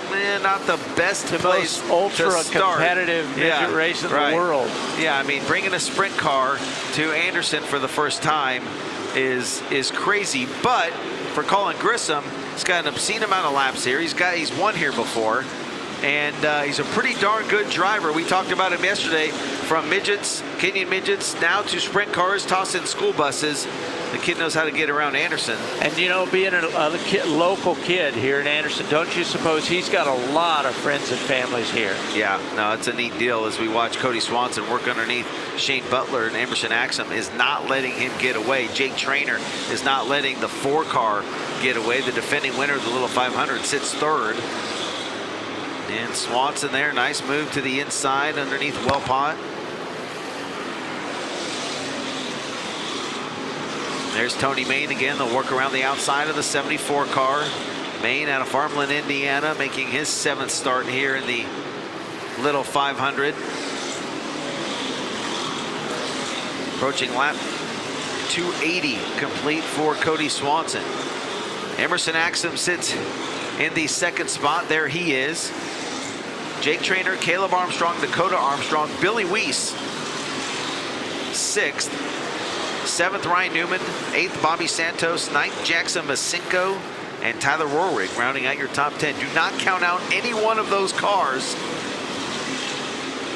as Emerson Axum having a little bit of trouble getting around Wellpot.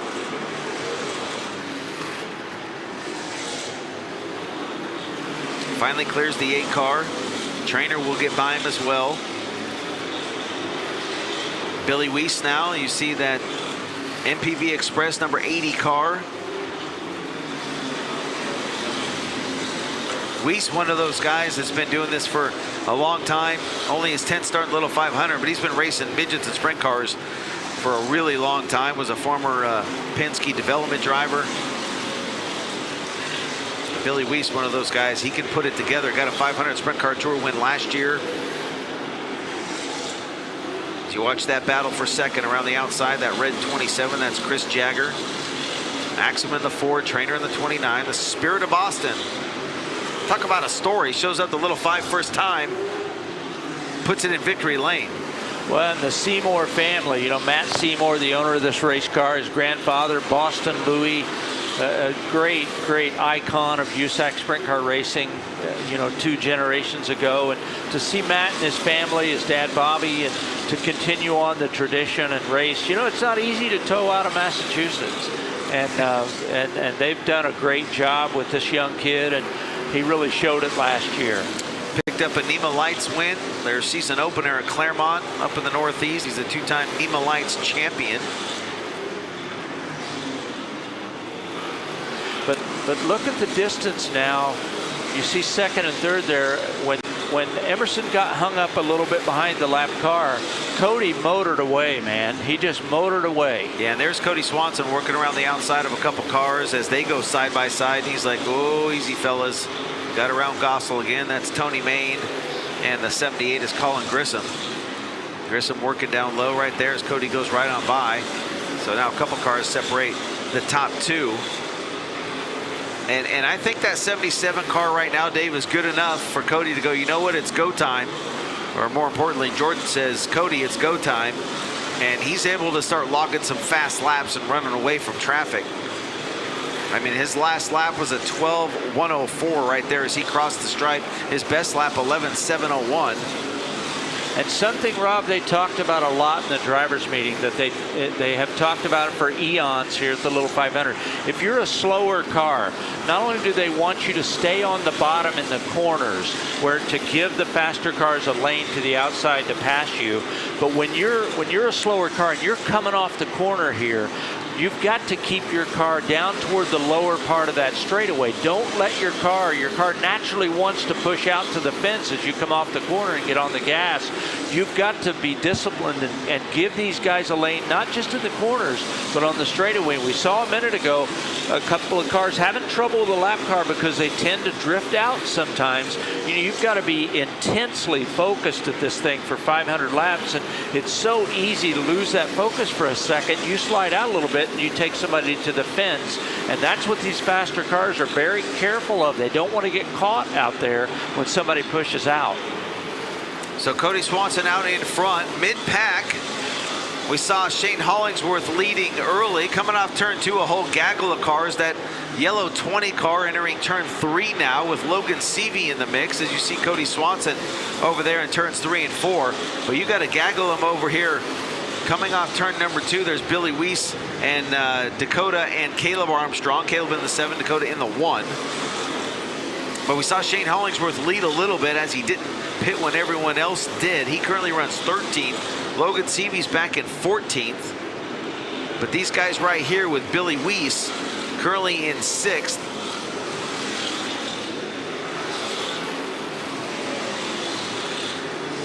And Billy Weiss showing 1 lap behind the Armstrongs. So both the Armstrongs 1 lap ahead of Billy Weiss at this point.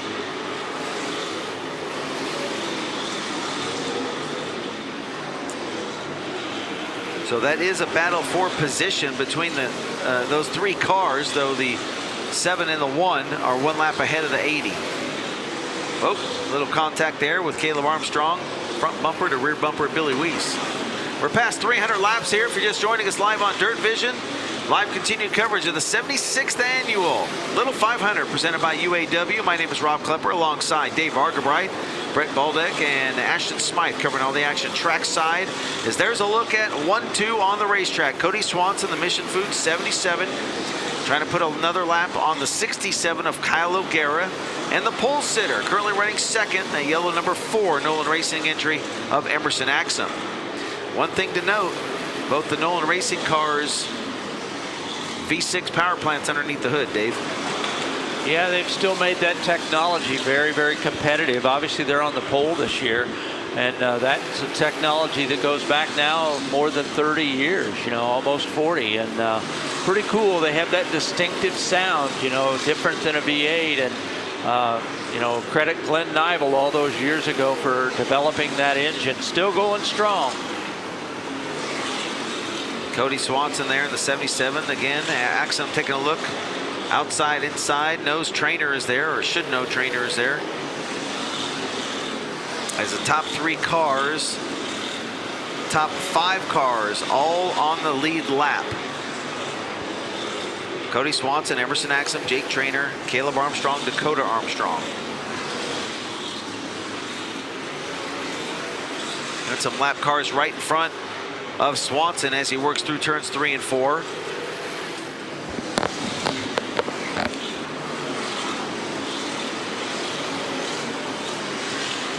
Tough to tell how quick that Spirit of Boston number 29 is, Dave. He's been right there with these guys about the last 50 to 60 laps.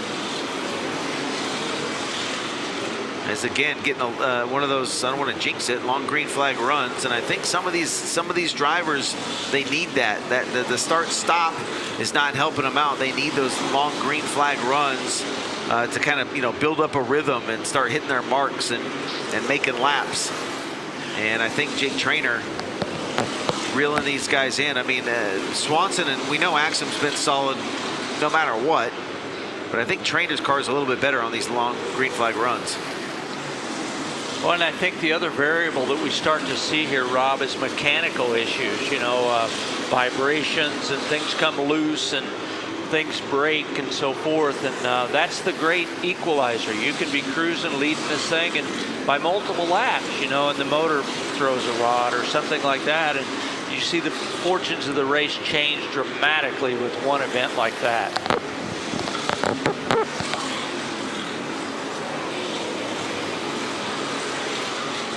Again, having trouble getting around that 67 of Kyle O'Gara. Cody Swanson knows the 4 car is there. He makes a mistake and could lose the lead.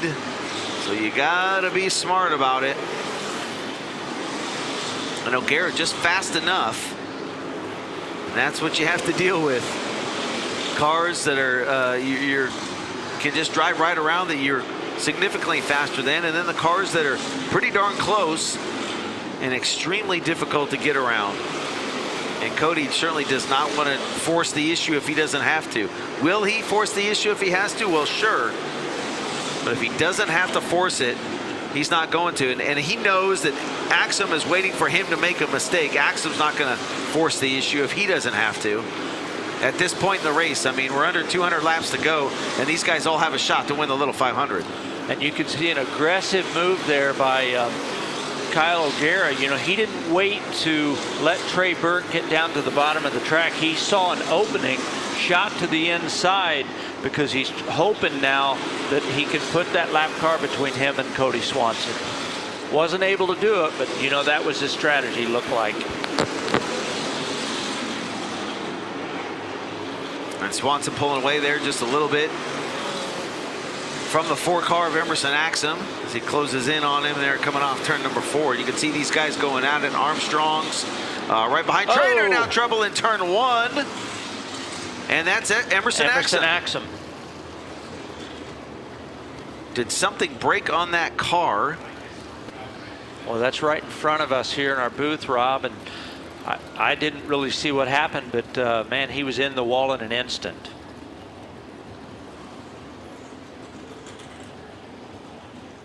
Right there, Hoffman flies off the front straightaway. Hayes picked up the third with Laney Memorial.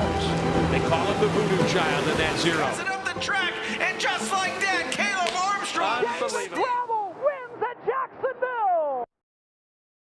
Want more wins? Here's some tips. Brake late with our powerful titanium piston brake kits featuring our VRT Max rotor and all titanium hardware. Stay on track with the lightest, strongest, and safest rear torsion arm ever made in our exclusive AccuLength W-Link. Hold it all together with our huge selection of high-strength precision titanium fasteners boxed up custom for your car in part-labeled bags. Make the decision for precision. Smith Titanium. We winnovate.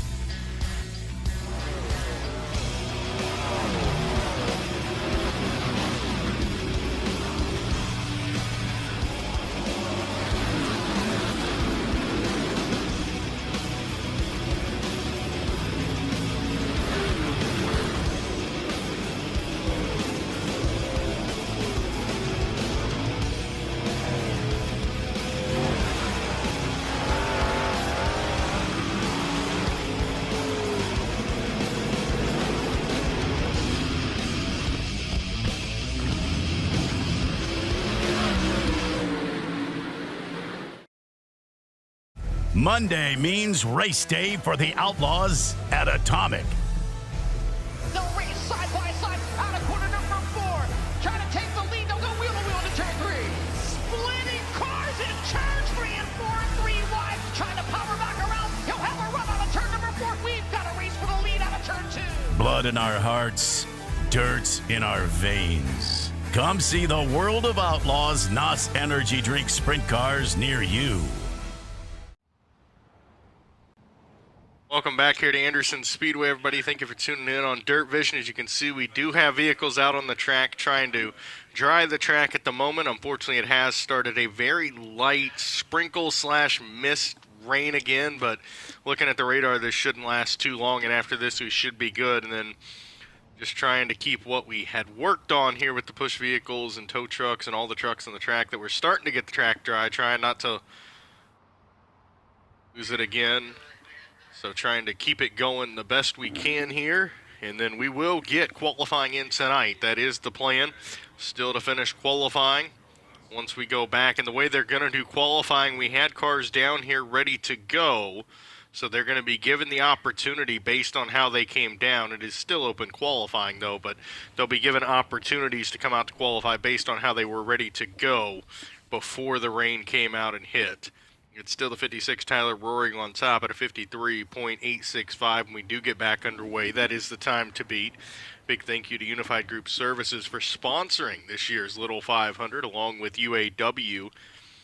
Ed Martin Automotive Group, big-time sponsors of the Little 500 here at Anderson Speedway. Greatly appreciate it.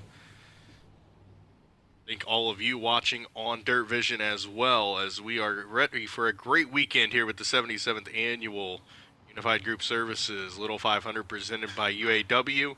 Had some good action going on in practice and in qualifying, and unfortunately Mother Nature has visited once again, but all indications are we're going to try our best to get this in here tonight, as we still have the vehicles out on the track trying to get it dry, as we're waiting on one more cell to kind of move through the area here at Anderson Speedway.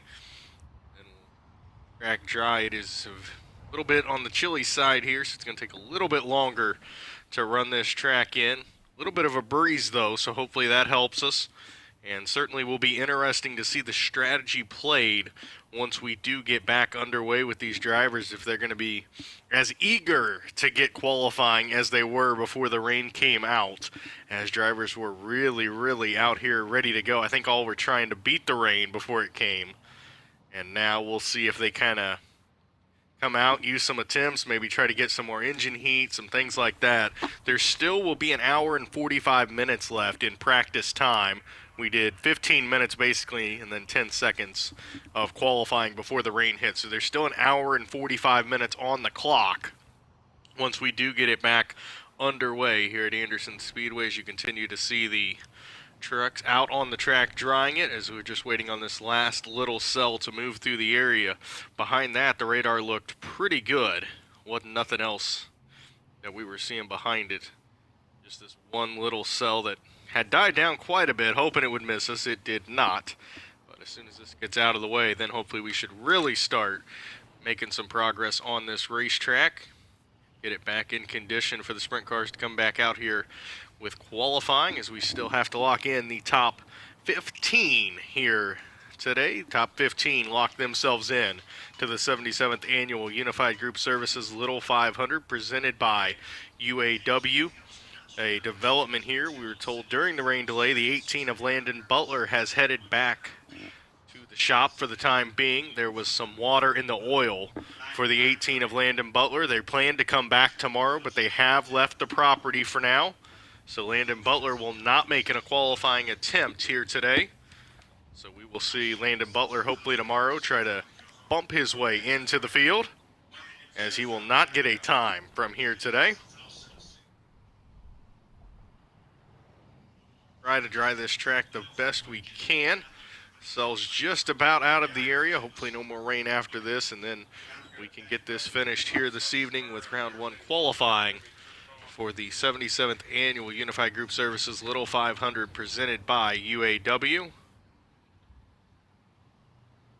So as we continue to dry of the track here. We're going to go ahead and take another break, continue showing you highlights from last year's Little 500, and hopefully by the time we come back, there'll be some big progress made on this track and we'll be closer to qualifying. So stay tuned. We're still planning to qualify here tonight for the 77th Annual Unified Group Services Little 500 presented by UAW. Green flag coming back out, courtesy of Ivy Tech, and we're back underway. Great start for Jake Trainer. Trey Burke got a little sideways there in the 64. He's a handful of laps down. Newman gets around him. So Newman now second on the racetrack and second on the pylon. The 39 BC in his second career start at the Little 500.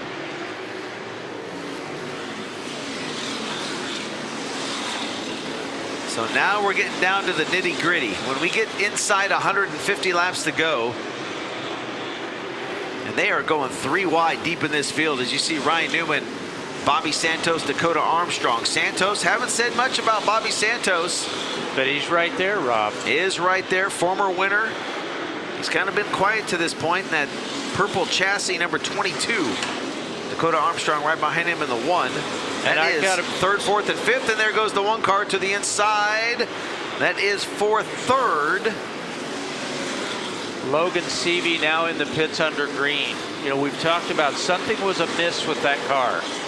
Yeah, we didn't know exactly what the situation was. He has been lightning fast all week long and finds himself in the pits now under green as Dakota Armstrong to the inside of Ryan Newman down the back straightaway. That is for second. So Armstrong, a little wiggle there coming off turn number 4 and moves into second. Ryan Newman to third, Bobby Santos behind him. And then on the scoring pylon, Caleb Armstrong rounding out your top 5. Tyler Rorick, Cody Swanson, Shane Hollingsworth, Billy Weiss, Kyle O'Gara into the top 10. 67 still needs to pit. The 20 still needs to pit. I think the 56 needs to pit.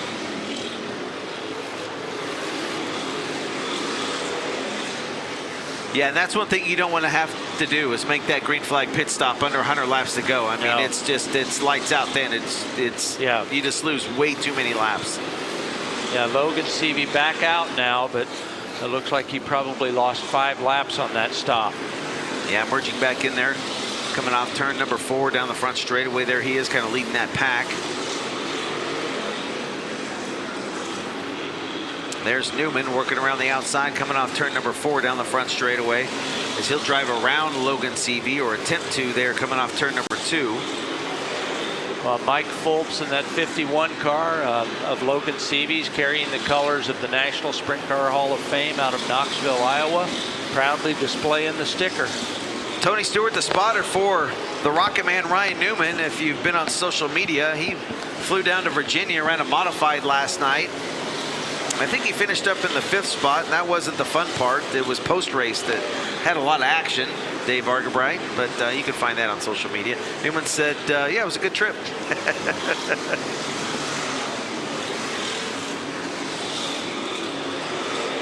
Full family assault here tonight at Anderson Speedway for Ryan Newman. His sister Jamie in the house, his mom Diane, his dad Greg, the Jack Man, his old car owner, Smoke Tony Stewart, spotting. His old pal, Eric Gordon, turning the wrenches on 39 BC. So there's Newman, Bobby Santos right behind him, then Shane Hollingsworth. Jake Trainer still your leader in the 29 car. Dakota Armstrong and the Rocket Man, Ryan Newman, right there out of South Bend, Indiana, that red 39 BC. Right now on the podium in third. There is your leader as he brings it off turn number 4, clicking off laps. It'll be 360 complete. Next time by for the defending winner of this race in his first start last year. Picked up the win, Rookie of the Year honors in the Spirit of Boston, number 29. And he just lapped Trey Burke there in the 64 car, and bravo to Trey Burke, another rookie. He's got a pretty strong, steady night going. Billy Weiss there to the inside of Caleb Armstrong. I don't know if I saw a puff of smoke out of the 7 car of Armstrong. Maybe it was just him going through the lights, or sparks. But Billy Weiss gets by now. Big move by Weiss to the inside of Shane Hollingsworth. Weiss again in that 80 car, middle of your screen. And Weiss right now shown in the 9th spot, 3 laps down to the leader, Jake Trainer. Shane Butler off the pace now, coming into the pits under green. Billy Weiss again with a big move right there. Getting by Bobby Santos. And now catching the back bumper of Ryan Newman.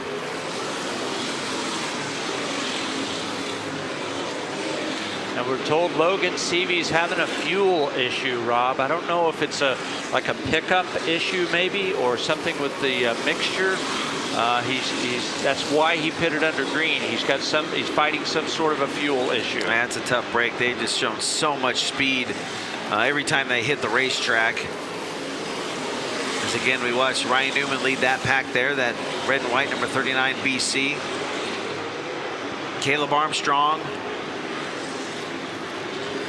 in that 7 car behind him. Then Bobby Santos the third. Shane Hollingsworth, that yellow 20. There goes Caleb taking a look to the inside of Ryan Newman. This is for position.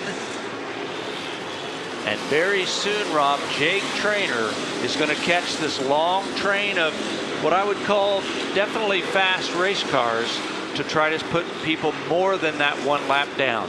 Well, as it sits right now, Jake Trainer out in front, Dakota Armstrong running second, 1 lap down. So is Caleb Armstrong, so is Ryan Newman, so is Bobby Santos, so is Rohrig and Cody Swanson.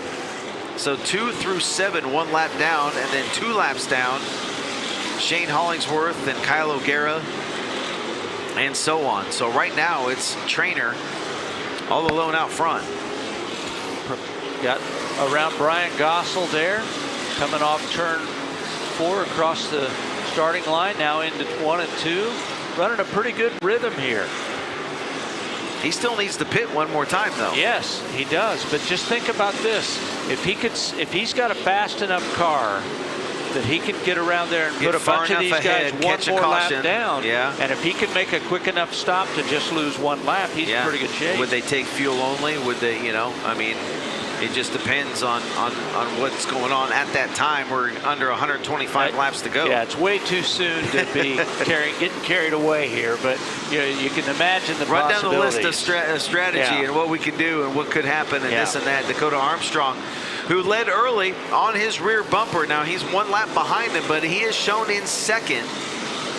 So not only if Dakota passes him, he'll get that lap back, he'll still be in the second position. Top left, that are the leaders. Bottom right, you see Newman. It's going to get racy right here. He's getting hung up. And there goes Dakota right to the inside down the back straightaway. I think that's Colin Grissom. Nope, that's Travis Wellpott in that 8 car. So Wellpott kind of hanging, the 29 getting hung up a little bit behind Wellpott. Armstrong using that. It's exactly how he passed to take the lead of the Glenn Heibel here. Almost identical. He went 3 wide, they kind of checked up and he shot underneath him. Dakota Armstrong, if you weren't with us, won the season opener points event for the 500 Sprint Car Tour right here at Anderson, 100 lapper called the Glenn Heibel Classic. Earlier today, finished 6th, I believe his best career finish in USAC Silver Crown car at Lucas Oil IRP. So Jake Trainer still the leader. And Dakota Armstrong, who did do his second pit, he's good. And you can see, if we get a wide shot here in a minute, you can see Dakota has caught with Trainer right behind him. See that long train of cars in front of him? Those are fast cars. If he can put some of these guys a lap down, it could change the balance of this thing. Yeah, you see Ryan Newman and Caleb Armstrong kind of leading that group.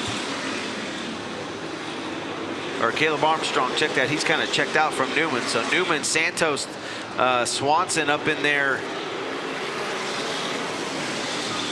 in the 77 car. Masinko, Rohrig.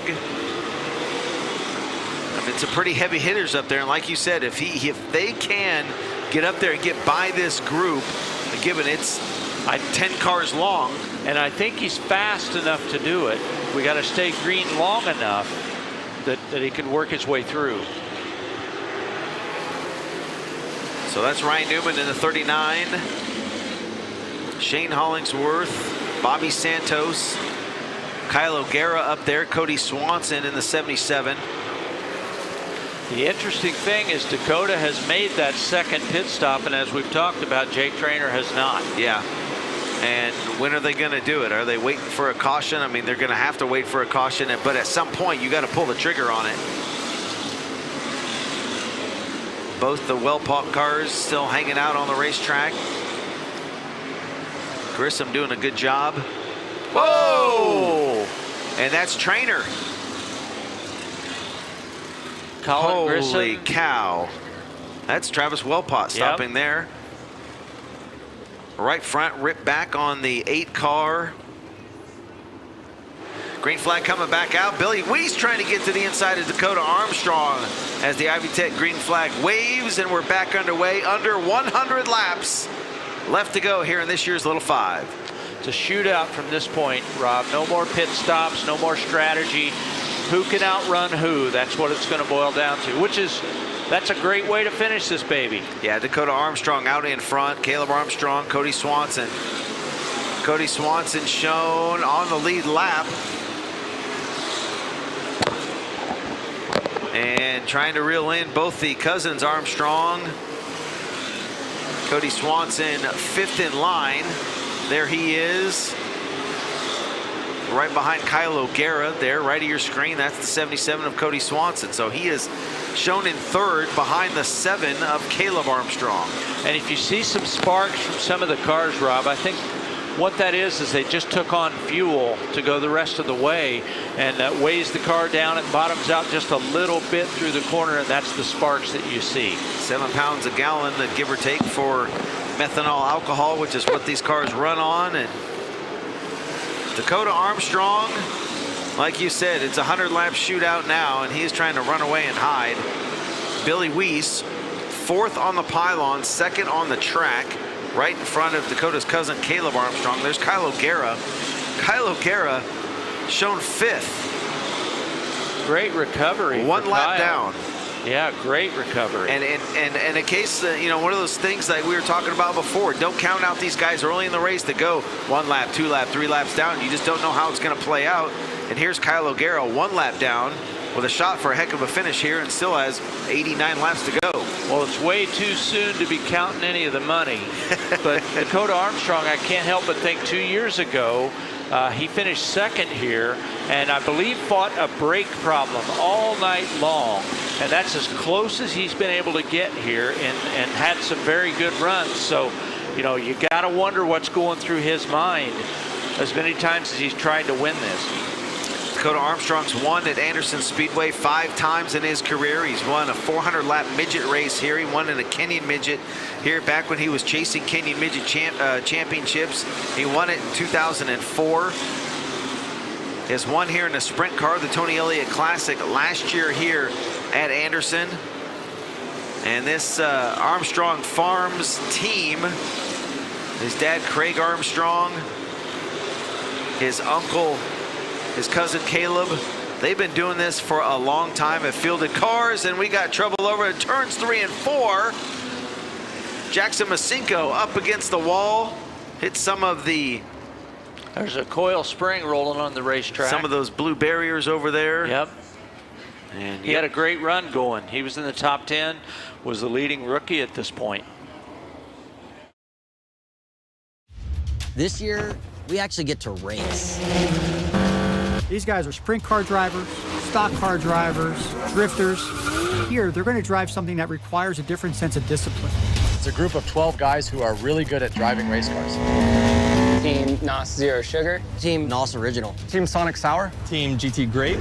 We're not sure how these cars are going to drive. Let's go racing. This copyrighted Dirt Vision broadcast may not be retransmitted, reproduced, rebroadcast, or distributed in any form without World Racing Group's written consent. Copyright infringement is a federal crime.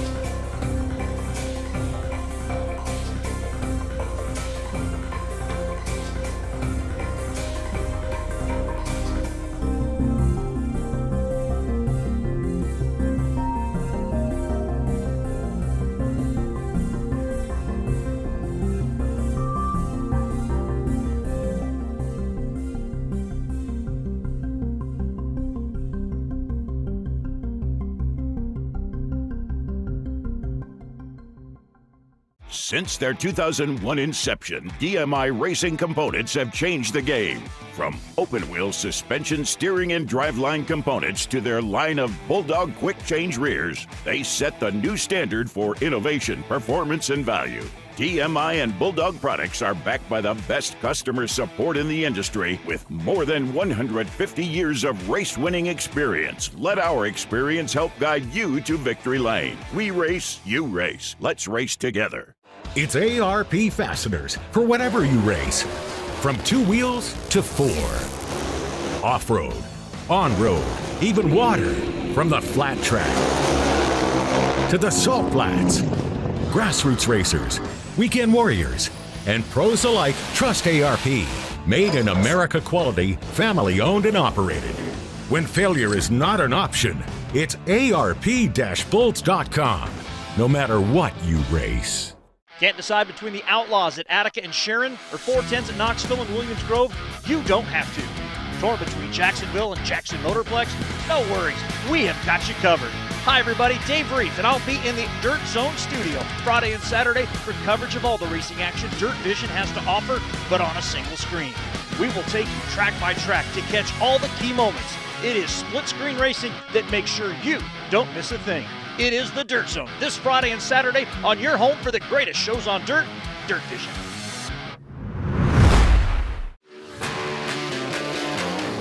I chose the Chasm system. A lot of the top drivers in the sport were using it, and being a father and all the back injuries happening, I felt like it's just extra insurance on keeping your back healthy and safe. Years ago, I broke and fractured my T5 vertebrae. Since then, I've always been on top of my safety stuff, but I think the Chasm is just the next layer of being on top of the safety. And welcome back to Anderson Speedway Live for the 77th Annual Little 500 qualifying day. There is some good news to report to you. The track drying process is getting there. I'd say I'm no expert, but 30 minutes or so with the 12 or 10 trucks they have on the track right now. So we do have plenty of dry spots. Just got to get those last few wet spots off the racetrack, and we will be back to qualifying. Currently, 7 drivers have taken time. We have an hour, 45 minutes left on the clock. So we will be here to bring you that live coverage as soon as the track is dry. But for now, let's send you straight back to highlights from last year's 2024 Little 500. So here we go. Green flag coming out. It will be 78 laps to go as they cross the stripe. Dakota Armstrong gets a little loose coming off turn 4 on the restart. Billy Weiss does as well. And we'll see if if Caleb Armstrong rather can get by the 80 and try and chase down his cousin. Because Dakota's already pulling away. Meanwhile, Cody Swanson lurking back there in 3rd. Keep an eye on him. Yeah, Cody Swanson, the other car that's on the lead lap with the cousins Armstrong. And Swanson certainly knows there's O'Gara getting a little loose there through turns 3 and 4 in that 67, that orange and black entry. Cody Swanson right behind him, right of your screen, that 77 car, taking a little look to the inside through 3 and 4. Tyler Rohrig now taking a shot to the inside of Cody Swanson. Swanson kind of had to check up a little bit there on the 67. That kind of opened the door for Rohrig. But Swanson able to hold him off. Rohrig a lap down, looks like. Yeah, 1 lap down. Weiss, O'Gara, Rohrig, Santos, Newman, all 1 lap down.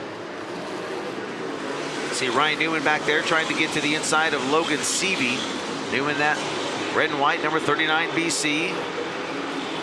There goes Rohrig again. Swanson kind of running that middle part of the racetrack. All the way around. He likes that line, maybe looking for a reason to try and shoot to the inside of the 67 Kyle O'Gara.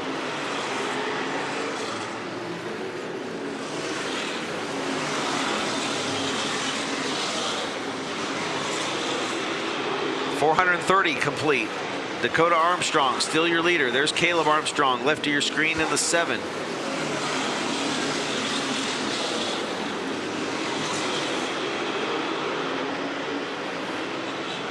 Shane Hollingsworth there in that 20 car. Hollingsworth currently shown in 9th, about 3 laps down. And Tyler Rohrig is all over the back bumper of Cody Swanson. 77 car right behind that orange 67 is Cody Swanson. Then Tyler Rohrig in the black and white 56. Shane Hollingsworth there in the yellow 20. Bobby Santos the third in the 22 there as well. Dakota Armstrong on cruise control. Yeah, he is exactly no right. No lap traffic to deal with. Yep. He's got Brian Gossel about a straightaway ahead of him. And Swanson still unable to get by O'Gara. I mean, Cody Swanson knows where he is. He knows that he has got, what, 3 cars in between him and Dakota Armstrong, including second place Caleb. Little hiccup right there. We'll go split screen. Keep an eye on your leader top left. The battle for second on back on the bottom right. 16 cars still on the racetrack, Rob. Dakota Armstrong just went 11-9. It's pretty quick this late in the race. Very stout. Swanson again just can't get around Kyle O'Gara. O'Gara slides up a little bit coming off turn number 2, and Cody just can't get underneath him. And O'Gara knows if he lets Swanson by, he's going to get hung out to dry, because you got Hollingsworth, Rohrig, Santos, Seavey, Newman's back there. There goes Rohrig now to the inside of Cody Swanson. Little loose coming off right there. A couple laps behind the leaders. Can't quite make it work. O'Gara now trying to work on the 6 of Brian Gossel right in front of Cody Swanson. So O'Gara now to the inside. Little contact. Yeah, it's going to get awful close right there. That's Gossel who moves up out of the way. O'Gara now gets by him. Everybody shoots to the inside of the 6 car. And Swanson, I think, is run out of patience. Yeah, they're hustling pretty hard right there. 445 laps will be complete next time by for Dakota Armstrong. Swanson taking a look around the outside. It may cost him a little bit of Tyler Rohrig. He probably doesn't mind to let the 56 by, but that just puts one more car between him and the top 2. Not only that, you know what? You just worry, what if there's a scoring problem? Right. What if he's not a lap down? That kind of thing. So it's still Dakota Armstrong, Caleb Armstrong, Cody Swanson, the top 3 cars on the lead lap. Rory's got a fast race car, but just through circumstances, you know, it's just really cost him that spin earlier. That was everything. There goes Dakota Armstrong, Billy Weiss back there. Weiss shown in 4th, running 2nd on the track behind Dakota. 4th on the pylon, and Rohrig rounding at your top 5 as we close in on 50 laps to go. And here it is, 50 to go. And Dakota Armstrong now catching some of the slower traffic. Santos just got by Cody Swanson. Yeah, we haven't said a whole lot about Bobby Santos there in that 22 car, the 2020 Little 500 champion. He's kind of been flirting around 10th or so all night, 10th to 12th. Right now shown in the 7th spot. And you know, his spotter may be telling Cody, let these guys go. We got a lap on them. Less than 50 to go. Don't race them. Just let them go. That's got to be a weird drive home. Cody and his spotter, who also is his wife. Meanwhile, top left, there's your leader. Speed shot there on the front straightaway for Dakota Armstrong. Pretty much on cruise control right now. He's got 1 car between him and 2nd place, Caleb Armstrong. Tyler Rohrig has caught Caleb Armstrong in that 7 car. As Billy Weiss takes a look to the inside of Trey Burke in the Speed Chaser 64. Oh, Tyler Rohrig thought for a moment about going 3 wide in turn 3. I don't think that works well. It does not work well. Can it work? Well, sure. Shout out to Not Trey. a good idea. Shout out to Trey Burke and that 64. Pretty good rookie showing, 450 plus, and he's still running laps here. Yeah, right good now job. shown in the 13th spot. Good job. So Bobby Santos there, bottom of your screen, getting around the 67 of Kyle O'Gara. Cody Swanson still cannot get by O'Gara in the 67. Meanwhile, the leader, Dakota Armstrong, clicking laps. 459 complete.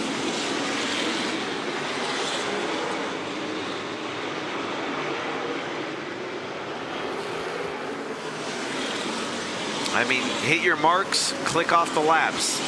Do what you do. Dakota Armstrong, as we said earlier, 45 career starts at this track, from midgets to sprint cars to the CRA Super Series.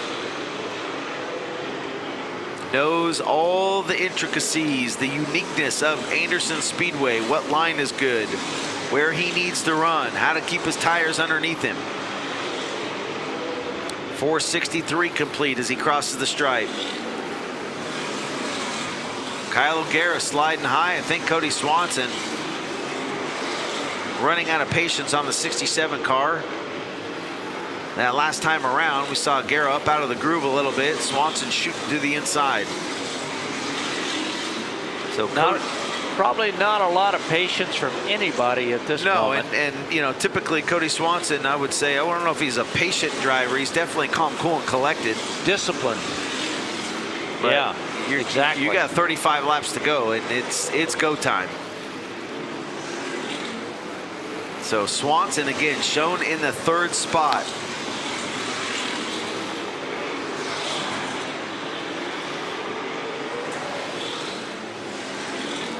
Dakota Armstrong working through turns 1 and 2. A full straightaway between him and Caleb Armstrong in the 7 running second. From Caleb back to Cody Swanson is about a half a straightaway. Cody Swanson has 2 cars he has to pass to catch Caleb. So there's Swanson behind Billy Weiss. He's got to not only pass Billy Weiss in the 80, he's got to get by Bobby Santos, who just passed Cody about 15 laps ago.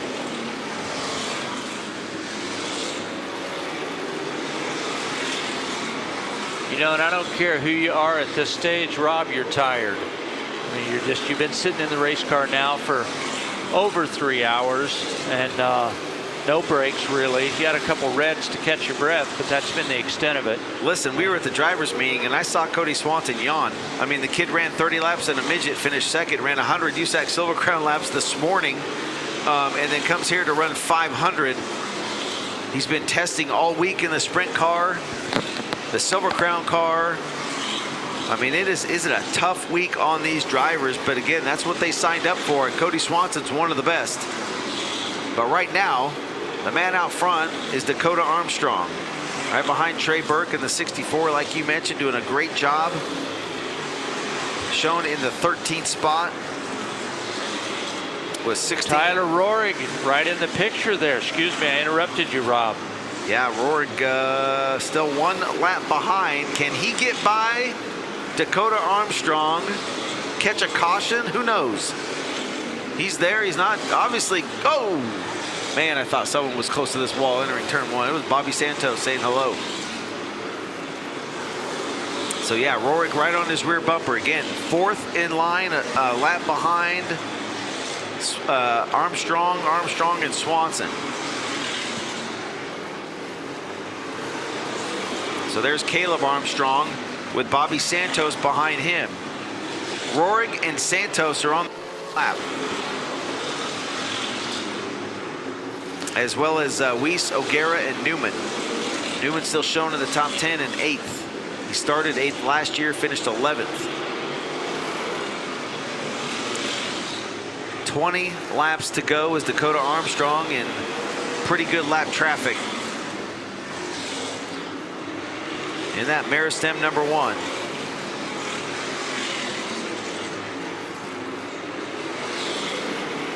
And there's Caleb. Caleb closing the gap quite a bit there, as Caleb got the "it's go time" So there's Dakota.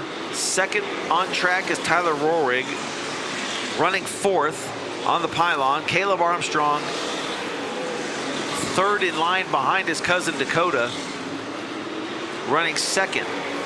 So if he can get by Tyler Rohrig, who would not let him by easily, then he has a shot at his cousin. 15 laps to go this time by.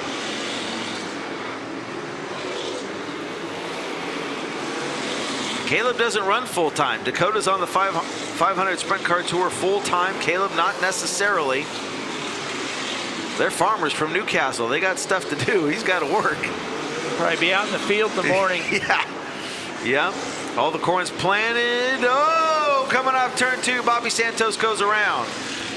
Santos was to the inside of Caleb Armstrong, and I think maybe got spooked. It looked like was turning left to kind of not get into him, and just spun out. Lights out on the racetrack. Dakota Armstrong, Caleb Armstrong, Cody Swanson. Can Swanson get up there and steal it from the Armstrongs here tonight? Green flag is out. We're back underway. Great restart for Dakota Armstrong. That car has been spot on restarts, though Caleb closes the gap just a little bit there through turns 3 and 4 as they go back into 1. Cody Swanson is there. 2 to go this time by. Dakota Armstrong has been coming to Anderson Speedway his entire life, and he's gonna have to wait a little longer. 2 cars coming to a stop. Kyle O'Gara, Tony Main. Well, we're gonna see it right now, Dave. Even the Dave. same team cars, Rob. Forget the cousins. Just the 2 team cars, 1 and 2. That's extremely rare. Coming to the green flag. 2 laps to go to decide the 76th running of the Little 500 here at Anderson. Presented by UAW. Great restart for Caleb. We said he needed a good one. He's going to go through the middle of turns 3 and 4. White flag coming out. 1 lap to go. Caleb Armstrong is there. He's going to take a look to the outside through turns 1 and 2. Crossover move down the back straightaway. A little hiccup for Dakota. Caleb Armstrong to the inside. He'll run his cousin up the track. And just like that, Caleb Armstrong steals the Little 500. Did Wow. we just see that? Did that just happen? Oh, unbelievable. Want more wins? Here's some tips. Brake late with our powerful titanium piston brake kits featuring our VRT Max rotor and all titanium hardware. Stay on track with the lightest, strongest, and safest rear torsion arm ever made in our exclusive AccuLength W-Link. Hold it all together with our huge selection of high-strength precision titanium fasteners boxed up custom for your car in part-labeled bags. Make the decision for precision. Smith Titanium. We winnovate.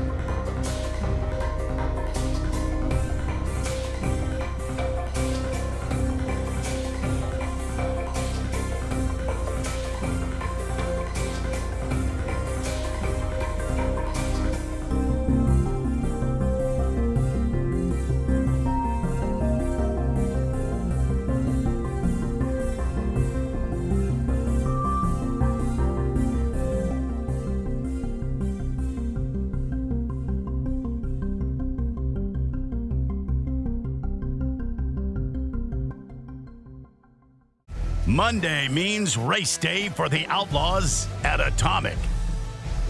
They'll race side by side out of corner number 4. Trying to take the lead. They'll go wheel to wheel into turn 3. Splitting cars in turns 3 and 4 and 3 wide. Trying to power back around. He'll have a run out of turn number 4. We've got a race for the lead out of turn 2. Blood in our hearts, dirt in our veins. Come see the World of Outlaws NOS Energy Drink Sprint Cars near you. The greatest shows on dirt have the best fan gear in motorsports. Can't wait to get to the track to pick up the latest World of Outlaw gear? Slide on over to worldofoutlaws.com. You'll find hats, shirts, hoodies, and other souvenirs for all fans. Visit the Outlaw General Store online today at worldofoutlaws.com. If this is your idea of ladylike,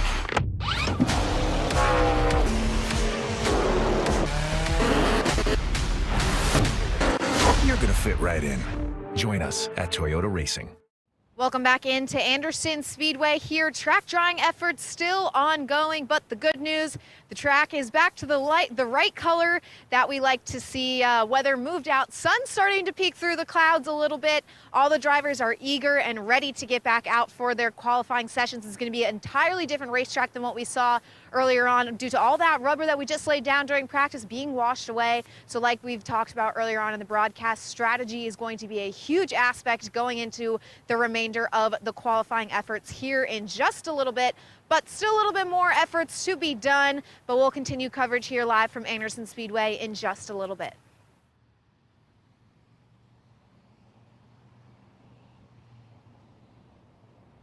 So track drying continuing here at Anderson Speedway. Certainly starting to see a lot of progress done there.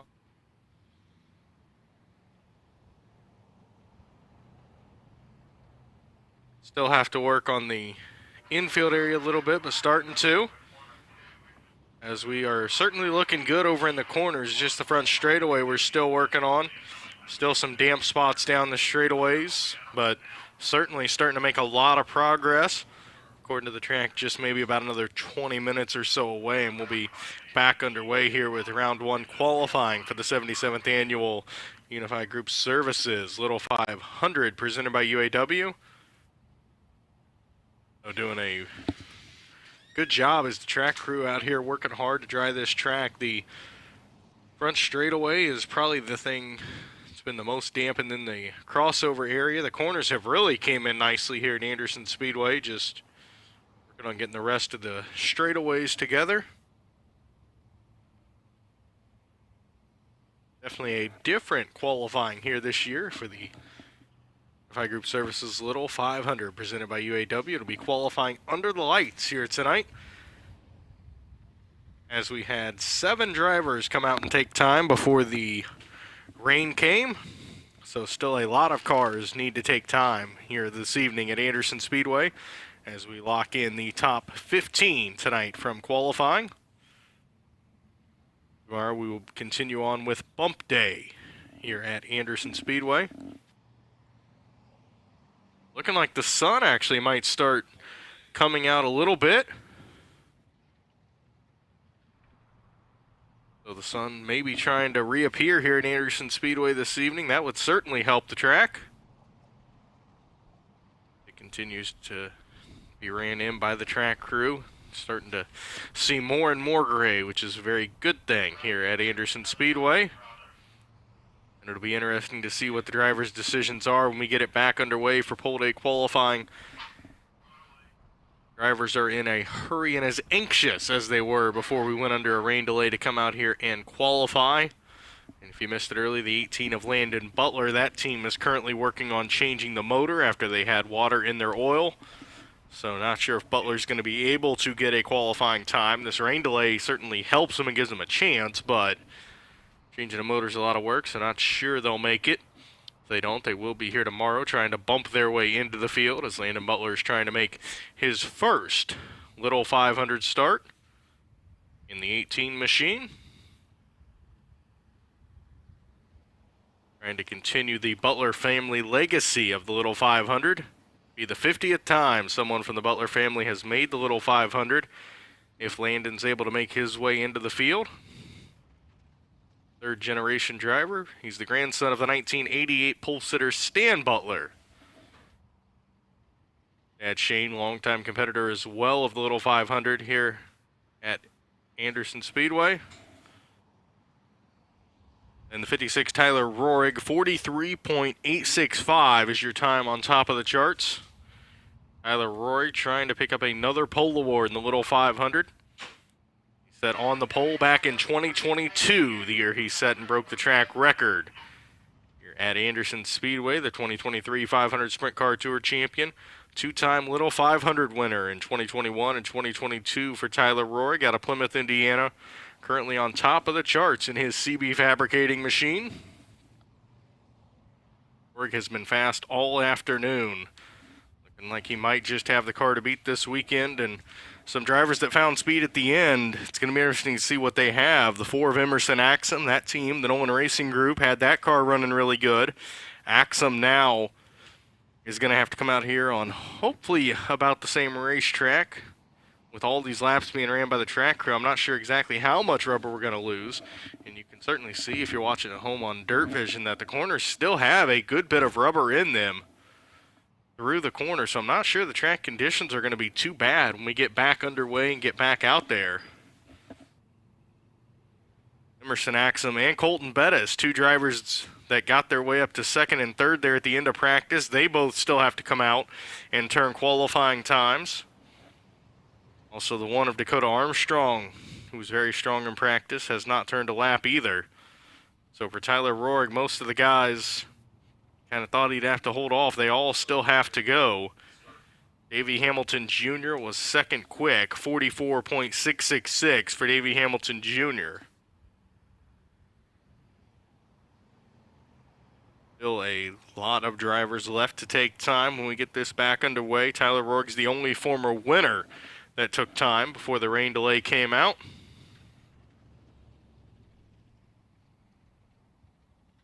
Track crew continues to work, but the sun has appeared here at Anderson Speedway. That is certainly helping with the track drying process. Definitely speeding it up. A very welcome sign here this afternoon here at Anderson Speedway.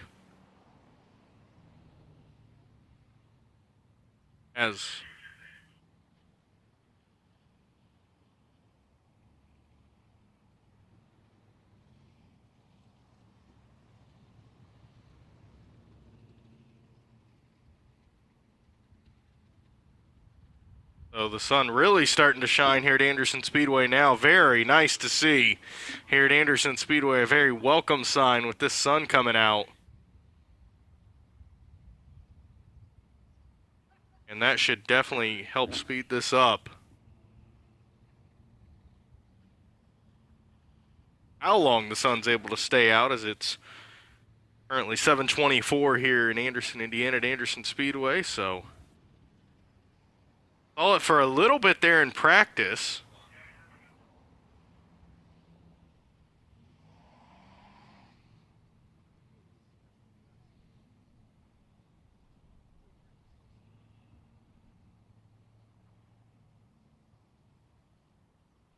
A lot of big drivers, a lot of good storylines still developing on who has speed, who does not. The 39 team of Ryan Newman, not a good practice session this afternoon. We'll see if Ryan Newman has that car fixed and able to lay down a good qualifying lap or not.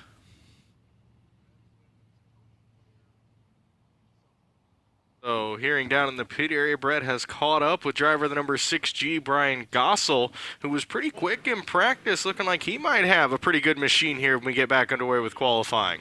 Yeah, Brian Gossel told me earlier, you think you can qualify within the top 10, get yourself locked in today.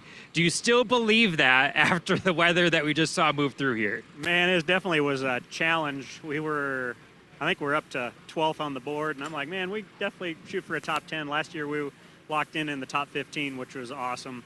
But the track changed quite a bit throughout qualifying, or throughout practice earlier. And I think the track took rubber, and we got wicked tight where the car wouldn't really turn, so we kind of went back to a very basic setup. And now we get to go try again after the green racetrack after it rained here again. So everybody's like starting from zero, so we're going to give her to make something happen. And then for those people that don't know, you also run the American Sprint Car Series, you and your son. But I guess how hard is it to go from running dirt and then to a pavement like this? Man, it took me the first practice session, because you're using your feet totally different in here than in a wing sprint car. Even on the pavement or dirt, like you are just flat foot, let it eat. And here, I mean, there's times where you're not on the brake or the gas pedal, and just training my feet to get back to acclimated to the pavement. I mean, it just took the one practice session, and I felt good back and just kind of remembering how to do it, you know.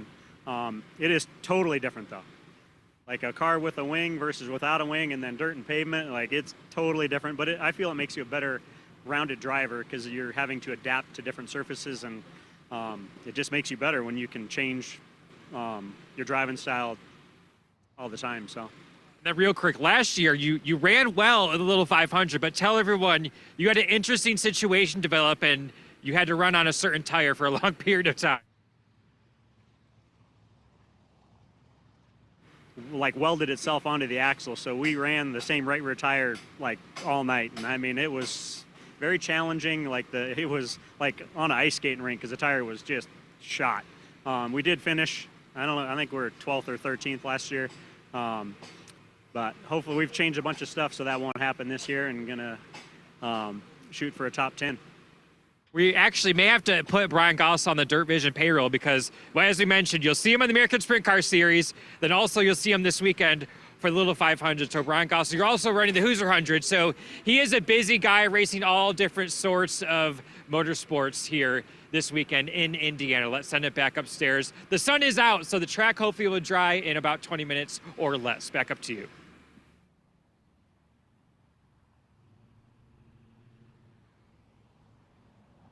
Brian Gossel coming off his best start in the Little 500, started 15th 1 year ago. Trying to build off of a good year 1 year ago, which tied his best finish as well. Finished 11th 1 year ago, also finished 11th back in 2021 in the 6G machine out of Fort Collins, Colorado. Brian Gossel was pretty good in practice earlier. See if he is able to crack that top 10 maybe in qualifying. If not, certainly improve on his best start ever of 15th. Especially with this sun that kind of came out there for a minute. It'll be interesting to see if drivers do try to race to the track once again to be one of the first ones out here for qualifying. Take advantage of the sun before it goes down for the evening or not. Track continues to look better and better here at Anderson Speedway. Corners look really good. The straightaways look pretty good as well. Just making sure the infield area where the cars get pushed to and off of is good as well. But definitely getting closer and closer to getting back underway with pole day qualifying here at Anderson Speedway for the 77th Annual Unified Group Services Little 500 presented by UAW.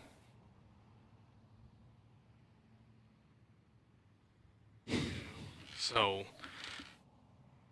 and interesting to see if anybody can top that lap that Tyler Rohrig set at a 43.865, especially since a rain delay and this much time has gone since we've been on the track, but certainly still a lot of fast drivers to come.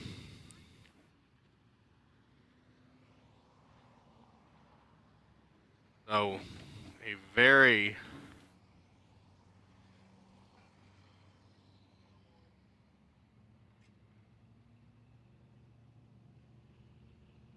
track crew continues to work here at Anderson Speedway, getting this track dry and put together for what's going to be a very good qualifying, a very good week here at Anderson Speedway for one of the most prestigious sprint car races you'll find anywhere, one of the best races you'll see anywhere, especially Saturday night here at Anderson Speedway when 11 rows of 33 sprint cars take the green flag for 500 laps of excitement here at Anderson Speedway.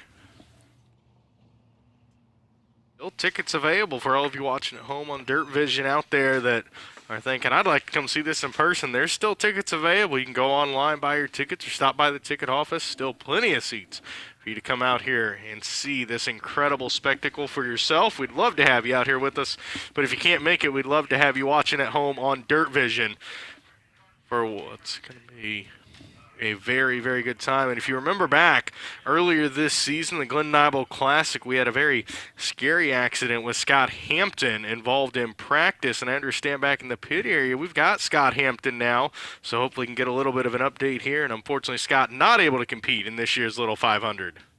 Yeah, Corey, a little bit of a different situation for Scott this year, but nonetheless, happy that you're here. How's it feel to be back at the Little 500? I mean, it's great to be here, right, and watch everything go on. And my sponsor, Unified Group Services, is a title sponsor, so it's nice to be here to support. I wish we were here with the race car, but things didn't come out the way we needed. You just told me you are like a 6-time award winner here. How does it feel to lose that reign and pass it on to someone else this year? Well, that's what I'm saying. Like I told everybody, I said it took me to get hurt just so somebody else could win it this year. So. We'll see if Bobby Santos gets it or who else will get it this year. Tell the fans at home what it is. So it's the Sportsmanship Award winner. I guess I'm a nice guy after all. Everybody votes for me. I've been lucky to get it for a few years. So I did have to split it with Santos one year, but I think he can get it on his own this year. Well, there you have it, guys. Scott Hampton here and in good spirits and always supporting the Little 500. Thank you very much, Ashton. Great to see Scott back with us, at least on the property tonight. Good to see he's doing better and better. That is great to see down there in the pits as the track drawing here on the track continues. And every time you come back to the shot of the track, you're seeing more and more gray, which is a very, very good sign as we continue to inch closer and closer to get back underway with qualifying. And 7 cars took time. We had 36 cars take time during practice, but the 18 of Landon Butler having motor issues. They had water in the oil, so not sure we'll see Butler out or not. That would be 35 cars we're expecting to see time from, and already have 7.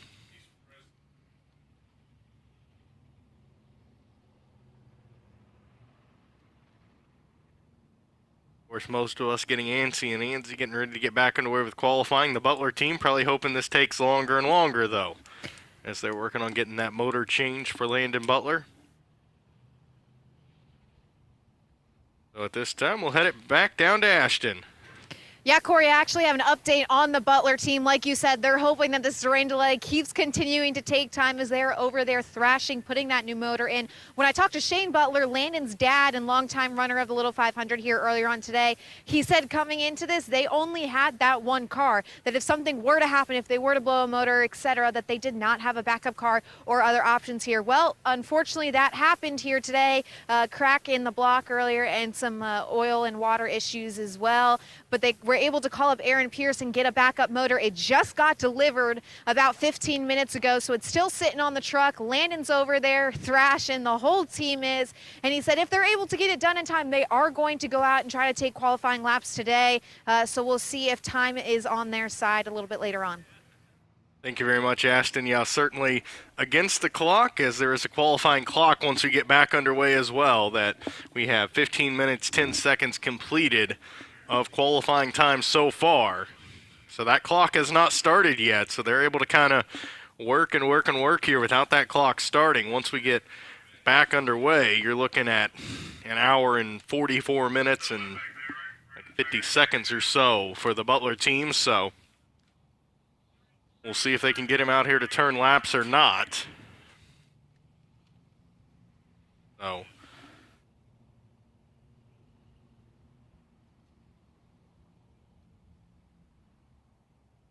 So continuing now, the main focus is just the center X area out here at Anderson Speedway. Main focus right now is just the center X, getting that dry so we can get back underway with qualifying here this evening. Interesting thing is this is about race time almost, so we'll see how that kind of plays into things. Maybe a chance for some of these teams to set their car up for the race based on qualifying here. With the Little 500 set to start at 8 o'clock on Saturday night. We're just about 24 minutes away or so from 8 o'clock time here in Anderson, Indiana at the moment. Track crew continuing to dry the center X area as the sun once again popping out from behind the clouds here at Anderson Speedway. A very welcome sight Hopefully that was the last battle with Mother Nature we have for this week here at Anderson Speedway.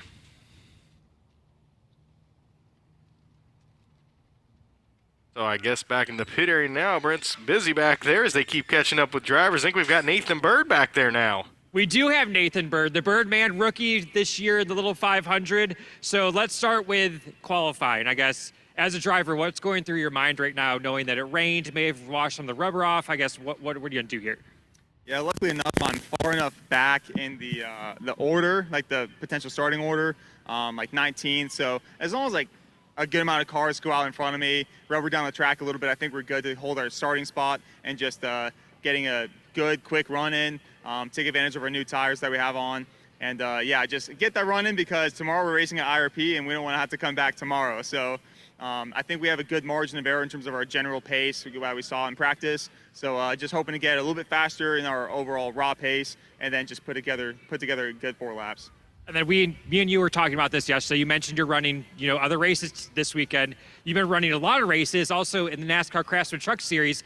Tell everyone what happened back at the Glen Nibel Classic. You had a busy weekend from here to there, and then you're also supposed to run a 3rd race as well. Yeah, it was going to be the Glen Nibel in the sprint car, and then unfortunately we just had an issue there where I had to pull off early. And then we immediately, the very next morning, we flew to, I believe it was Rockingham Speedway to run the truck. And then the original plan was to run the Silver Crown car at, I think it was Toledo maybe, a track that we were planning on going to, but then our truck broke down, logistical issues, there was no way for us to get the Silver Crown car there. Otherwise we were well on our way to okay, we're flying out early the next morning in order to get there. And but yeah, just logistical issues kept us from doing that. But yeah, that was our original plan. And my dad, he's always coming up with crazy plans like that, and that's just what we're planning on doing. But yeah, doing some crazy stuff this week though. And then how important has all this asphalt seat time been? And I guess for not only for the Little 500, but then what could you use from here maybe for other parts of your career? Yeah, it's just every single car that you get into, the principles of driving remain the same across every single one. Different tracks like Anderson, it does different things to the car. You feel like some of the things you know from other cars or trucks, in my experience, might translate to something else, but it ends up not translating as much. This track is just very hard to drive, very hard to get a hold of in terms of the setup. But overall, the aggressiveness they have to take in the Anderson mindset, you can take it over to other race cars, other racing situations. And I always say, just driving more cars is always the best thing. And yeah, that's what I get to do, and I'm blessed to be able to do it. We'll see what Nathan Bird can put together here in qualifying, as well as on race day on Saturday as the sun is coming out. We haven't seen it in 72 hours, so hopefully we'll drive the track pretty quickly. But now we're going to go over to Ashton, who has another interview lined up for us. Continuing on this rookie trend here, and another driver whose experience is not necessarily in a pavement sprint car, but this time switching from dirt to asphalt. What has that process been like for you to hop into a pavement sprint car here? It's been pretty critical, it's so different how to push the car and just how to be consistent with dirt. It's just, motor it out, and there's some similarities to this, but it's just so much more finesse and making sure you keep your speed up. And it's been a lot of fun. I can't thank Tom Brewer and everybody enough for the opportunity to come out here. I've been watching this race since maybe I was 7 years old every year, and to be in the pits finally in racing is incredible. You also have a busy week, a little bit different than what we're seeing with a lot of the other drivers. Where else will you be in action this week? I'll be at Bloomington Speedway tomorrow for the Josh Bird Memorial, and then Sunday we're going down to Hopside, Indiana with the Midwest Under 410s. What is it like switching back and forth? Is it kind of, muscle memory when you hop into those cars saying, okay, this is how I have to change my driving style? Yeah, it's definitely a huge change. It's just you got to get quick with knowing what to do with your car and just being smooth in both of them, really. And I think this week is really going to put a test to that, with tomorrow with bump day, and then literally the night after we're going to Bloomington. So it's just going to be a huge change for me. Gauge for me how you would evaluate your run so far and how your Little 500 has been and what you would consider a success at the end of this week. Oh, I'm the type of guy to always see improvement on myself. I have a lot higher expectations than a lot of people might have of me. And, 23rd in practice is pretty good. Every single time we've been out there, we've gone faster. So hopefully in qualifying, we can just good 4 laps down and hopefully get a good spot in the feature. Rylan Gray hoping to continue to learn every single time he hops into this pavement sprint car and continuing on this trend of rookie drivers here. A driver who needs no introduction, very fast earlier in practice, hoping to continue this trend in qualifying. And we're back over here with another one of our rookies, Colton Bettis. And let's talk about the end of that practice session, because you put down a quick lap. I was up in the spotter stand and your team went crazy. So I guess, what did you guys find towards the end of practice there? We've just been fine tuning, we had a little motor issue earlier, but Dan's the man, he's got us fighting them, and we ain't gonna quit. But yeah, we found some speed towards the end, and hopefully we can carry it on into qualifying. And then what is your expectations here for qualifying? I guess, have you looked at the track? Do you think the rubber's still there? I guess, what are your expectations? Oh, just top 15, lock us in for Saturday and the big show. That's my expectations, but the front row would be nice.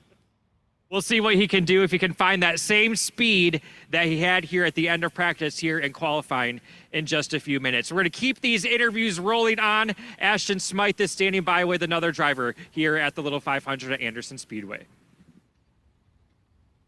Tim Creech picking up the 2024 Rookie of the Year honors with the 500 Sprint Car Tour.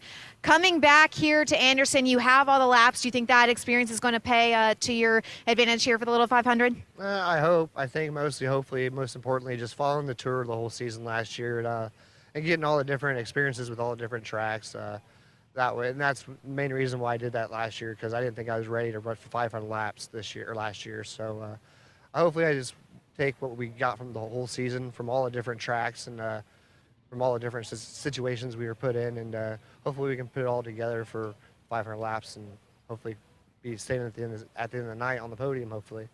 Yeah, a lot of different things, unique different factors that come into the Little 500. What are you most focusing on to kind of pinpoint that this is going to be the most important part of our run this weekend? Just keep your nose clean, really, at the end of the day. The past 10 years, I've been on Armstrong's pit crew. So I know what we need to do and what we need to capitalize on. I just need to do my part and keep my nose clean and make sure do my best to make sure I'm there at the end of the race. Talking about qualifying moving into today, top 15, how huge would that be to be locked in today and not have to worry about that tomorrow? It'd be huge. This rain, I don't know if it's going to help us or hurt us, but it kind of puts us all in the same playing field. So, it kind of gives me a little team like what we got. Hopefully it kind of puts us in the same playing field as all the bigger teams. We picked our pace up. We had a good speed last practice session, so hopefully I can just do my part and carry the corner speed, and hopefully we can lock her in tonight. It'll be pretty big. Tim Creech hoping to lock in tonight, was so close earlier on in practice earlier before qualifying. We had to take a quick break for the rain, so Tim Creech we will see out on the racetrack a little later on. So all the vehicles we had out here on the track are all headed back where they're supposed to be. That is great news that the track is back in condition. So we will hopefully start sending cars down here shortly. So I believe we do have one more driver back in the pit here. I think Brent's caught up with Shane Hollingsworth. Not quite yet, but Shane Hollingsworth back there has had a good car, a longtime competitor at the Little 500. Toss it down now, back in the pits. Yeah, down here with Shane Hollingsworth. And Shane, you were up on the top of the speed chart, or near the top of the speed chart earlier. So I guess, how does the track feel out there before this rain came through? Yeah, I think track's been coming around since this morning. The first time we went out, it felt a little greasy, but obviously it felt like 40 degrees outside. So it's been coming around. I think the time's dropped. It's quite interesting to see what happens though after this rain. If there's a whole reset goes on, or are there going to be guys go out, pull off, or are guys just going to go? Are we going to see kind of like last year where they had an oil-dried track and nobody wanted to go until the last 20 minutes, So we'll just see what happens. This obviously looks like the nicest part of the day. So we'll see if Cody or O'Gara goes, or Dakota Armstrong, I think, are ahead of us. And if those guys go and put some times down and actually take the checkered, then probably track's going to be okay. We're about 12th in line to go out. And then this weekend overall, or this week so far, how much has this weather thrown you and your crew for a loop? I think every day we've had to reset what we thought we were going to do that day about every couple of hours. So, you had a game plan come Wednesday on how many times you want to hit the track, scuff tires, whatever the case may be. And then obviously even today, you're playing the game where we had guaranteed 2 hours of practice time. Could have gone up to 3, which we ended up getting anyways. And, you're always questioning how many times you go out, scuff tires, and not get caught in the rain. And there's a few of them definitely nailed the rain prediction here right for qualifying, because I think everyone would have much rather felt better going out before the rain. And then we know how prestigious this event is overall, 77th Annual Little 500. What does this race mean to you? You know, there was they still have the Hoosier 100, but it's a Raceway Park now, but the fairgrounds held a special place in my heart on dirt, it being back something original, and it's obviously you have the Indy 500, you have the Little 500. There's a handful of events that you could list off that rank up there in Indiana world, and being an Indiana kid, it's high on the list. We've been very fortunate to have some good luck here, and we've never stood on top of the podium, but we've been on the podium, and that's what keeps us coming back. As you get so close, it's hard to walk away and not try to reach that ultimate step. Shane Hollingsworth, Indiana's very own, hoping to qualify, maybe front row pole. Obviously, that's your goal. Maybe the win on Saturday. We'll see how he does this weekend here at the Little 500. Thank you very much, Brett. And yeah, Shane Hollingsworth, no stranger to Anderson Speedway in the Little 500. He started on the front row 3 times at the Little 500, but is yet to win a pole award. Has 5 total top 5 finishes and 8 top 10 finishes. He's led 383 laps over 4 races, including he led 40 laps in last year's Little 500. So that 20 machine of Shane Hollingsworth, one of the V6 machines in the field. Certainly one to keep an eye on when we get qualifying back underway here. The Kiko Coatings Nolan Racing entry for Shane Hollingsworth.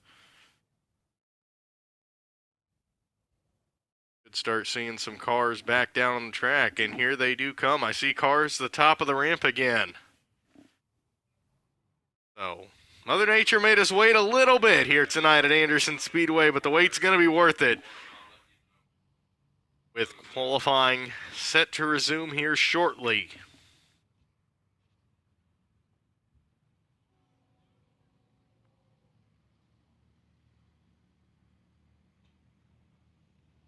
So this is not cars coming down here for qualifying yet necessarily. We're going to do engine heat again in all these machines.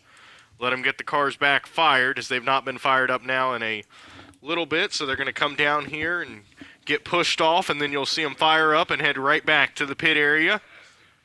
As we're working on getting engine heat, getting them fired and everything once again. As you see the one team there, the Armstrong group, Dakota Armstrong's team, working on getting tires secure on that car, Dakota in the car. So they're going to be making their way out onto the track for some engine heat here momentarily. So the clock has not started again yet for qualifying. Will not start again until after the engine heat is done. Again, 15 minutes, 10 seconds complete on the 2-hour qualifying window.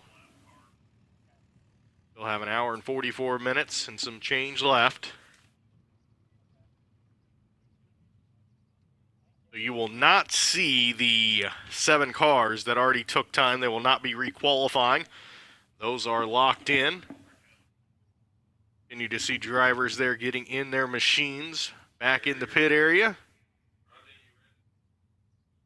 Going to work on pushing cars back out onto Anderson Speedway. Cars are just few seconds away from hitting the track again, even if it is just for engine heat. A very welcome sign here at Anderson Speedway. Hopefully that last bout was the end of it. Mother Nature is gone, and we can have an awesome rest of the week for the 77th Annual Unified Group Services Little 500, presented by UAW. Jake McElfresh getting pushed off. 27 machine. Rush under power. The 87, Brady Allen, gets pushed off and heading right back to the pits. Sound here, the sprint cars backfired here at Anderson Speedway as we are ever so closer to starting that clock again for qualifying and seeing what we can get laid down. More importantly for these drivers, though, they're probably using this a little bit more than just engine heat. They're also probably trying to get whatever feel they can. While they can't go fast here for engine heat, trying to get whatever feel they can of what the track is like. And once again, it is open qualifying, but we're going to give drivers the opportunity based on how they were to come out and qualify. You don't have to keep your spot, but if you want it, you will have the first opportunity at the track based on how you were lined up before the rain came, since you were already in line ready to go in that order.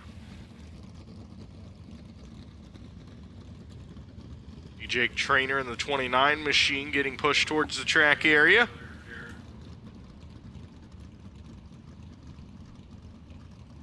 Kyle O'Gara there, Chris Jagger, Island Gray all waiting to be pushed off for their engine heat.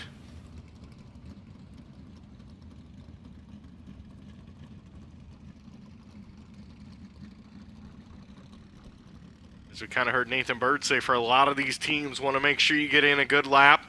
Nothing to mess up or anything like that. Because some of these cars running other races tomorrow don't want to have to come back if they don't have to.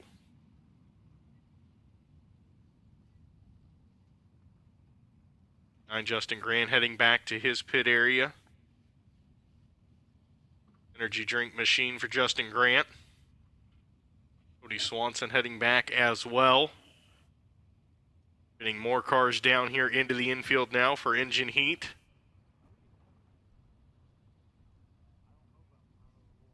I'm getting them fired off and then back to the pit area, and then we can get our qualifying line out here and see exactly how the strategy is going to work. Kind of heard Shane Hollingsworth's strategy there, that he's kind of far back in line, so he's waiting to see that if O'Gara and Dakota Armstrong go and take the checkered, he's going to be good to go. If they don't, Hollingsworth's probably going to wait. Brought up a good point like we saw last year after the oil dry. A lot of drivers waiting until the final 20 minutes to come out.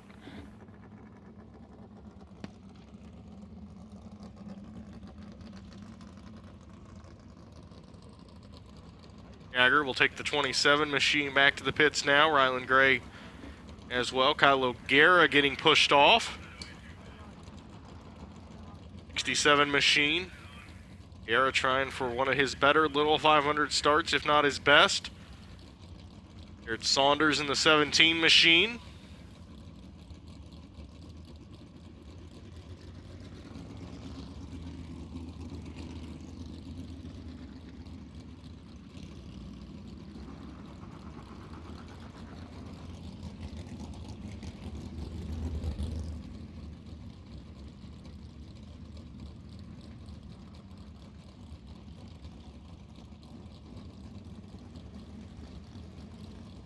Garrett Saunders pulls the 17 machine in. Ashton Smythe down in the pit area. We'll send it down to Ashton once again. Yeah, thanks so much, Corey. Just had the opportunity to catch up with some of the drivers who laid down qualifying sessions before that rain came through just a little bit ago. All of them are pretty much loaded up and said, hey, we're going to take the gamble and hope that the racetrack is slower than it was earlier with all that rubber being washed away. Tyler Rohrig packed up, Davey Hamilton Jr. packed up, just saw Donnie Adams Jr. walking towards the car as well, and he said, yeah, we're taking that gamble. So those 7 guys happy with their laps from earlier on. So certainly hoping they played it right, getting out here early before the rain. They certainly have the earlier of the evening with their day being done, and we'll see if any of them have to worry about tomorrow or not. As 7 drivers took time there, still a lot more left to take time, and we'll see where we are at. Again, we're expecting probably 35 cars to take time. One caveat to that, the 18 machine of Landon Butler, can they get a motor in that car in time? Best news for them right now, clock still has not started. Still not up against this hour and 44-minute time clock they're going to be on when we get qualifying underway. As Taylor Ferns has the 55 machine fired. That's the other good news we're seeing so far. All these cars are firing for engine heat. Looking like so far nobody's having any issues when we get back going. That is good news. Everybody able to fire.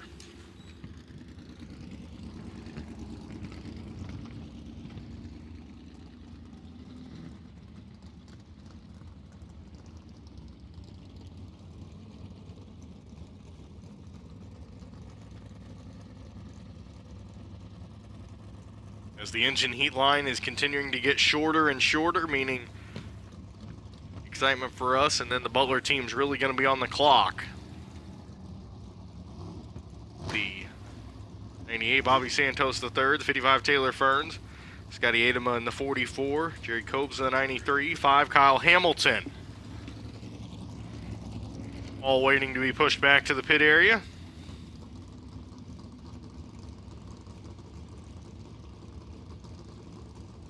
'53 Justin Harper is going to join them. Harper fired as well. Very good sign to see all these cars fire. Good. Nobody had any unexpected issues so far anyway. We're down to just a handful here. This might actually be the last few cars getting pushed up.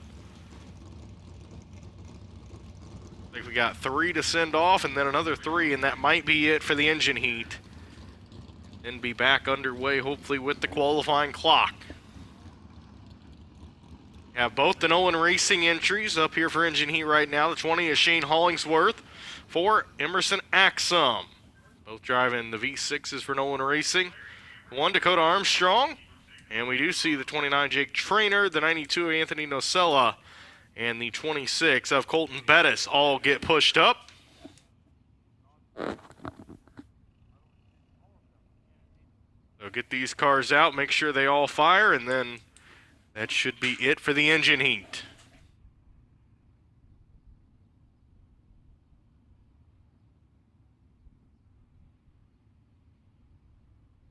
Making sure the push truck's good to go here. Get these drivers pushed off here any second now.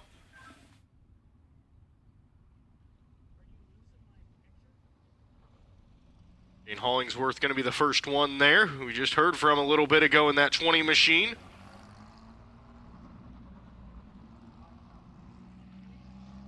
Hollingsworth pushed off and does fire in that number 20. And Emerson Axum fires right behind him as well.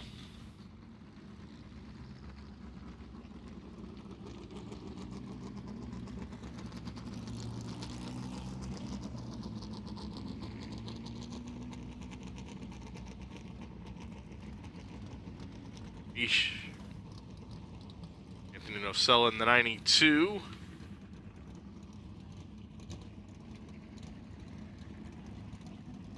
Nocella did fire. Wasn't sure if Nocella was going to fire there in the 92 for a minute. Kind of stuttered a little bit in the corner, but did get it fired, it looks like. Is at least rolling. 92 machine.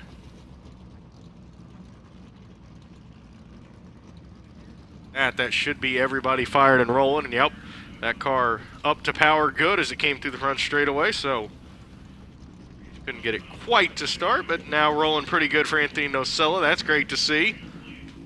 Colton Bettis right behind him, and that's everybody for engine heat, I'm pretty sure. So I think that clock will be starting again momentarily.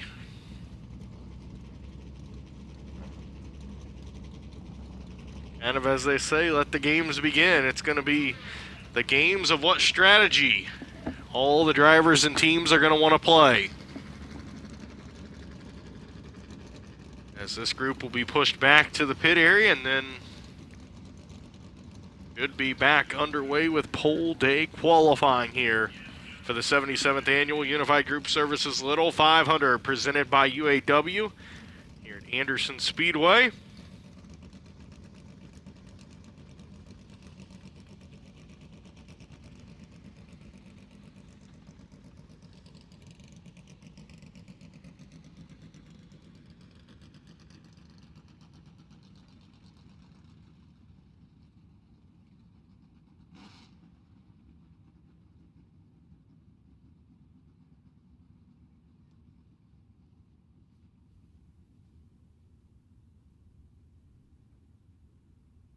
An hour, 44 minutes, and 50 seconds remain here in pole day qualifying.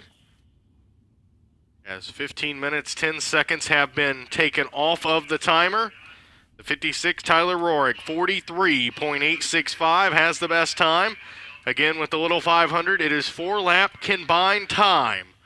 That is your qualifying time. It is not single lap, it is the 4 laps combined. All drivers are taking 5 laps. The first lap will warm up, then they will take the green flag and officially be on the clock. As always, if you come out and fire and then head back to the pit area, that does not count as an attempt. If you take the green flag, but do not take the white flag, that counts as an attempt. You get 3 attempts.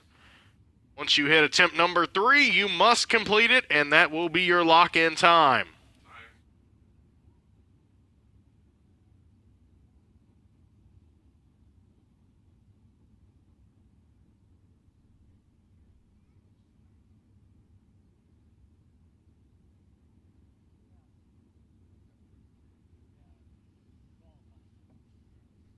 And something to remember, the drivers just have to be in line by the end of the timer. They do not have to be necessarily on the track. They have to be in line, though. By the time the qualifying clock hits 0, if they're in line, they will get a qualifying attempt, even if it is past the timer, as long as they are in line. See the one there of Dakota Armstrong. Looking over the car, and once again, drivers are going to be given the opportunity here based on how they were lined up out here ready to qualify before the rain came. That way it's kind of fair. They were ready to go before the rain came, so they're going to have the opportunity to go first here. Now that the track is going to open back up here momentarily. They don't have to take it. If they don't want it, it's still open qualifying. But you cannot jump in front of somebody in line unless they say they don't want it.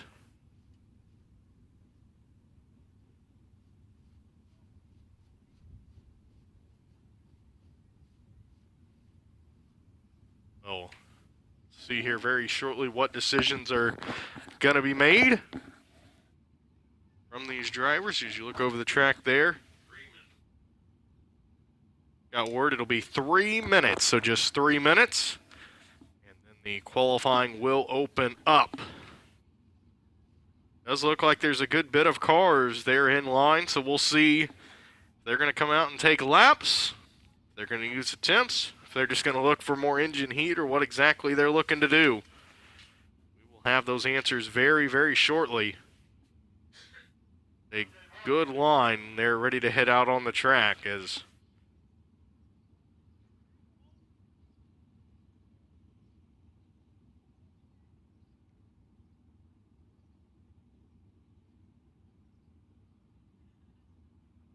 the 29 there of Jake Traynor being pushed in the pit area.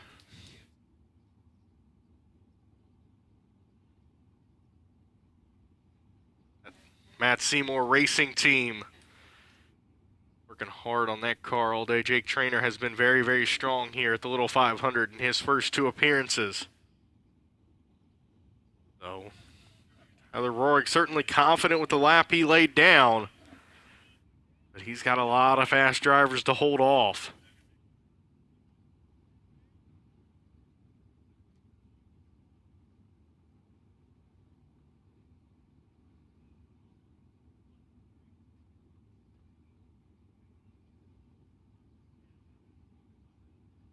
So we're just momentarily away from getting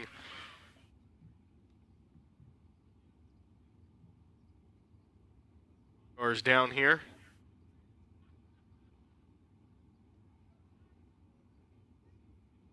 Just about ready to start that clock. The one people happy that clock has not started once again is that Butler Racing Team down there. Needing all the time they can get to get that motor put in Landon Butler's machine. Certainly a big thank you to Aaron Pierce and that group from the Butler team for getting them a motor. So Landon has an attempt to make his first Little 500.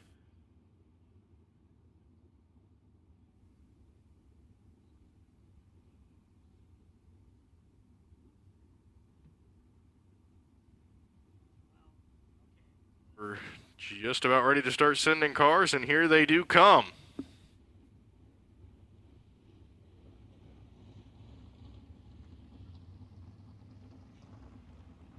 Cars being pushed back to the infield. This is for qualifying now. They're being pushed down for qualifying. Done with the engine heat, done with all that once again. Full day qualifying just about to get back underway here at Anderson Speedway for the 77th Annual Unified Group Services Little 500 presented by UAW.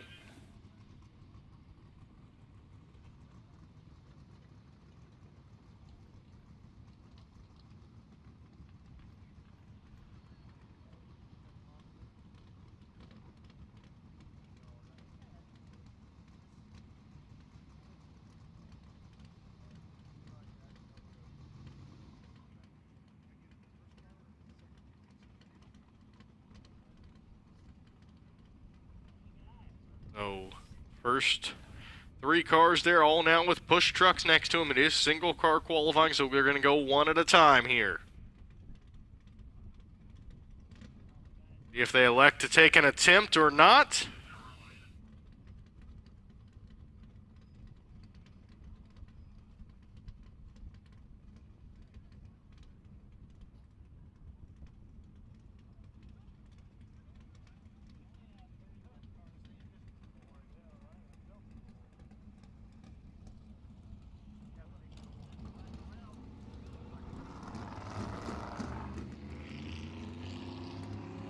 The first car out on the track is going to be the number 53 here that Any Motor Sales, SOX Graphics and Design, Penske Racing Shocks, QC Communications, TCJ Racing, entry of Justin Harper, and Harper's going to do the engine heat thing.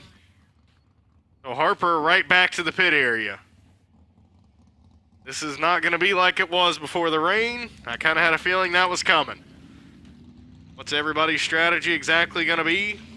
Harper can do that as many times as he wants. That's not an attempt. The 2 of David Goodwill out now. Wayland Motorsports, DDS Racing, Baker's Custom Cabinet, Bernie's Hair Salon, Graham Signature Meals. Ken Whalen entry for David Goodwill out of Napa, California, does take the green flag.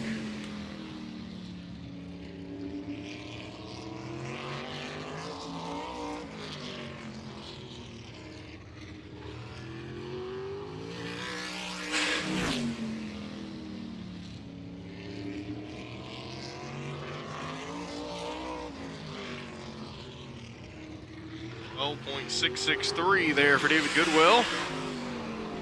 12.355 now.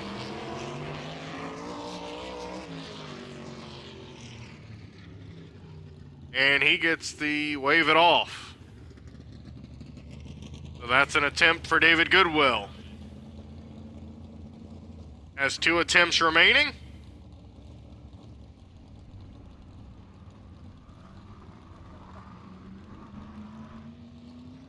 Goodwill, no go for him.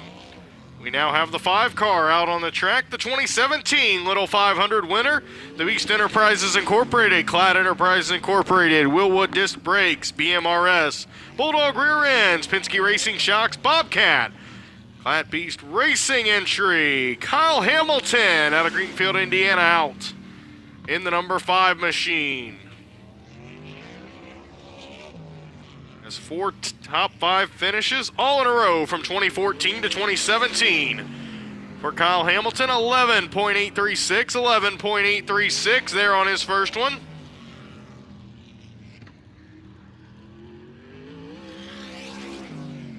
$11.644, 11.644 for Kyle Hamilton. He started second twice in the Little 500, 2017, 2019. Kyle Hamilton takes the white flag, 11.621. Kyle Hamilton's going to lock in a time.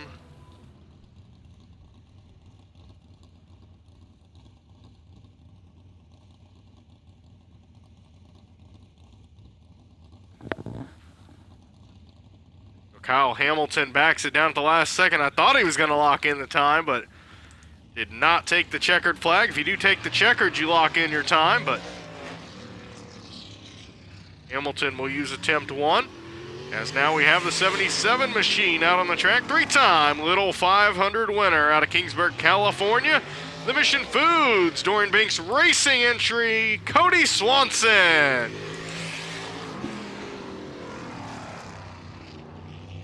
Cody Swanson out in the 77.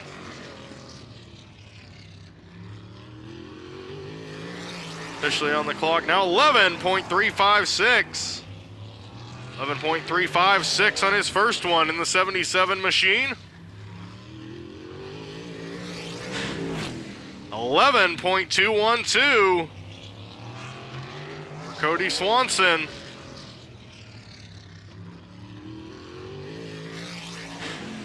$11.168. And he's waving it off. We have yet to see anybody lock in a time since we've gone back underway. That's Cody Swanson's first attempt. And oh, through the grass. That's going to be the 31, I think, of Tim Creech the second. It is.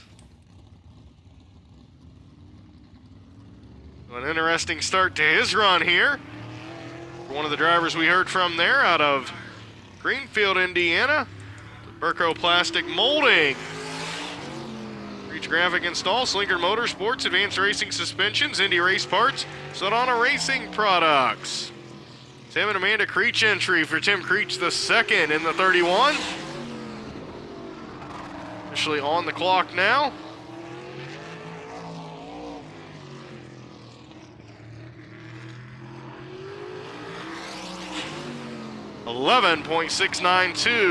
.692 for Tim Creech the second in the 31 machine. The 2024 500 Sprint Car Tour Rookie of the Year. 11.441, 11.441.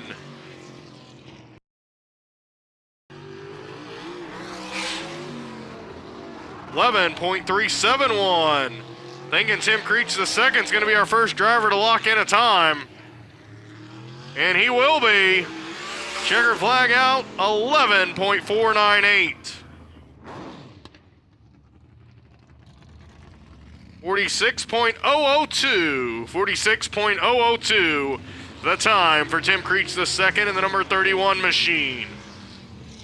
What will Dakota Armstrong's decision be? Out in the number 1 machine, the driver I think we all thought was going to win the 2024 Little 500 got passed by his cousin on the last lap. The Meristem, Armstrong Farms, Neil Metal Recycling and Processing, CNA Motorsports entry, Dakota Armstrong on the track in the number 1. 3-time winner with the ARCA Menard Series. 11.397, 11.397 for Dakota Armstrong. 2-time Tony Elliott Classic winner here at Anderson Speedway. Won this year's Glenn Nibel Classic. 11.255. And Dakota Armstrong backs it down.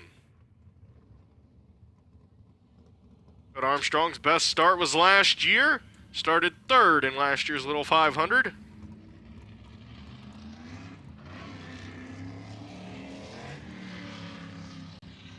Has finished 2nd twice in 2022 and 2024.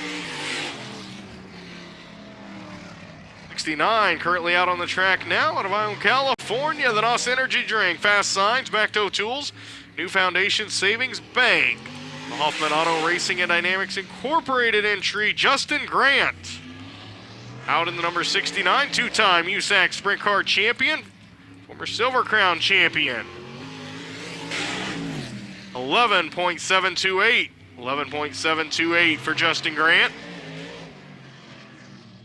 At his best start last year when he started 14th, his best finish was also last year, finished 27th. 11.549. Justin Grant's going to see the white flag. 11.395. And Grant backs it down. So Justin Grant elects to not lock in a time.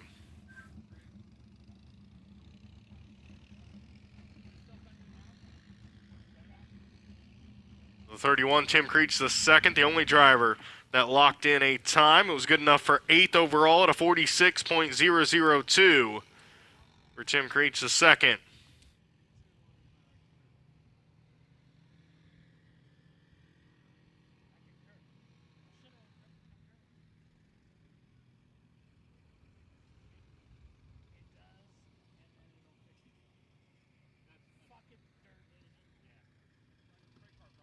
As more cars make their way down here, the first car heading down is the number 20 of Shane Hollingsworth. Do not expect him to lock in a time. Maybe he has changed his mind, but based on what he was saying there in the interview earlier with Armstrong and the rest not locking in a time, made it seem like Hollingsworth was going to follow suit with them.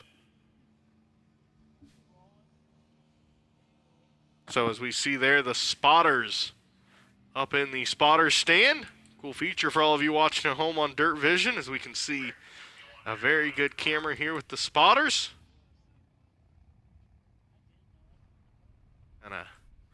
See cool action. That's going to be awesome to see on Saturday when that spotter stand is very, very full. On Saturday night. As everything's going to look very different Saturday night for the 77th Annual Unified Group Services Little 500 presented by UAW. We'll have more cars out here. One thing we do want to mention from earlier, the car that was on the track that pulled off due to the rain, the 67 Kyle O'Gara, that attempt did not count against him.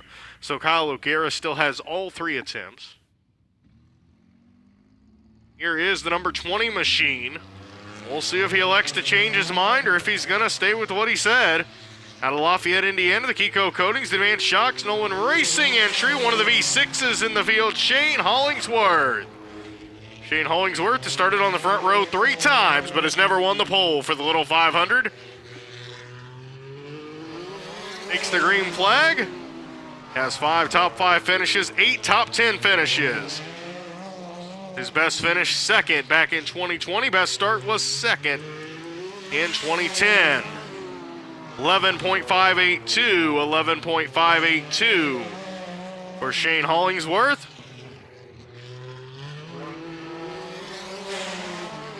11.228, very good lap for Shane Hollingsworth. First lap not where he wanted it to be, but quickly got it up there. 11.186. Hollingsworth might lock this in. Smoke out of the tire. He's going to go ahead and lock it in. 11.237.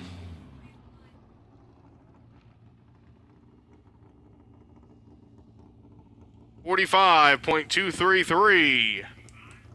45.233 there for Shane Hollingsworth. So he did elect to go ahead and lock in a time in the number 20 machine. Second and third lap were very, very good. That number 20 machine is the 39 on the track next.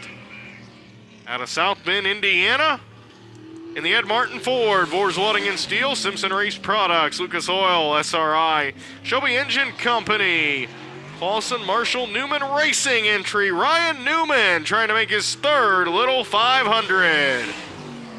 Ryan Newman takes the green flag. Best start was 8th back in 2022. Best finish came last year when he finished 6th in last year's Little 500. 11.742, 11.742 for Ryan Newman. 11.527, 11.527.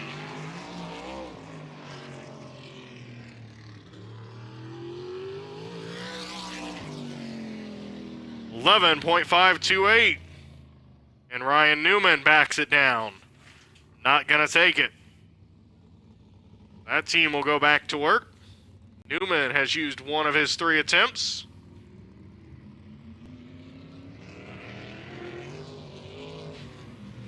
Out on the track now, the number 29 machine. Out of Midway, Massachusetts, the K-Tron Incorporated, Bentley Saloon, John Chambers Racing, Staten Racing Engines, Green Earth Construction, Matt Seymour Racing entry.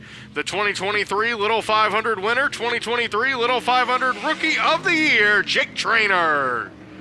Jake Traynor out in the 29 machine, has led over 50 laps in both of his 2 Little 500 appearances.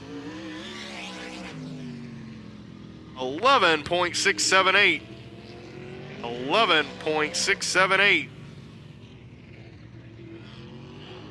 Jake Traynor, 11.4 flat, 11.400 for Jake Traynor. I doubt they locked this in, but you never know. Traynor does see the white flag, and he's already backing it down as he took the white flag. I did not think Jake Traynor was going to lock that in. He does not. They will head back to the pit area. Rainer has been very, very impressive. Fortunately, last year finished 17th after getting into an accident, but he has started in the top 5 of both of his Little 500 appearances. Rainer started 3rd back in 2023, started 5th last year.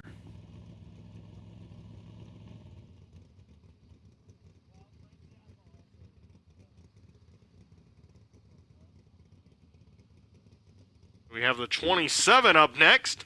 Out of Warsaw, Indiana, the J&N Stone Jagger Racing, Professional Auto Sales and Service, Chris Jagger entry of Chris Jagger. Jagger out in the 27. Best Little 500 start was 29th back in 2002. Coming off his best Little 500 finish of 16th 1 year ago. Jagger looking to make another Little 500, which would be his 7th, has 6 Little 500 career starts. Jagger takes the green flag, officially on the clock in the 27 machine now.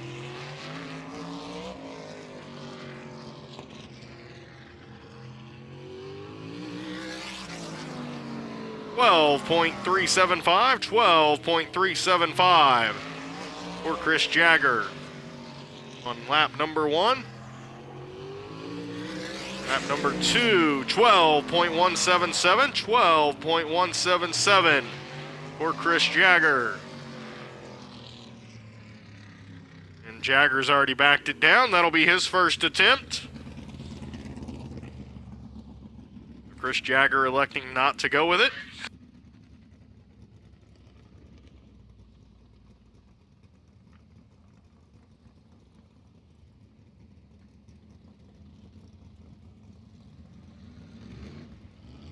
Hour and 28 minutes still left to go.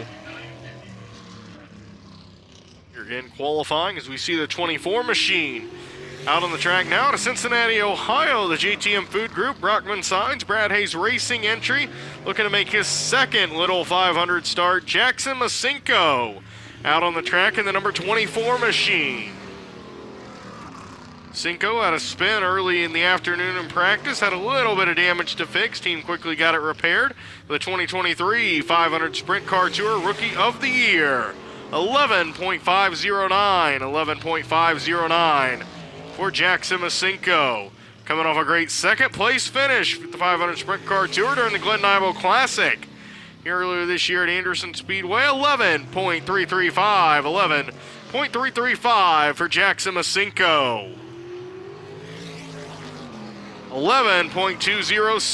11.207.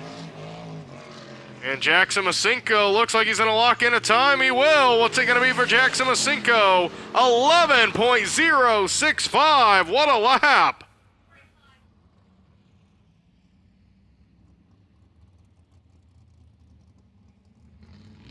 .116 the time for Jackson Masinko. The 87, Brady Allen, has gone around off of turn number 2.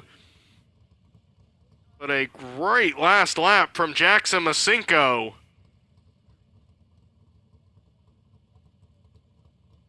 At a 45.116. Here's a good replay of it on Dirt Vision. Brady Allen getting pushed off by the push truck. And he just went around. That was interesting. Brady Allen was just fired and just tried to turn out of turn number 2. He wasn't warming up the tires or nothing really. That car just going around on him. Brady Allen going to need help here from the track crew again. Sprint cars, of course, no starter in them. They have to be push started. Direct drive machines come to a stop. The only way to get them back going is you got to get them push started.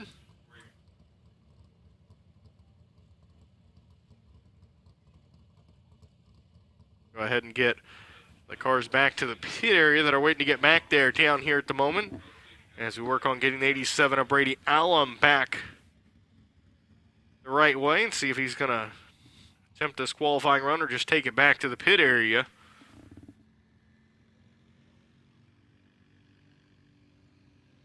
For Brady Allen out of Taylorsville, North Carolina. 87. Boyce Industries. Gen 3 Motorsports entry for Brady Allum. And Allum is going to come straight back to the track. We're going to try it again here for Brady Allum.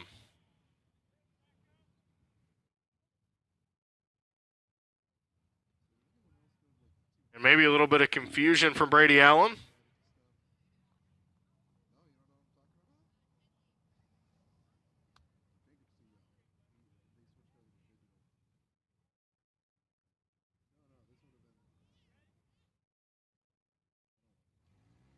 Are going to get him going here, and we'll see what Brady Allum can do if he elects to lock in a time or not.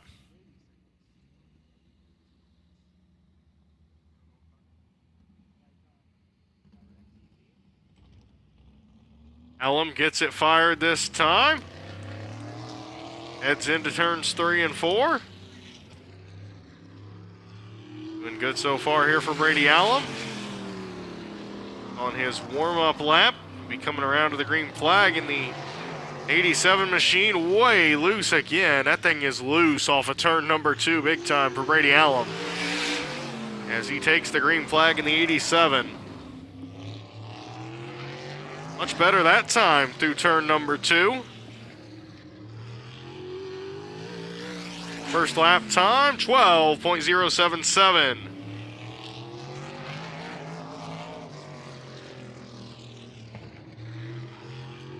Brady Allum, 12.077, now an 11.753. 11.753 there for Brady Allum. Gets through turn number 4 with a big bobble, able to save it back together, 11.878.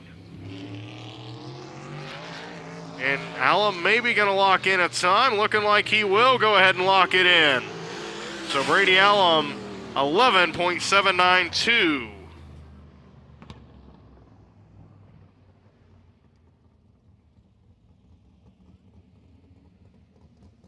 47.500. 7.500 there for Brady Allum in the 87 machine. We have the 40 car out on the track next. Out of Goodyear, Arizona, the Sonesta Travel Pass, GMS, Hope Givers International, Mayer Auto Research entry. Nathan Bird trying to make his first little 500 as he comes to the green flag.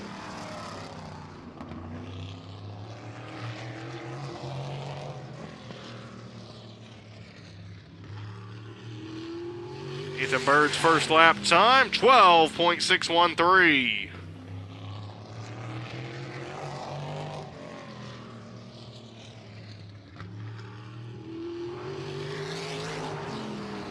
.156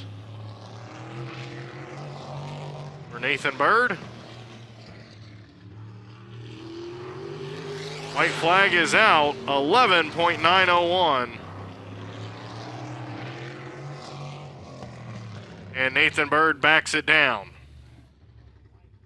So Bird not going to lock in an attempt. His first attempt has been used. Now have the 51 car being pushed off at the moment. Out of Southern California, the Sanders Engineering, Metalworks, Wayman Construction, Chroma Racing, Mike Phelps entry, Logan Seavey. Out in the number 51, the two-time Chili Bowl winner, USAC Triple Crown champion. Coming off his best start last year, a 4th in the Little 500. Finished 10th last year as well. As he takes the green flag, his best finish came back in 2023 when he finished 5th. UVs ran very well in the Little 500, trying to make his third start. 12.229, 12.229, Logan Seavey's first time.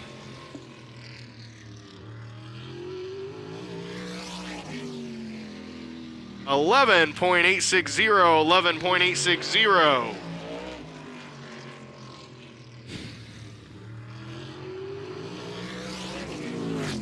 .717.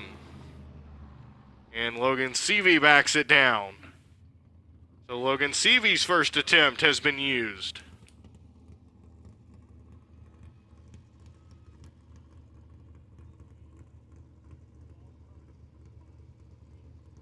The 87 Brady Allen elects to lock in a time.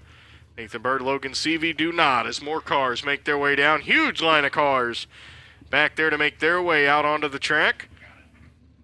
See the 53 Justin Harper heading back out.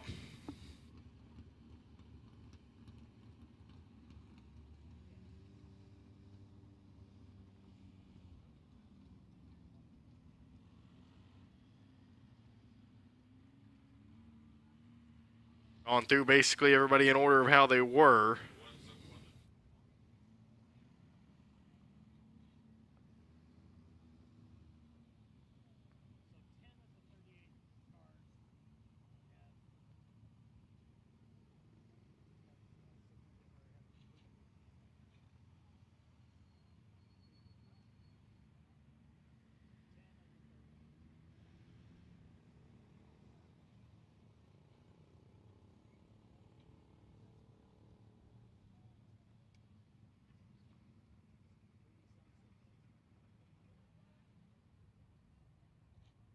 Oh, big group of cars down here now on the Anderson Speedway is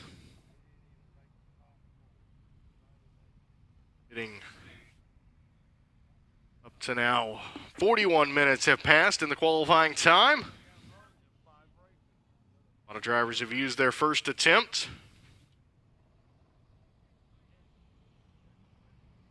Have the 17 of Garrett Saunders out on the track now. Out of Lakeville, Indiana, the Kirchner Engines, Atlas Gutters, Swan Lake Resort, Dragon Racing Fuel, Atlas Gutters entry for Garrett Saunders. Trying to make his second Little 500.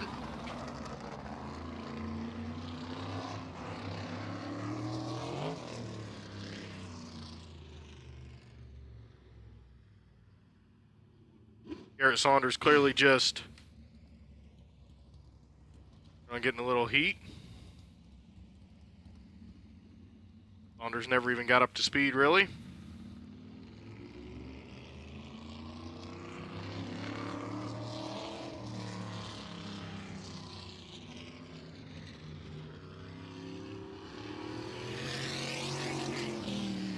'93, the next car out on the track.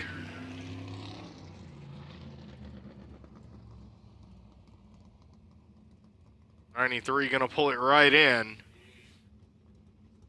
Out of Folsom, California, the Red Line Oil. Jerry Kobza entry. Jerry Kobza in that number 93.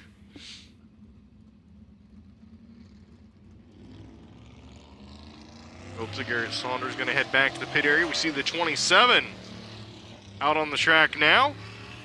Out of Elwood, Indiana, the 10-plate Fine Food and Spirits, Greenside Realty Group, Rice Racing, Gordon Food Service, Black Diamond Earthworks, the Patrick Rice entry, Jake McElfresh.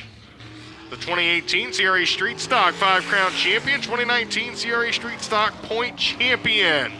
Jake McElfresh, usually a stock car competitor here at Anderson Speedway, but does have some sprint car starts. Trying to make his fourth Little 500. 11.610 for Jake McElfresh. 11.610 on his first lap.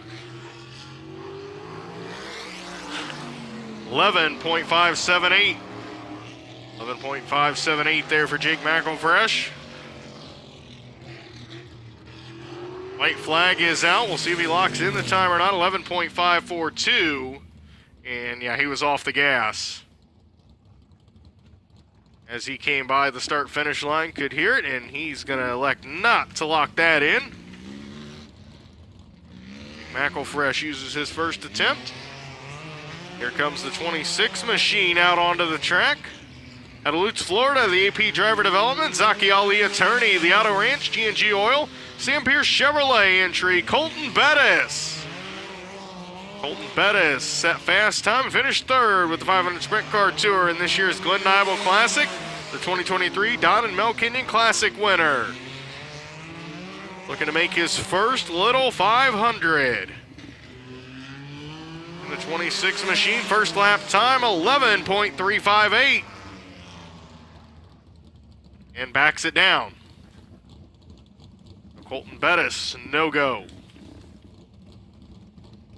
Bettis will use his first attempt. 53, Justin Harper back out on the track. Came out and just fired it, did not take an attempt. So he was the first car on the track after the delay. The Denny Motors Sales, SOS Graphics and Design, Penske Racing Shocks, QC Communications, TCJ Racing entry for Justin Harper. Started 22nd last year, that's his best little 500 start. His best finish was 13th back in 2021. It's his only top 20 finish. The 2019 Auto Value Sprint Car Rookie of the Year for Justin Harper. 11.748.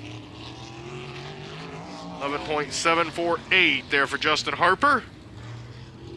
On his first one, 11.521. 11.521. And Harper's not going to take it. Justin Harper uses his first attempt. So here comes the number 5 machine back on the track. One of the first drivers we've seen that used their first attempt, didn't lock it in. We'll see what he does here this time.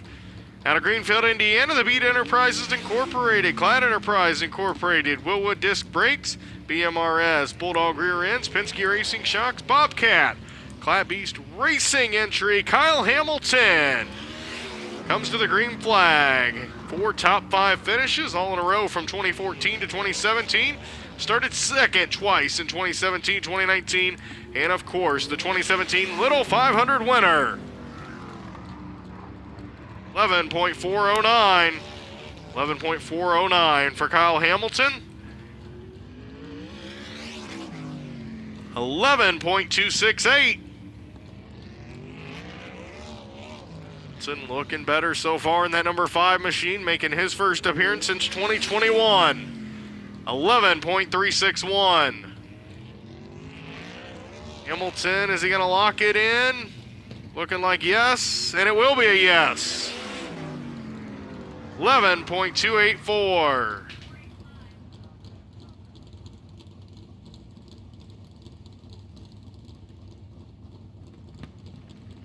$45.322. 45.322 there for the 5 of Kyle Hamilton. 44 out on the track now out of Fort Myers, Florida. The LJ Adama's Motorsports Funding with a special thanks to Mom and Dad. Scotty Adama entry. Scotty Adama out in the 44, back with us this year after being involved in a first lap wreck 1 year ago. Adama has 2 little 500 starts, trying to make his 3rd this season. 12.199. 12.199. For Adama on lap number 1. 12.152. 12.152 for Scotty Adama on lap number 2. 2021 Crate Sprint champion, 2006 Central Florida Non-Wing Racing Association champion. 12.101, and he's not going to lock it in.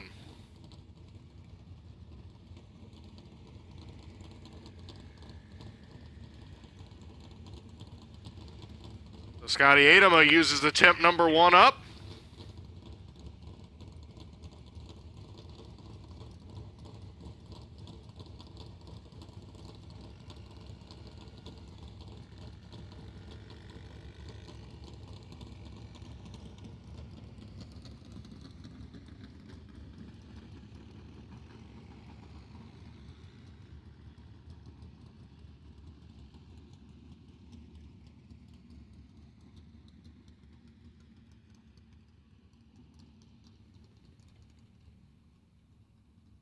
After the rain and everything's moved out, certainly turned into kind of a nice evening as you see some of the Dirt Vision camera people up there on top working hard for us here tonight to get us all these great shots you're seeing at home.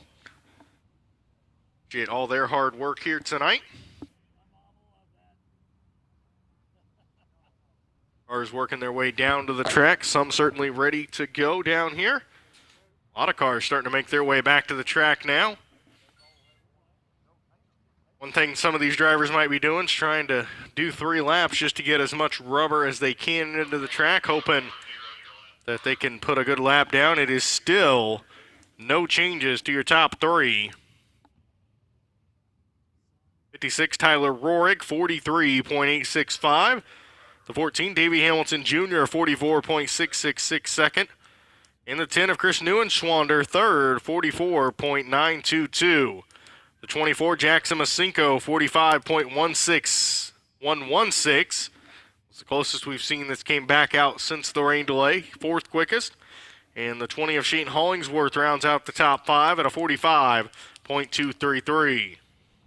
Have 12 drivers that have locked in time so far. Here in qualifying. As out for what looks to be attempt number 2 is going to be the number 77 machine out of Kingsburg, California. The Mission Foods, Dornbanks Racing entry, Cody Swanson. The 2016, 2018, 2019 Little 500 winner. Little 500 pole sitter in 2019, 2020, 2021. 7-time USAC Silver Crown champion for Cody Swanson. 11.300. 11.300 there for Cody Swanson. 11.303.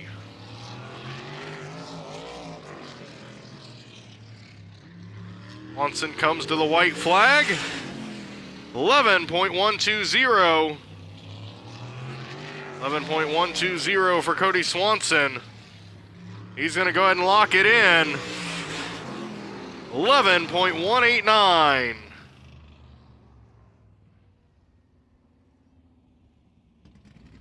$44.912 for Cody Swanson. 44.912 for Cody Swanson. The 1 machine back out on the track now. We'll see if follows Cody Swanson and goes ahead and locks in a time or not. Out of Newcastle, Indiana, the Meristem, Armstrong Farms, Neil Metal Recycling and Processing, CNA Motorsports entry of Dakota Armstrong. Has finished runner-up twice in 2022 and 2024. The podium start came last year when he started third, 11.274. That's a very good first lap for Dakota Armstrong. Lap number 2. 11.168. Certainly the best run we've seen since we've got back underway. Armstrong comes to the white flag. 11.096. Can Armstrong get down to the 10s? Out of turn number 4 he comes. 11.165. 44.703 will be the time for Dakota Armstrong. 44.703 the time for Dakota Armstrong. Number 4 car out on the track now. Last year's Little 500 pole sitter. Out of Franklin, Kiko Coating, engines by Tranter, no one racing entry. Emerson Axum has started in the top 10 in all 3 of his Little 500 starts, but his best finish, 10th in 2022. See what the 4 machine can do. 11.397. 11.397 for Emerson Axum in the V6 machine. 11.394, and he's already backing it down. Emerson Axum will use up his first attempt.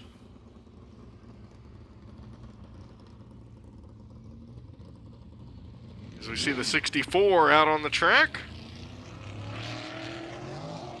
Usual dirt competitor making the jump to pavement for the Little 500. Out in the Speed Chasers, Tom Brewer entry out of Greenfield, Ryland Gray. Out in the number 64.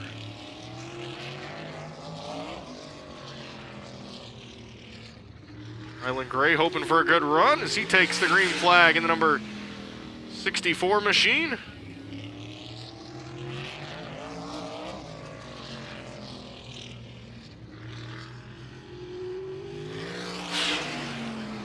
12.171, 12.171. Rylan Gray. 12.108, 12.108, and he's going to back it down. That will be attempt number 1 used for Rylan Gray.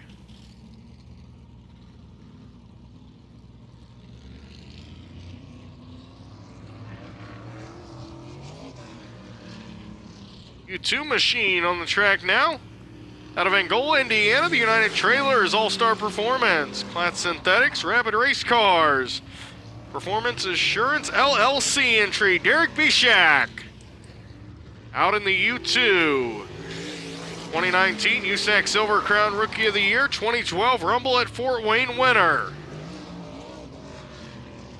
Has 2 top 10 Little 500 finishes. His best Little 500 start was 4th in 2021. 11.668. 11.668 there for Derek Bishak on lap number 1. 11.524. 11.524 for Derek Bishak.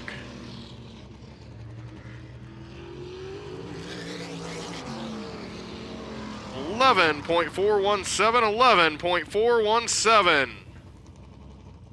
And Derek Bishak pulls off. So that will be attempt number 1 used for Derek Bishak.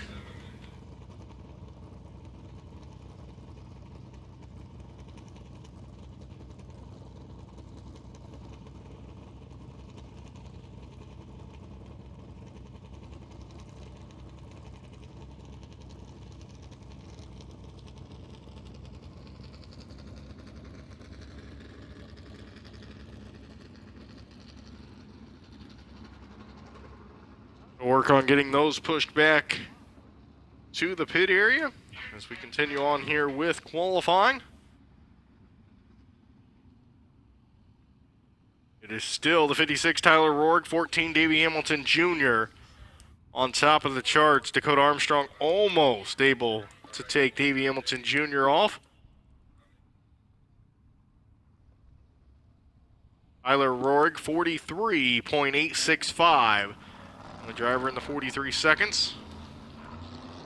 Whoever we talked to that thought he could qualify in the top 10 here this evening. The number 6 machine coming off a very good week last year in the Little 500 out of Fort Collins, Colorado. The BG Automotive, BR Motorsports, DMI, Simpson Race Products, King Racing Products, Brian Gossel Racing entry. Brian Gossel out in the 6G. His best start was last year. He finished 15th. Tied his best Little 500 finish last year when he finished 11th. He's done it twice now in 2021 and 2024. 11.885 for Brian Gossel, 11.885.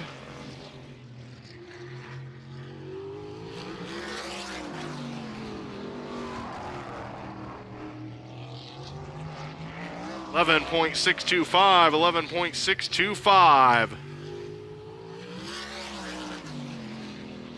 11.554, 11.554, and Brian Gossel is not going to lock in a time. So that will be his first attempt used up.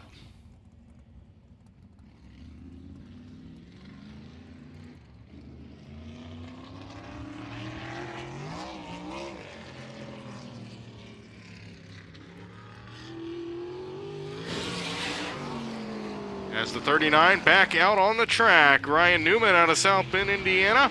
See if Newman elects to go ahead and lock in a time this time or not.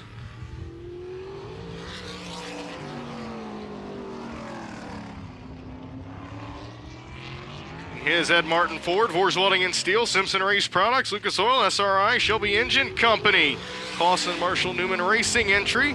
11.717 on his first one, 11.717.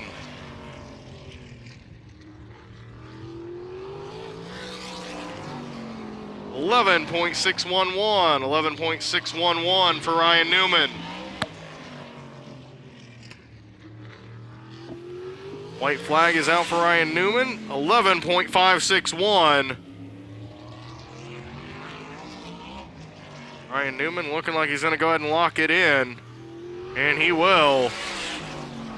11.588.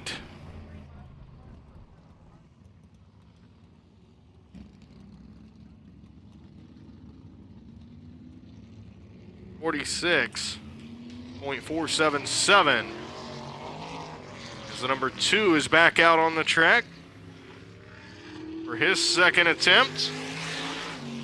Out of Napa, California, the Whalen Motorsports, DDS Racing, Baker's Custom Cabinet, Bernie's Hair Salon, Graham's Signature Meals, Ken Whalen entry, David Goodwill. David Goodwill trying to make his first little 500.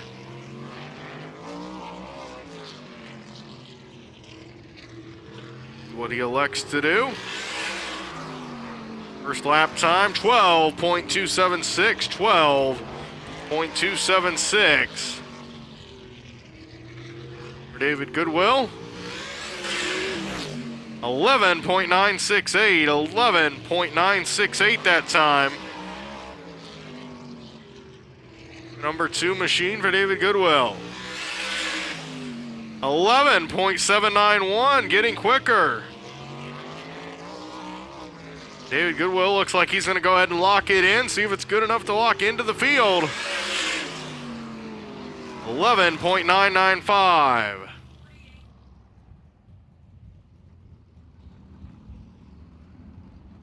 .48.030 for David Goodwill out of Napa, California. Matt Seymour Racing Team back out in the number 29 machine out of Midway, Massachusetts. The K-Tron Incorporated, Bentley Saloon, John Chambers Racing, Stanton Racing Engines, Green Earth Construction, Matt Seymour Racing entry, Drake Trainer. Trying to continue his starts in the top 5. Has yet to start outside of the top 5 in the little 500. First lap time, 11.591. 11.591 for Jake Trainer.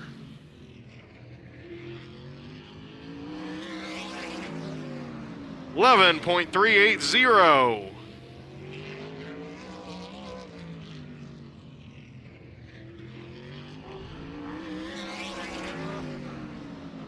.223.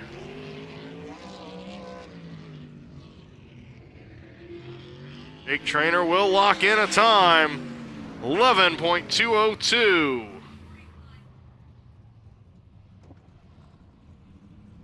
.45.396 there for Jake Trainer in the 29 machine.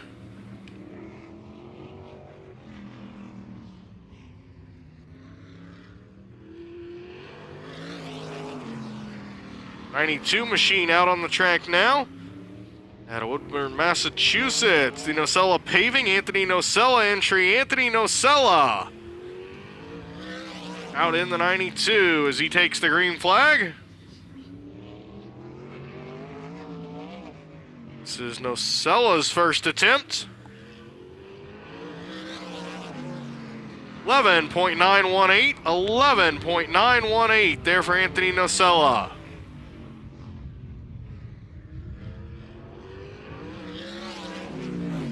11.651.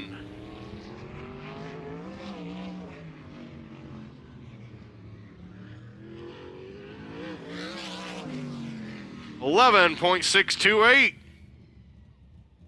And Nocella not going to lock it in. I think he wanted that first lap to be quicker than what it was. The 27, Chris Jagger out of Warsaw, Indiana, back out. This will be attempt number 2 for Chris Jagger.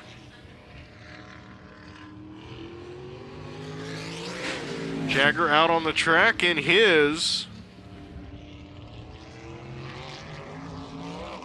J&N Stone, Jagger Racing, Professional Auto Sales and Service, Chris Jagger entry. Takes the green flag.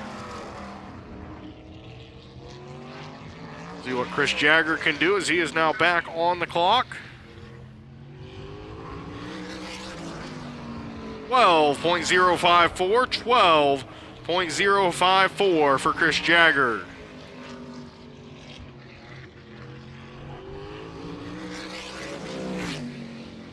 12.057. 12.057 for Chris Jagger. The sparks flying through 3 and 4. 11.850. 11.850 for Chris Jagger. Looks like he's going to go ahead and lock this in. As he comes the checkered flag. 11.765.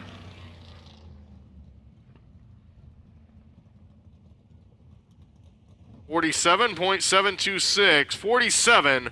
47.726 for the 27 of Chris Jagger.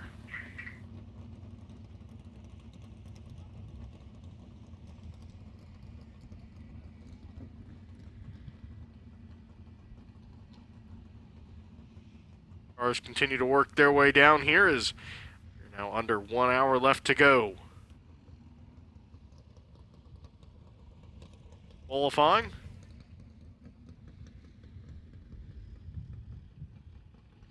Beautiful aerial shots of Anderson Speedway.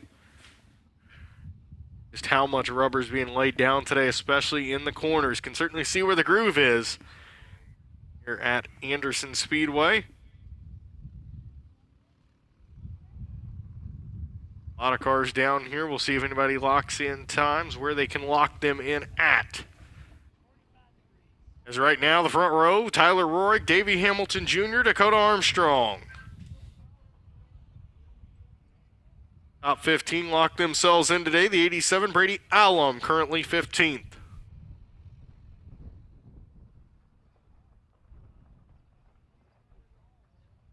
Certainly a little bit different look to qualifying with the lights on and the sun starting to go away. Certainly starting to be nighttime here at Anderson Speedway. Much more like the racing conditions will be Saturday night.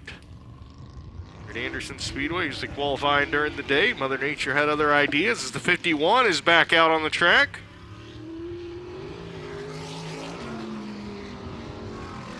The 51 back out on the track for what's going to be attempt number 2 out of Sutter, California. The Sanders Engineering, Metalworks, Wayman Construction, Cromer Racing, Mike Phelps Entry, Logan Seavey. Out in the 51, takes the green flag.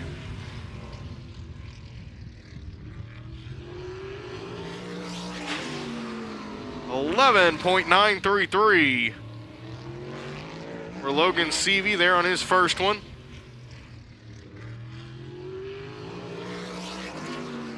$11.672. 11.672 for Logan Seavey. It'll be interesting to see if they do lock this in or not. 11.580.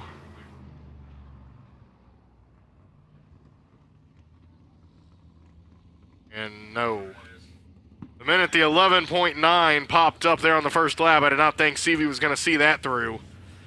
So Logan Seavey, next time, Logan Seavey takes the green. He's going to have to lock in a time. Here comes the 40 machine back out of Goodyear, Arizona. The Sonesta Travel Pass, GMS, Hope Givers International. Made a research entry, Nathan Bird, trying to make his first little 500. Nathan Bird takes the green flag. What Bird can do in the number 40 machine. Out of turn number 4, gives it the gas. 12.059.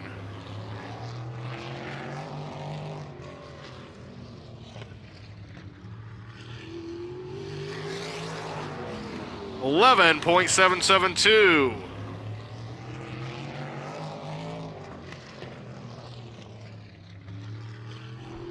Nathan Bird sees the white flag, 11.649. Nathan Bird might go ahead and lock this in. And will. Nathan Bird, 11.824.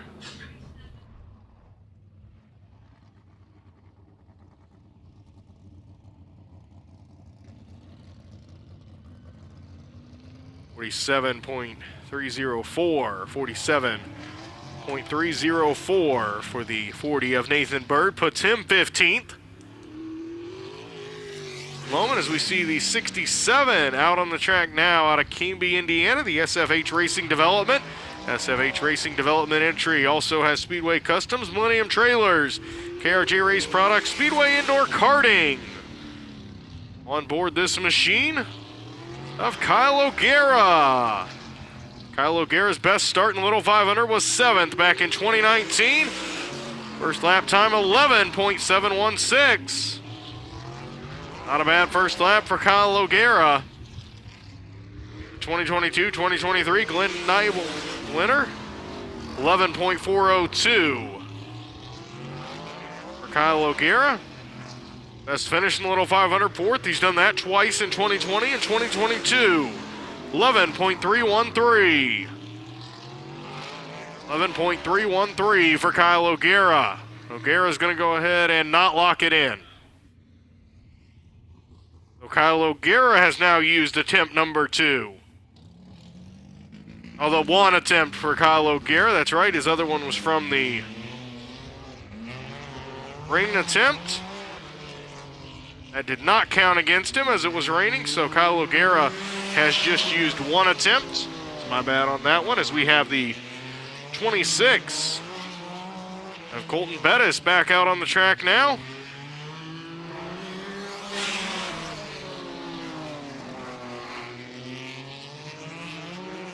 Bettis out of Lutz, Florida, the AP Driver Development, Zaki Ali attorney, the Auto Ranch, G&G Oil, Sam Pierce Chevrolet entry. For Colton Bettis, 11.239. Certainly looking like it's going to be a good run for Colton Bettis. 11.215. Bettis get a little bit quicker in the 26 machine. Comes to the white flag. 11.071.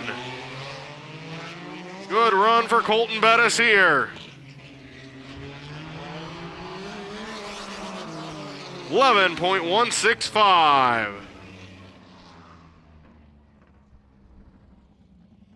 44.690. 44.690 for Colton Bettis in the 26 machine. We have the 53.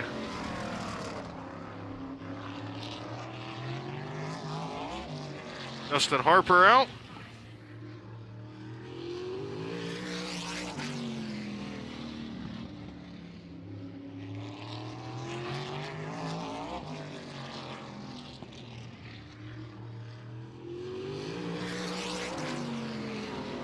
.648, a good first lap there for Justin Harper. 11.648. That is certainly what Justin Harper was looking for. 11.404, even better. As long as Harper gets through this lap okay, he's probably going to lock this in. 11.384. Well, Harper now certainly going to lock in this time.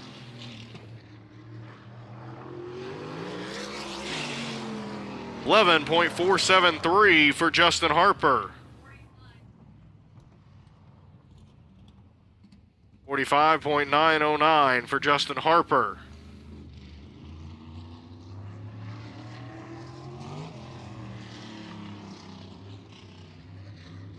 .44 back out on the track for his second attempt out of Fort Myers, Florida. The LJ Adama Motorsports Funding. Special thanks to Mom and Dad. Scotty Adama entry. Scotty Adama trying to make his third Little 500 as he takes the green flag.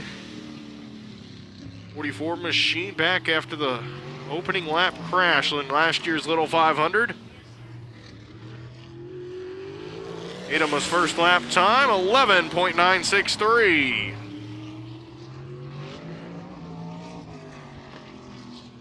.963 for Scotty Adama. Lap number 2, 11.935.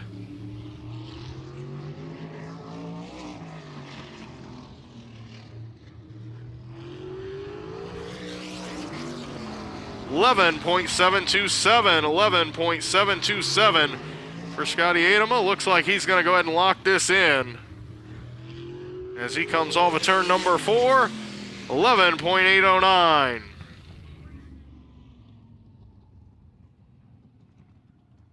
$47.434. 47.434 for the 44 of Scotty Adama.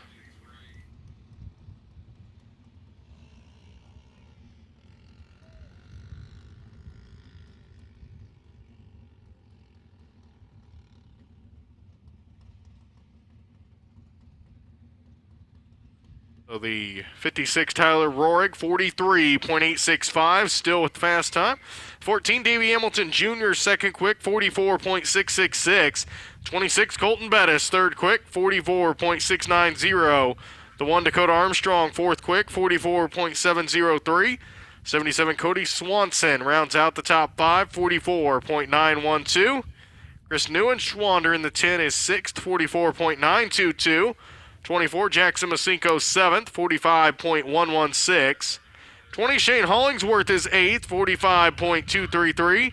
5 of Kyle Hamilton is 9th, 45.322. And 29 of Jake Traynor rounds out the top 10, 45.396.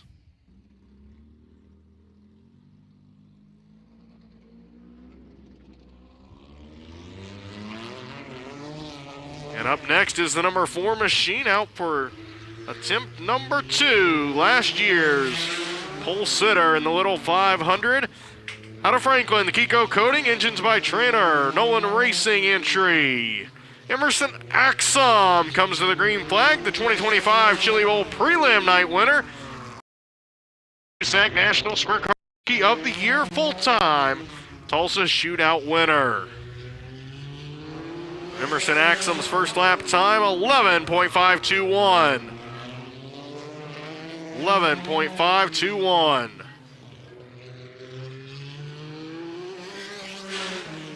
$11.335. And all top 10 starts for Emerson Axum. Never started outside the top 10. 11.326. And that's not going to be good. So Axum, no good. Likes to pull it off.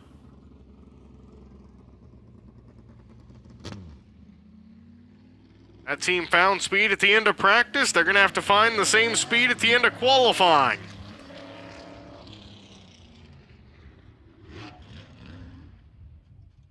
And the 27 here goes around now.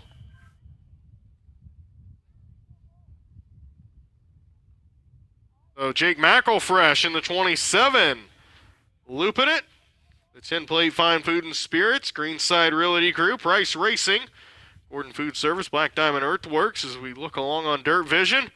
Just lost it in the corner, trying to save it, and around it went.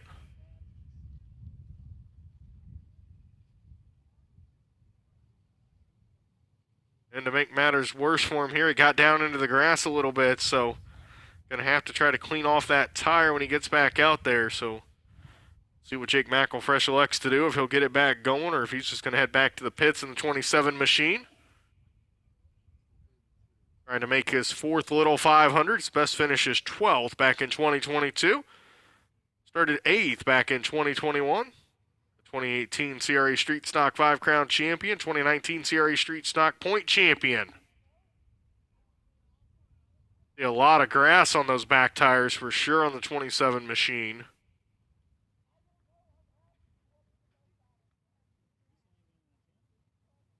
What McElfresh and that team kind of decides to do here.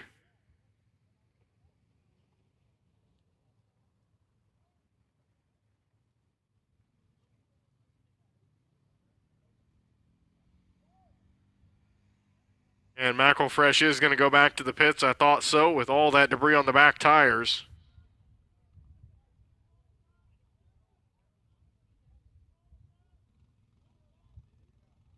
Yep, McElfresh heading back to the pits.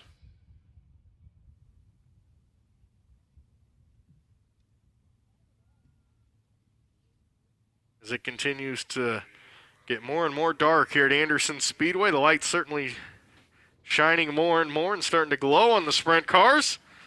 Just like we'll see Saturday night here for the 77th Annual Unified Group Services Little 500, presented by UAW. The 69 is back out on the track.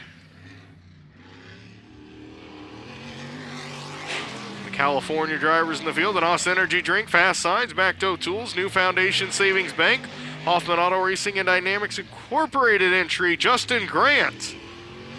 Out in the 69, two-time USAC Sprint Car champion, former Silver Crown champion. Last year started 14th in the Little 500. That was his best. He's trying to make his third Little 500, 11.720. On his first one, 11.720 there for Justin Grant on lap number 1. Lap number 2, 11.488. Good second lap there, 11.488. Grant's headed in the right direction in this NOS Energy drink machine. 11.415. Thinking they might lock this in. Justin Grant will lock it in out of turn number 4. 11.239. Save the best for last. 45.862 for Justin Grant. 45.862. As we now see the 55 out on the track, she's trying to make her first Little 500 start. Hard to call her a rookie with all she's accomplished, but she will be a rookie in this race. The Able Construction Company Incorporated, Bradford Allen, Simpson Race Products, Mobile One, Taylor Ferns Racing entry, Taylor Ferns out. 2011 USAC Regional Midget Champion. Picked up a 500 Sprint Car Tour win last year at Salem. 11.919, 11.919 for Taylor Ferns on her first one. 11.748, 11.748 for Taylor Ferns. Seen her compete a bunch here at Anderson Speedway, but has never attempted to make the Little 500. 11.603. And no go. Taylor Ferns backs off of it. That will be her first attempt used up.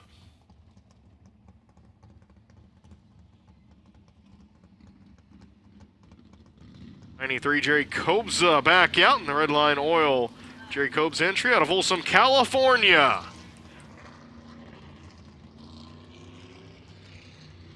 Out in this number 93 machine.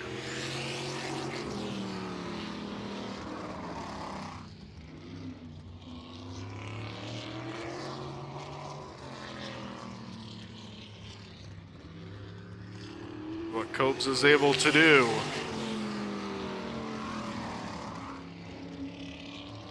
Has BMRS.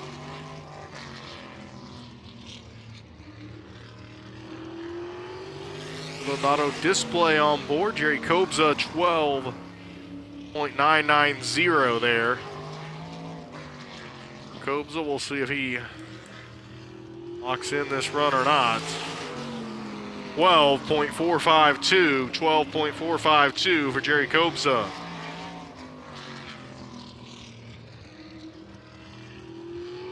White flag is out. 12.405. Kobza will pull off, so that's his first attempt.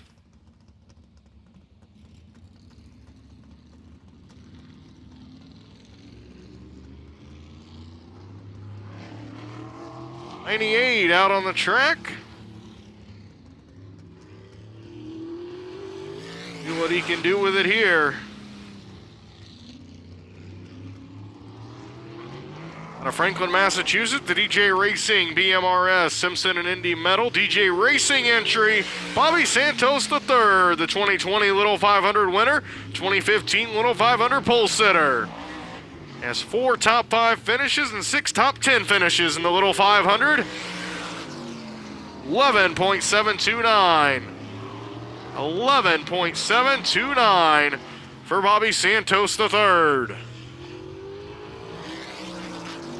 11.492, 11.492 for Bobby Santos III, 2023 Hoosier 100 winner, 2010 NASCAR Modified Champion, two-time Tony Elliott Memorial winner. 11.389, and Santos not going to take that. That'll be his first attempt. So the 2024 Gene Nolan Classic winner here at Anderson Speedway. As more cars there ready to go for qualifying, we see Ryland Gray in the 64, the U2 Derek Bishak, 17 Garrett Saunders all down here on the track, ready to go back out for qualifying. A few more make their ways down as the clock continues to tick. Have 1 hour and 25 minutes completed so far. Full day qualifying for the 77th Annual Unified Group Services Little 500 presented by UAW here at Anderson Speedway.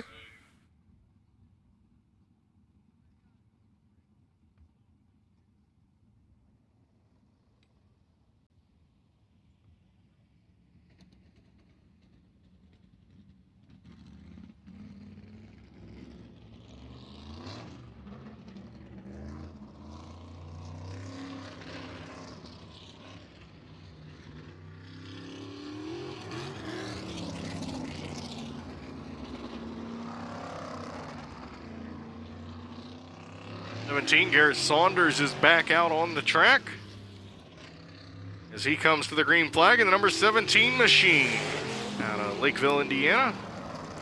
Kirchner Engines, Atlas Gutters, Swan Lake Resort, Dragon Racing Fuel, Atlas Gutters entry. Going to make his second Little 500. 12.490 on his first one. 12.490 for Garrett Saunders.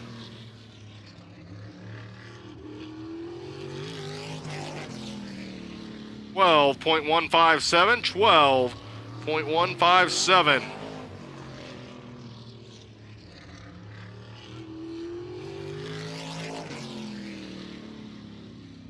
$11.888. Garrett Saunders backs off of it.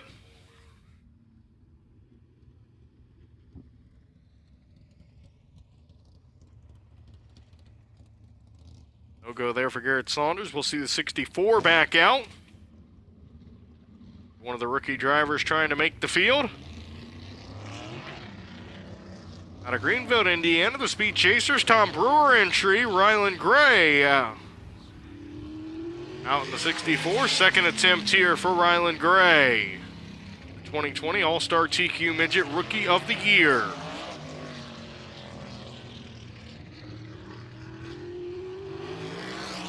Ryland Gray comes to the green flag.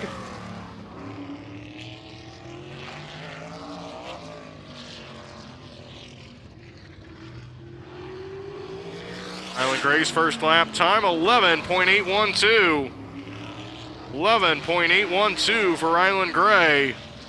That's a good start to the qualifying run here.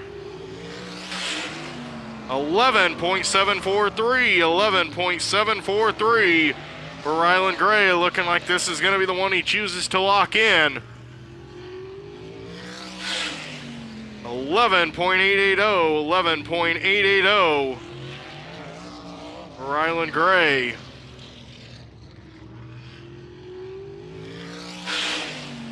$11.835.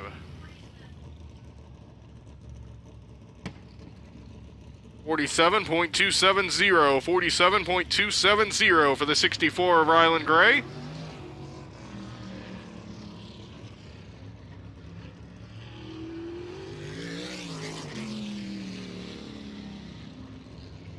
U2 out on the track now. Out of Angola, Indiana, the United Trailers All-Star Performance, Clad Synthetics, Rapid Race Cars, Performance Assurance LLC, Derek Bishak. Out in the U2 machine, 11.552 on his first one. Not a bad first lap at all there for Derek Bishak. 11.404. 11.404. 11.343. B-Shack is certainly going to lock this in. See what B-Shack can do in this U2 machine as he comes to the checker flag. Last lap, 11.361.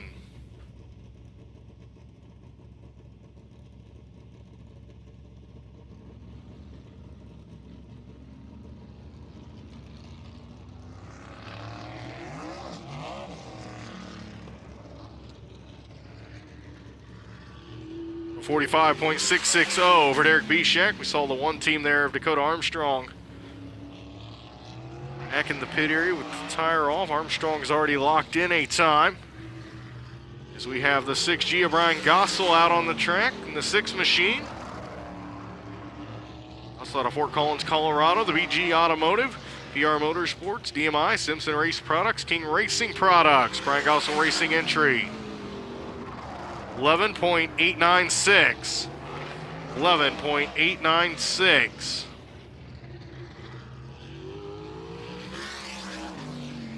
.661. 11.661 for Brian Gossel. Gossel takes the white flag. 11.629. Gossel's going to go ahead and lock in a time in the 6th machine. 11.407.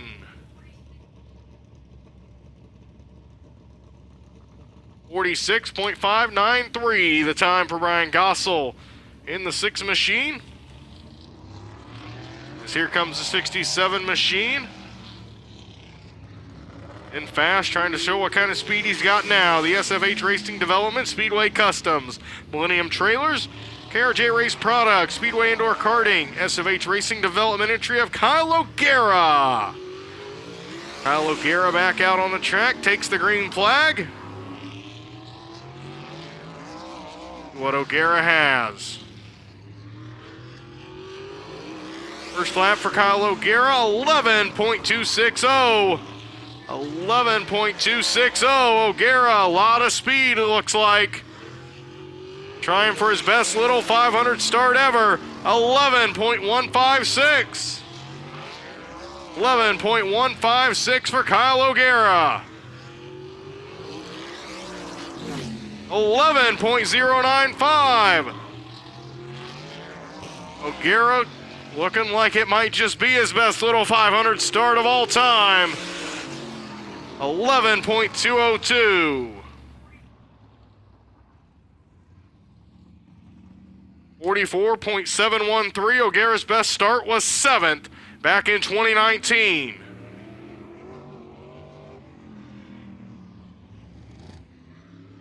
.92 out on the track of Anthony Nocella, the Nocella Paving, Anthony Nocella entry. So has Bentley Saloon. With the number 92 machine. Nocella comes to the green flag.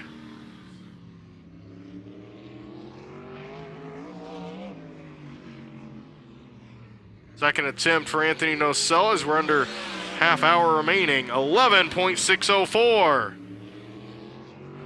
11.604 for Anthony Nocella. 11.507. 11.507.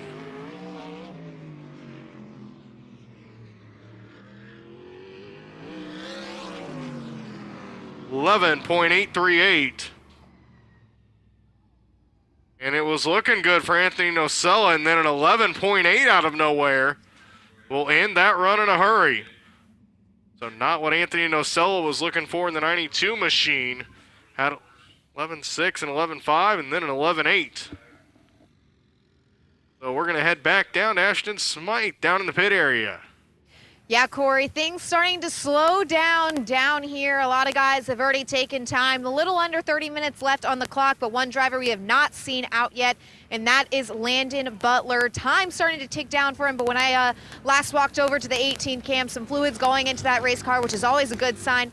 They were optimistic that they were going to be done by the end of the 2-hour session, but they were definitely going to be cutting it close. So we'll see if Landon Butler is able to take time tonight or not.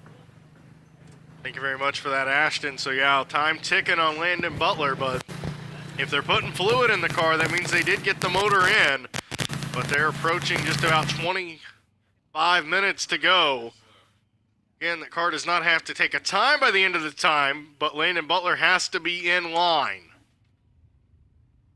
if he's going to attempt to get a run in.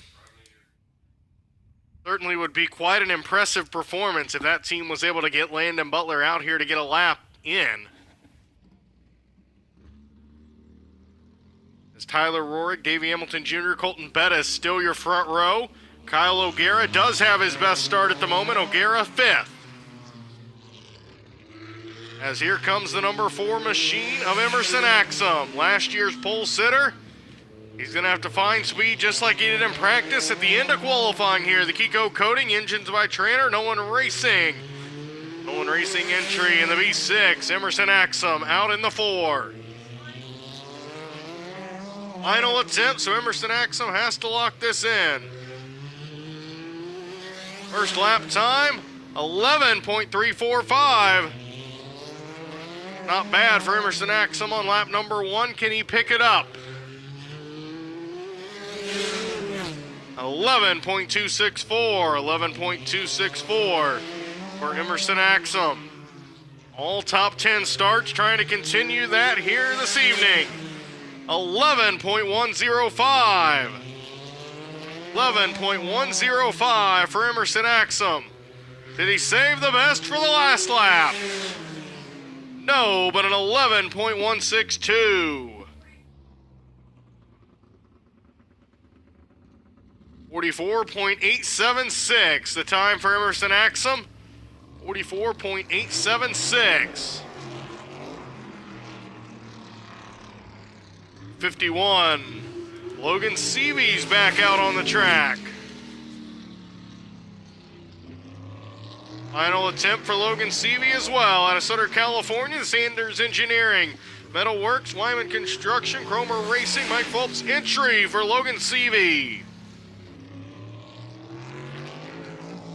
Started 4th last year in the Little 500, the 2-time Chili Bowl winner, USAC Triple Crown champion. 11.749 on his first one. 11.749. 11.661.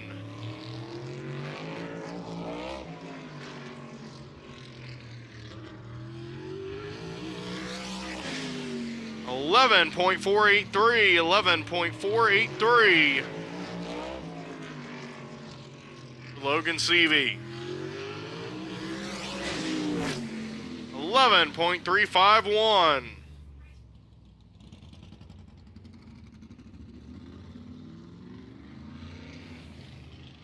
Logan Seavey will lock in a time there in the number 51 machine. We'll put him 20th on the board at a 46.244 for the 51 of Logan Seavey. 93, Jerry Kobza back out on the track.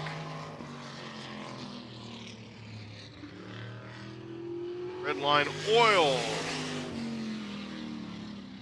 Out of Folsom, California for Jerry Kobza. Do here in the 93 machine this time. 12.708. 12.708. Jerry Kobza.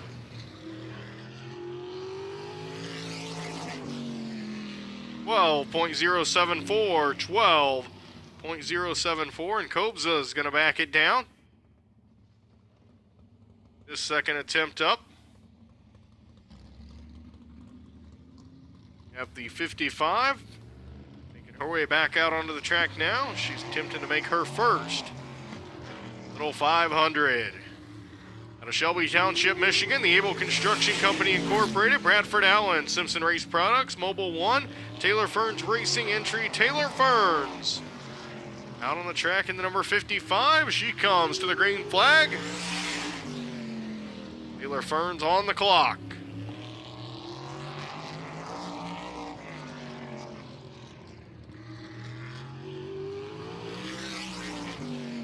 11.544 on her first one for Taylor Ferns.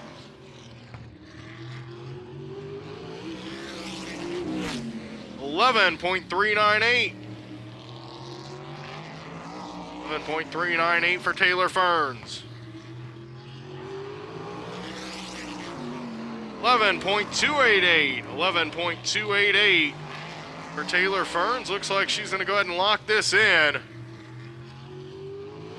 And will her last lap, 11.297.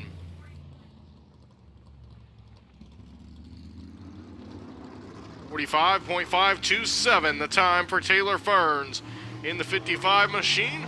Former Little 500 winner of the 2020 Little 500, out in the number 98 machine. Out of Franklin, Massachusetts, the DJ Racing BMRS Simpson and Indy Medal DJ Racing entry, Bobby Santos III. Back out on the track, the 2015 Little 500 pole sitter.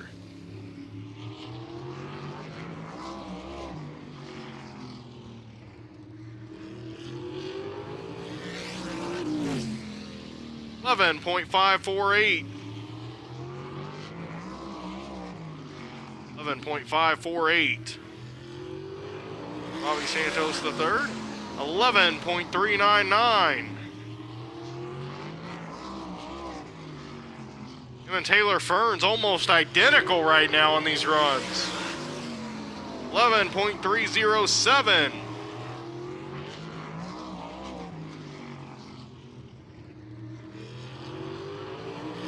Santos III, 11.219.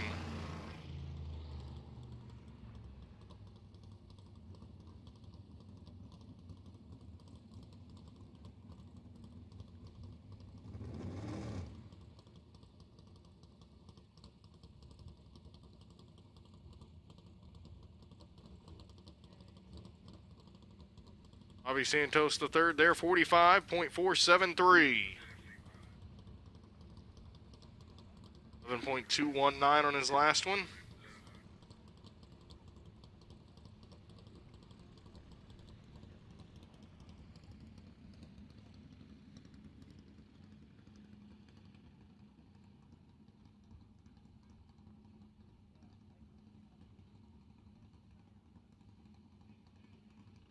$27 down here. Ready to go after his spin a little bit ago. Jake McElfresh can do this time out of Elwood, Indiana. The 10 plate, Fine Food and Spirits, Greenside Realty Group, Rice Racing, Gordon Food Service, Black Diamond Earthworks, Patrick Rice entry.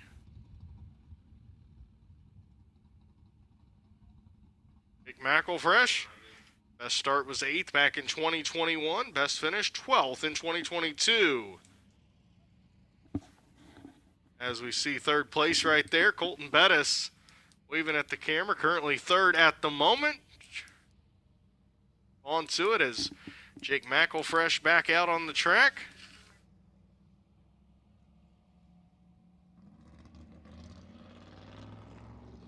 McElfresh able to get it fired.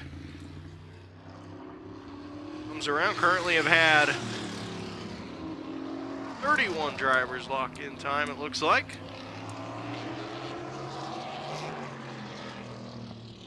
McElfresh goes ahead and locks in as well or not.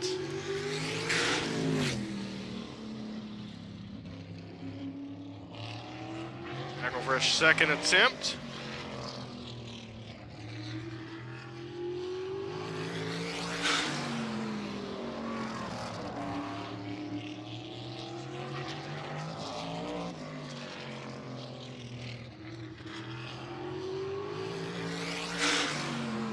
$11.813 there for Jake McElfresh. 11.472.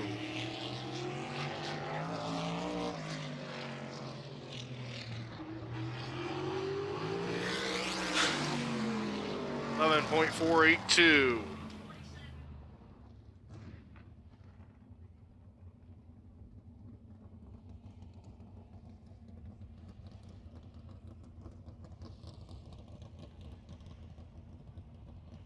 47.171 there for Jake McElfresh.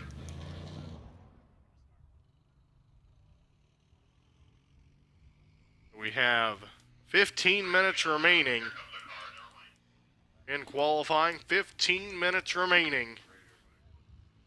The qualifying line now have had 32 drivers lock in their times.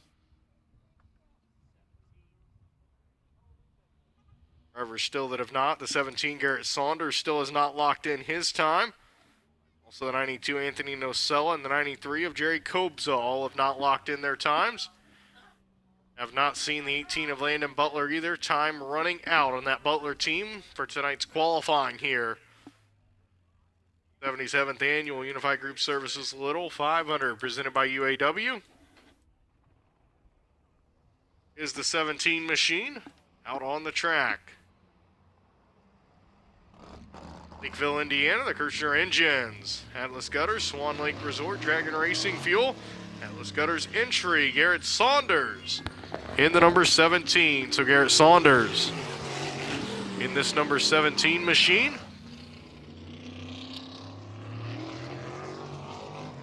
What Saunders elects to do, if he locks it in or not. As the green flag is out for Garrett Saunders. This is his second attempt. Number 2 here for Garrett Saunders. First lap time, 12.076. 12.076 there for Garrett Saunders on lap number 1. Lap number 2, 11.705. 11.705. 11.752. 11.752.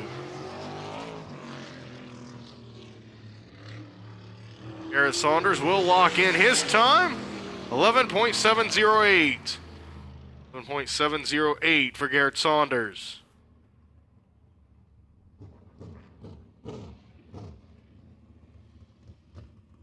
The 92, Anthony Nocella, making his way back out here to the track. 47.241.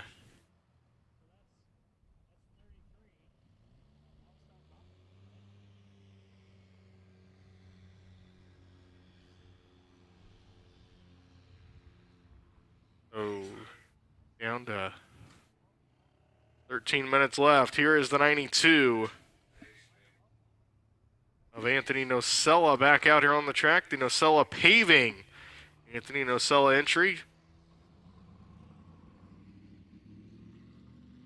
Trying to lock his way into the little 500.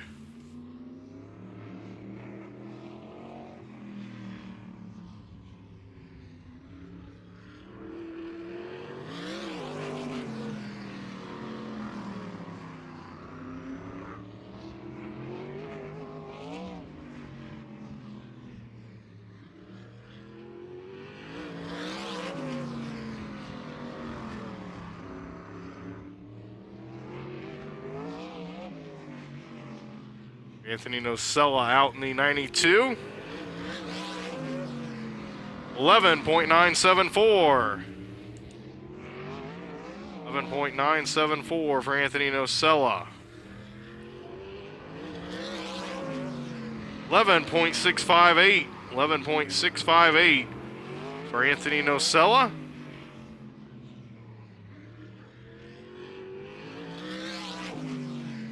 11.756, 11.756.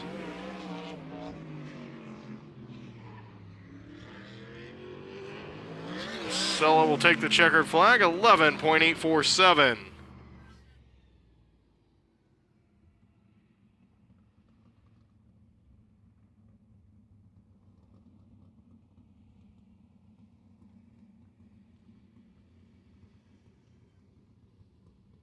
We have 11 minutes left to go here.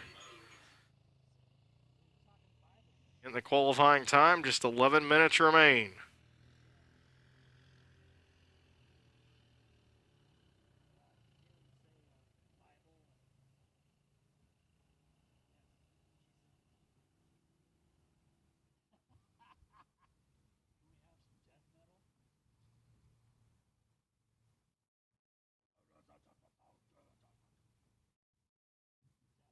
Tyler Roig certainly looks like he is closing in. Another pole for the Little 500 with a 43.865 time. 14, Davey Hamilton Jr., 44.666. Second quick, third quick, the 26 of Colton Bettis, 14, a 44.690 for the 26 Colton Bettis. Fourth quick's the 1 of Dakota Armstrong, 44.703. 67, Kyle O'Gara rounds out the top 5 at a 44.713. 4, Emerson Axum, sixth quick, 44.876. 77, Cody Swanson, 7th, 44.912. As we see Jerry Cobes' car down there in the pit area. Still yet to lock in a time. Jerry Cobes has 10 minutes to go.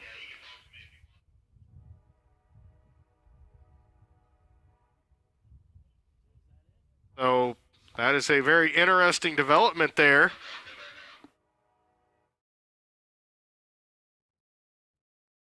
Back in the pit area, so that is very interesting. Jerry Cobza will not be coming back out. So Jerry Cobza not going to lock in a time. Landon Butler not going to make it either.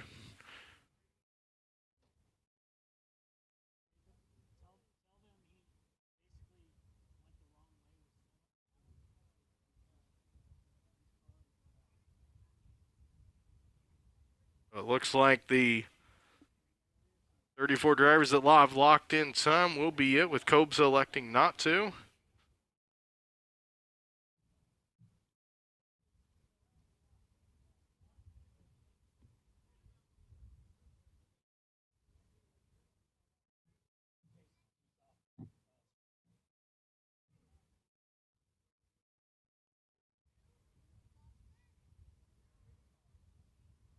See what tomorrow with Bump Day brings.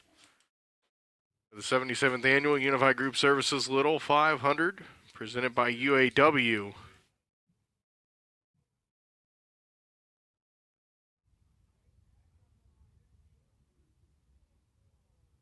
Gary Cobes not happy with his setup, and Landon Butler not able to get that engine fixed tonight, so if those two will be able to bump their way into the field tomorrow. So the 33, Chris Jagger, currently the car right on the bubble. In the 27, a 47.726.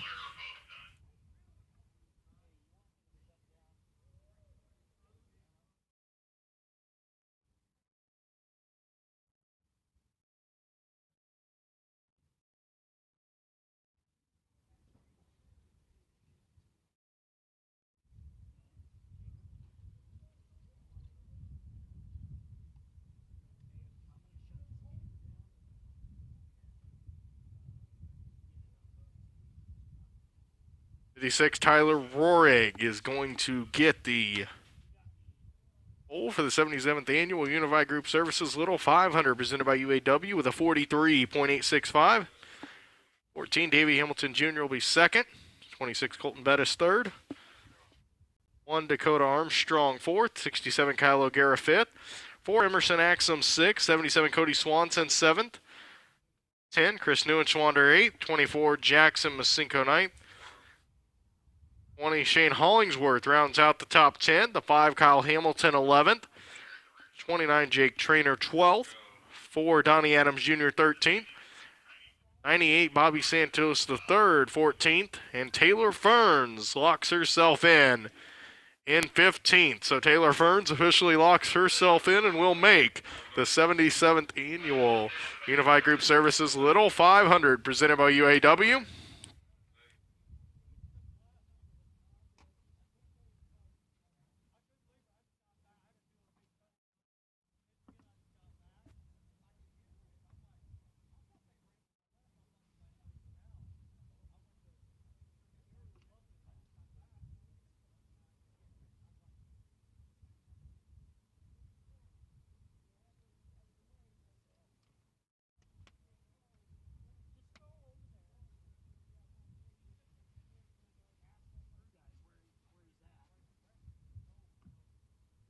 So another interesting development here, the 92 machine, Anthony Nocella, that time disallowed. Did not go directly to tech, so Anthony Nocella's time, no good.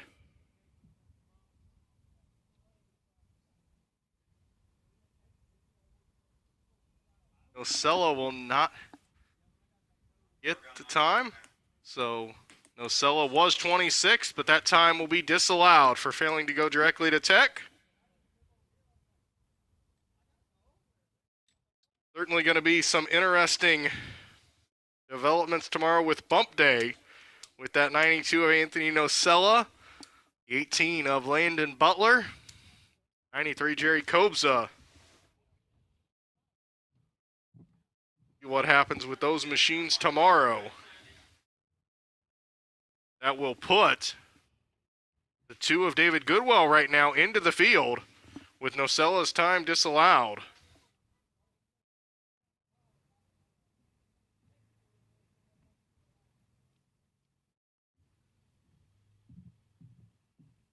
Certainly interesting poll day here today for the 77th Annual Unified Group Services Little 500 presented by UAW. Storylines right down to the end as that clock continues to tick down, but Gary Copes has already said done for the day. Landon Butler's team not able to get that motor put together in time, and as we're under 4 minutes to go, not enough time for another car to show up on the property. For all intensive purposes done, but we got to run the clock all the way down. Approaching 3 minutes to go on that clock at the moment. What tomorrow brings. We're bump day for the 77th Annual Unified Group Services Little 500 presented by UAW.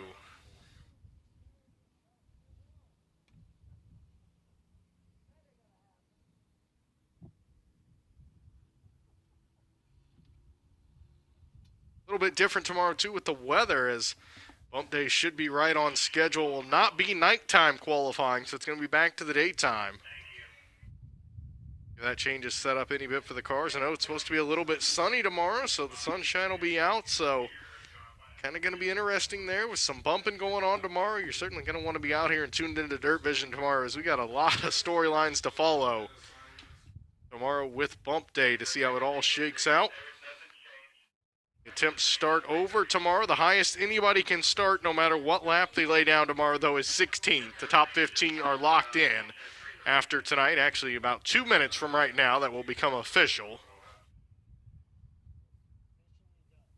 So the top 15 lock themselves into this field in 2 minutes. So the highest anybody can start tomorrow is 16th. So the 99 CJ Leary, 71 Brian Vaughn, 16th, 17th.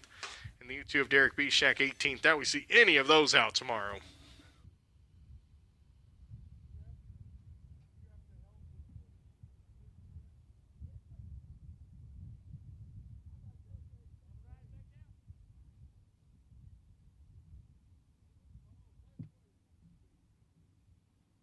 So at this time, we're going to head back down to the pit here as Brett has some information talking to some of those drivers down there in the pits about how qualifying went. Yeah, thanks, Corey. We know that that the rain earlier sent the drivers for kind of a loop, and then we saw them, making some laps, then waving them off once we got back to green. While talking to some of the drivers, are playing backyard quarterback now.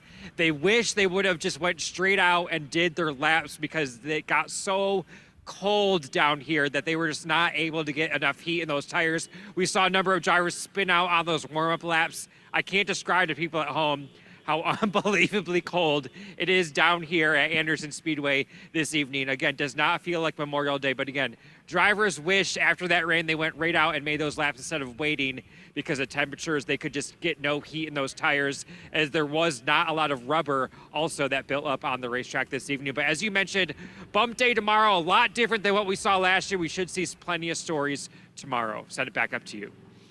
Thank you, Brett. And yeah, tomorrow going to be very, very different also for these drivers. As mentioned, the sun's going to be out, not going to be nearly as cold as it was today. So that certainly might help some of these teams. Like we have caught up with Jerry Kobza, who elected to kind of call it a night here early tonight, not come back out.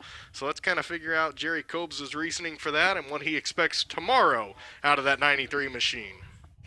Yeah, thanks so much, Corey. Down here with Jerry Kobza, like you just said, you elected to not take a time tonight. What went into that decision? It was just too dangerous as far as the track conditions. Our car was sitting on top all evening long since we went back up to green. It just never got a hold of the track because it was 40 degrees. The tires were ice cold. Every time we'd sit in the lane to go back out, the water temperature would drop to the point where the gauge wouldn't show anymore. So the motor was cold, the tires are cold, the driver was cold. So we decided that we were better off waiting for tomorrow when the sun's out, get some temperature in the motor that'll stay there. Like I said, every time we fire the car up, it was like the first time we fired it up, and it was just so cold.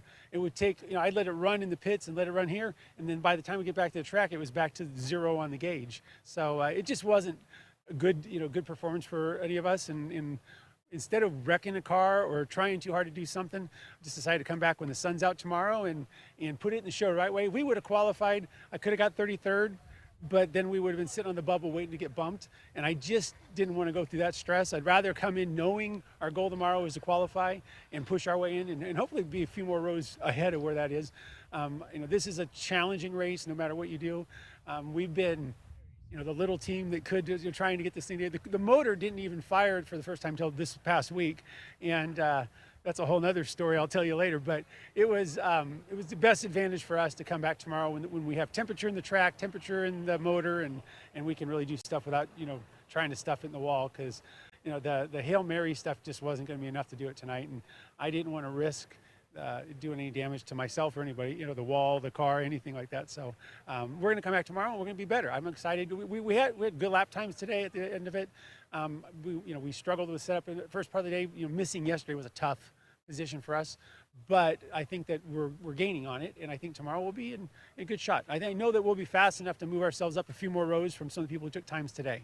So we'll put them in a position where they have to watch the clock and watch stuff instead of me being on the bubble, knowing you're going to get bumped by somebody and then trying to requalify in that short period. So for us, it was the right move today, and we're excited to come back tomorrow after a full night's sleep and a full belly, and we'll go out there and give it hell.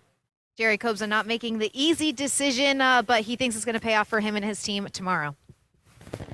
So a very optimistic Jerry Kobza down there after electing not to, but believes it might have been the right decision. And yeah, just very, very cold here tonight at Anderson Speedway. So maybe the right decision because the track conditions are going to be very, very different tomorrow with the sun out. Going to be a lot warmer than it was right now. So these drivers are going to have a much better opportunity to bump their way into the field. And with Nocella's time being disallowed, Kobza electing not to run, Butler putting that motor in his car. A lot of storylines to follow tomorrow here at Anderson Speedway for Bump Day for the 77th Annual Unified Group Services Little 500 presented by UAW. Hope you come out here and join us at the track, but if not, we look forward to having you watch with us on Dirt Vision tomorrow here at Anderson Speedway as we continue on with one of the greatest short track races you'll find anywhere, the Little 500. So for tonight, good night from Anderson Speedway. We'll see you tomorrow for Bump Day. This has been a presentation of Dirt Vision, a World Racing Group property. For information about upcoming broadcasts, follow us on social media, including Facebook, X, Instagram, YouTube, and TikTok. You can also watch more than 2,500 classic races and shows anytime at dirtvision.com or the Dirt Vision app.